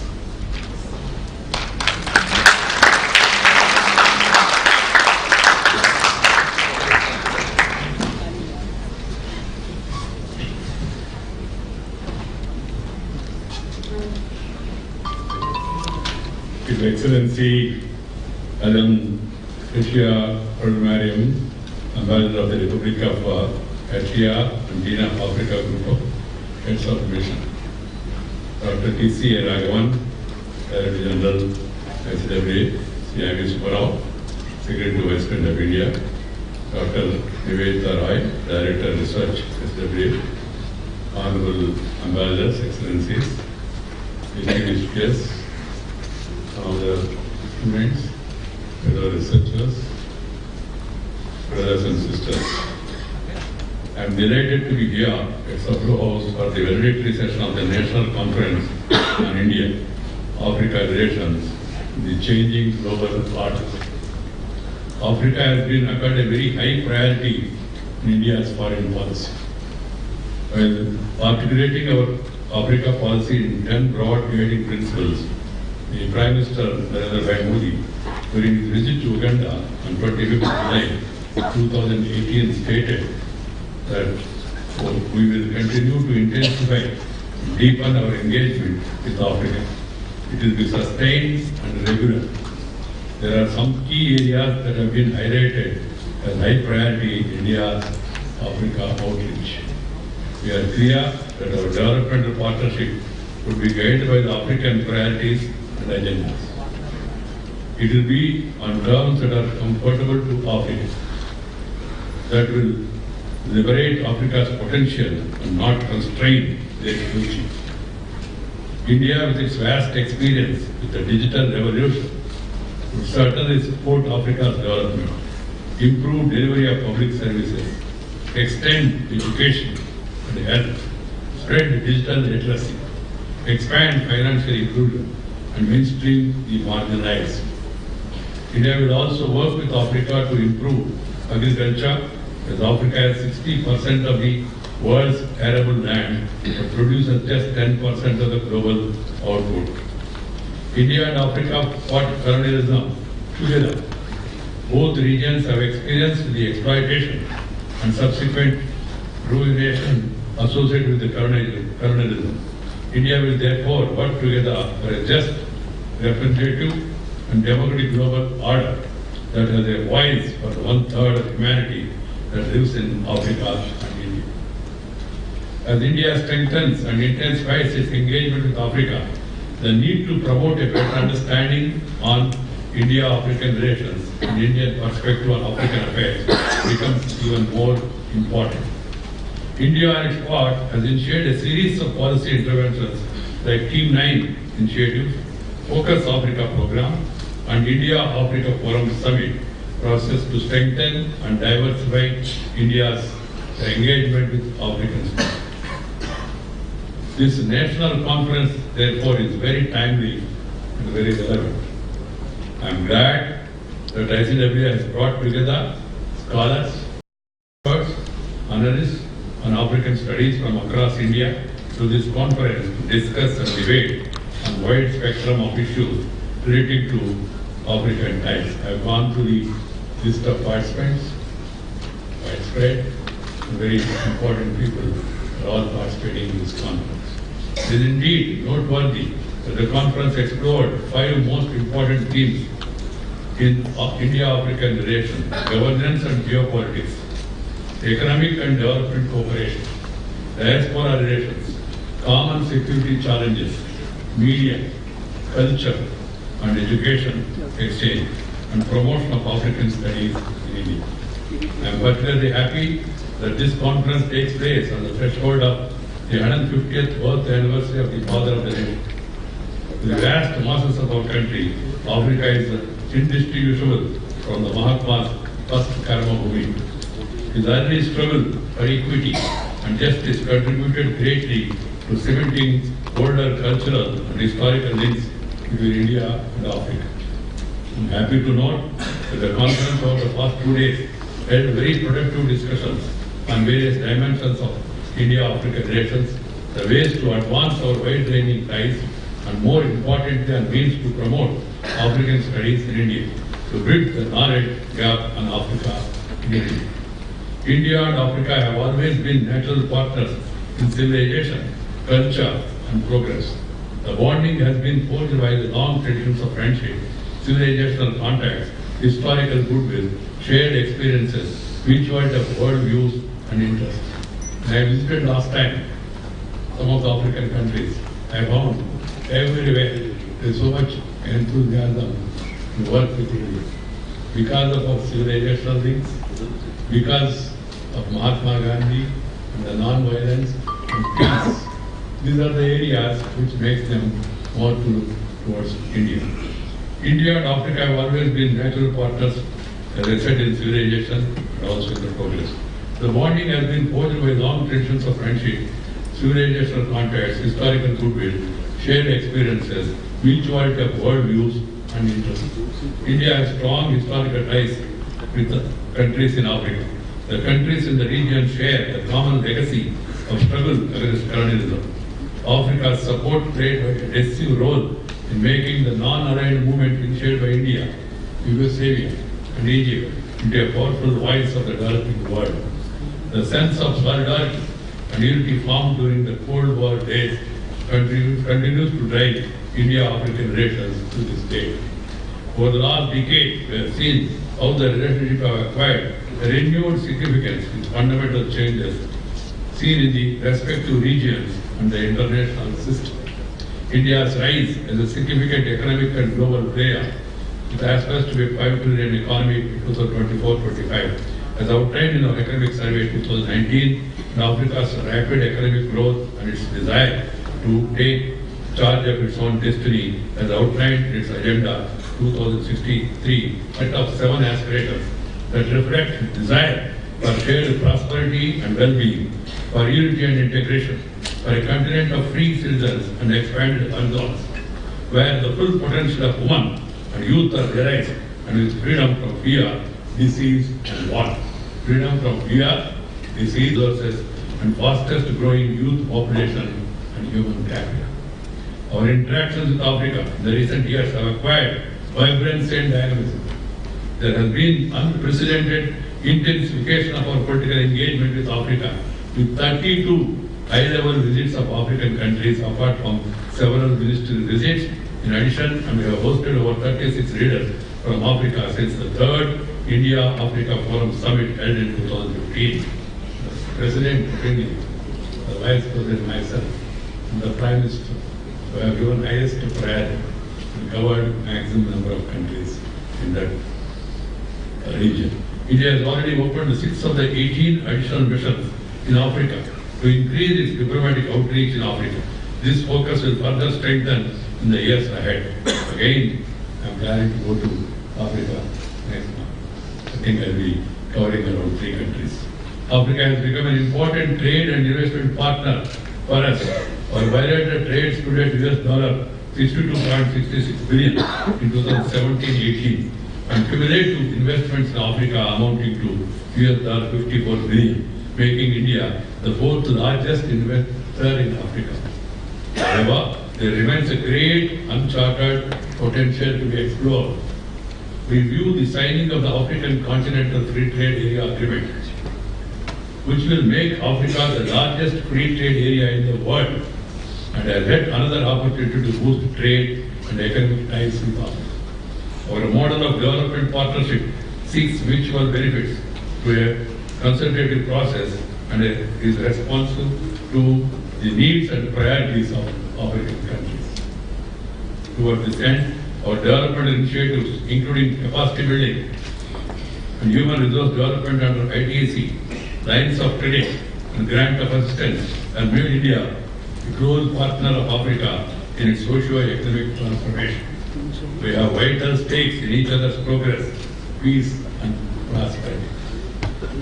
It is indeed noteworthy that India has provided 189 LOCs to 42 African countries for a total of $11 billion, which represents 42% of the total amount of LOCs offered by India to Exim Bank. The projects that are being implemented under India's LOCs have expanded our development cooperation. They cover a range of sectors, including power generation and distribution, water-related projects, railways, sugar plants, infrastructure, agriculture, irrigation, and transformation, communication, and technology. As development is closely linked with the security, preserving peace and security has become an important element in our engagement. Because I always feel peace is prerequisite to progress. If you have tension, you cannot have attention. This is the truth of the life. We don't want to have any tension. And India is a country, we want to have good relations with all, including the troubling neighbor. Provided we stop interfering in internal affairs of our country. We have never interfered in the internal affairs of any country at any time. That is our policy, because we believe in the basic philosophy of Vasudhaiva Kutumbakam. The entire world is one family. Sarve Jana Sukhino Bhavantu. Everybody should be prosperous and happy and share with each other. Share and care is the core of Indian philosophy. And that is the philosophy of foreign policy. So that being the case, people can be rest assured of India's attitude towards all, including our neighbor. But they should take care to see that they engage themselves in the betterment of their country rather than getting into other areas and getting into trouble. We have deepened our security and defense cooperation with many countries in Africa. At the international level, we have common interest in issues such as UN Security Council reforms, counterterrorism, peacekeeping, and cyber security. The UN Security Council also needs to be further democratized. I've been saying it in every international forum, wherever I get an opportunity. India accounts to 1/6 of the world population. We are still not a member of the United Nations Security Council. One can understand. So there is need for further democratization of the United Nations Security Council, and the ongoing process of consultation should be concluded the earliest. and the counter-terrorism, because terrorism is a menace. It's an enemy of humanity. It has to be rooted out totally if you want to have a peaceful order in the world. This has to be seriously understood by one and all. This is not a problem concerning to one country or one part, one region. And terror has no religion. It has no color. As I told you, it's an enemy of the people. So we have to see that we all combine together to see that terror is eliminated. At the international level, we have common interest, as I told you, about counter-terrorism, UN Security Council reforms, peacekeeping and cyber security. In our 10 guiding principles, PM Modi has articulated that we will strengthen our cooperation and mutual capabilities in combating terrorism and extremism, keeping our cyberspace safe and secure, and supporting the United Nations in advancing in keeping peace. The Indian Ocean, the third largest ocean in the world, that amounts to 20% of the global oceans, over the last 2 decades has been facing grave maritime security challenges, especially in the form of piracy. These daunting problems are dynamic and cross-jurisdictional. Consequently, combating them necessitates combined efforts and unified response from India, Africa, and other nations along the shores of the Indian Ocean, making maritime security a crucial area of cooperation. Our cooperation in other sectors such as education, health, information, technology, and skill development continues to grow, and our partnership has expanded to new frontiers including digital technology, blue economy, and climate change. There is a vast scope for cooperation here in the agriculture sector. We have a lot of experience, we have workforce, we have a lot of land available there, arable land. We can have very good close cooperation in that sector also. In today's integrated foreign policy domain, Africa is and must continue to remain at the center of our radar. Whether we look at the vast western Indian Ocean with all its ramifications, or at India's civilizational contact with the east coast of the African continent, or indeed any other manner, that conclusion is inevitable. Therefore, while pragmatic element of our interest in Africa cannot be denied, but what is equally important is this external policies should be sustained and given proper direction by an intellectual climate. In other words, our policy goals and objectives in Africa cannot become meaningful unless we have a sufficient knowledge and expertise about Africa and India. It is in this context that African studies in India and promoting Indo-African intellectual understanding assumes added importance. I would therefore like the Indian Council of World Affairs to continue with its traditional focus on Africa and hold such conferences periodically and also focus on sub-regional dimensions. Once again, I congratulate the ICWA for this endeavor and extend my best wishes to all the delegates. I suggested to the Director General, effort is being made, that some of this publication to bring in, they should be in our Indian national language. To start with Hindi and also to cover other vernacular languages. Because people, they will be able to understand better in their mother tongue rather than other languages. There is no problem using in other languages, but there should be provision for the students, the researchers, to understand better in their respective languages. Some publications are brought in Hindi, I'm happy about it. The director also was telling me in Tamil and Malayalam also. There are all 22 languages. One day I would like to see that our publications are published in all 22 Indian languages so that people can start.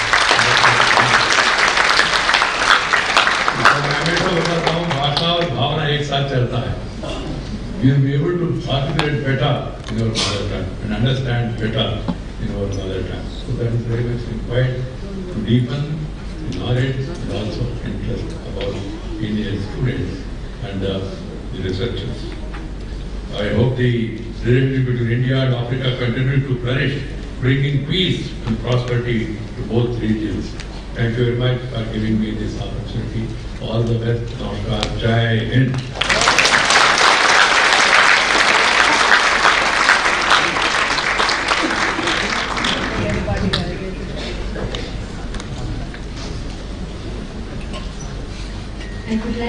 invite Director of Research, Indian Council of World Affairs, Dr. Nivedita Lee, to say words of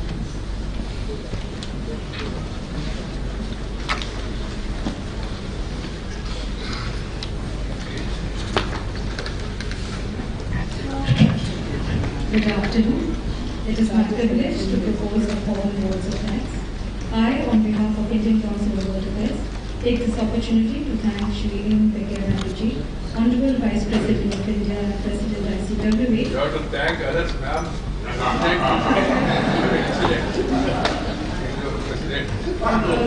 For gracing us with his presence and for his delivering a very thought-provoking valedictory address. His views and thoughts will guide us in our endeavour to contribute more to the subject.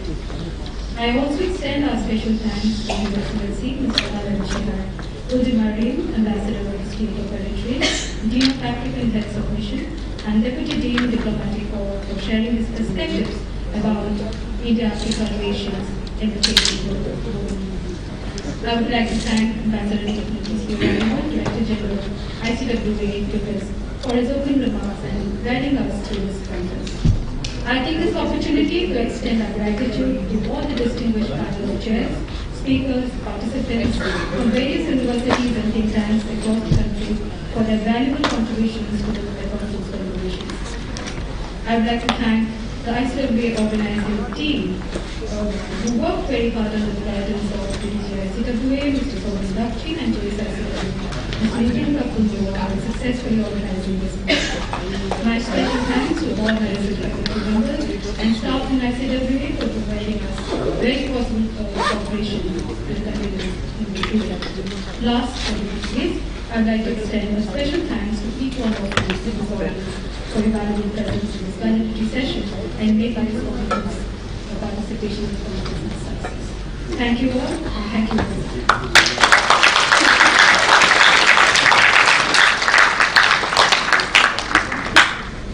Ladies and gentlemen, please rise for the national anthem.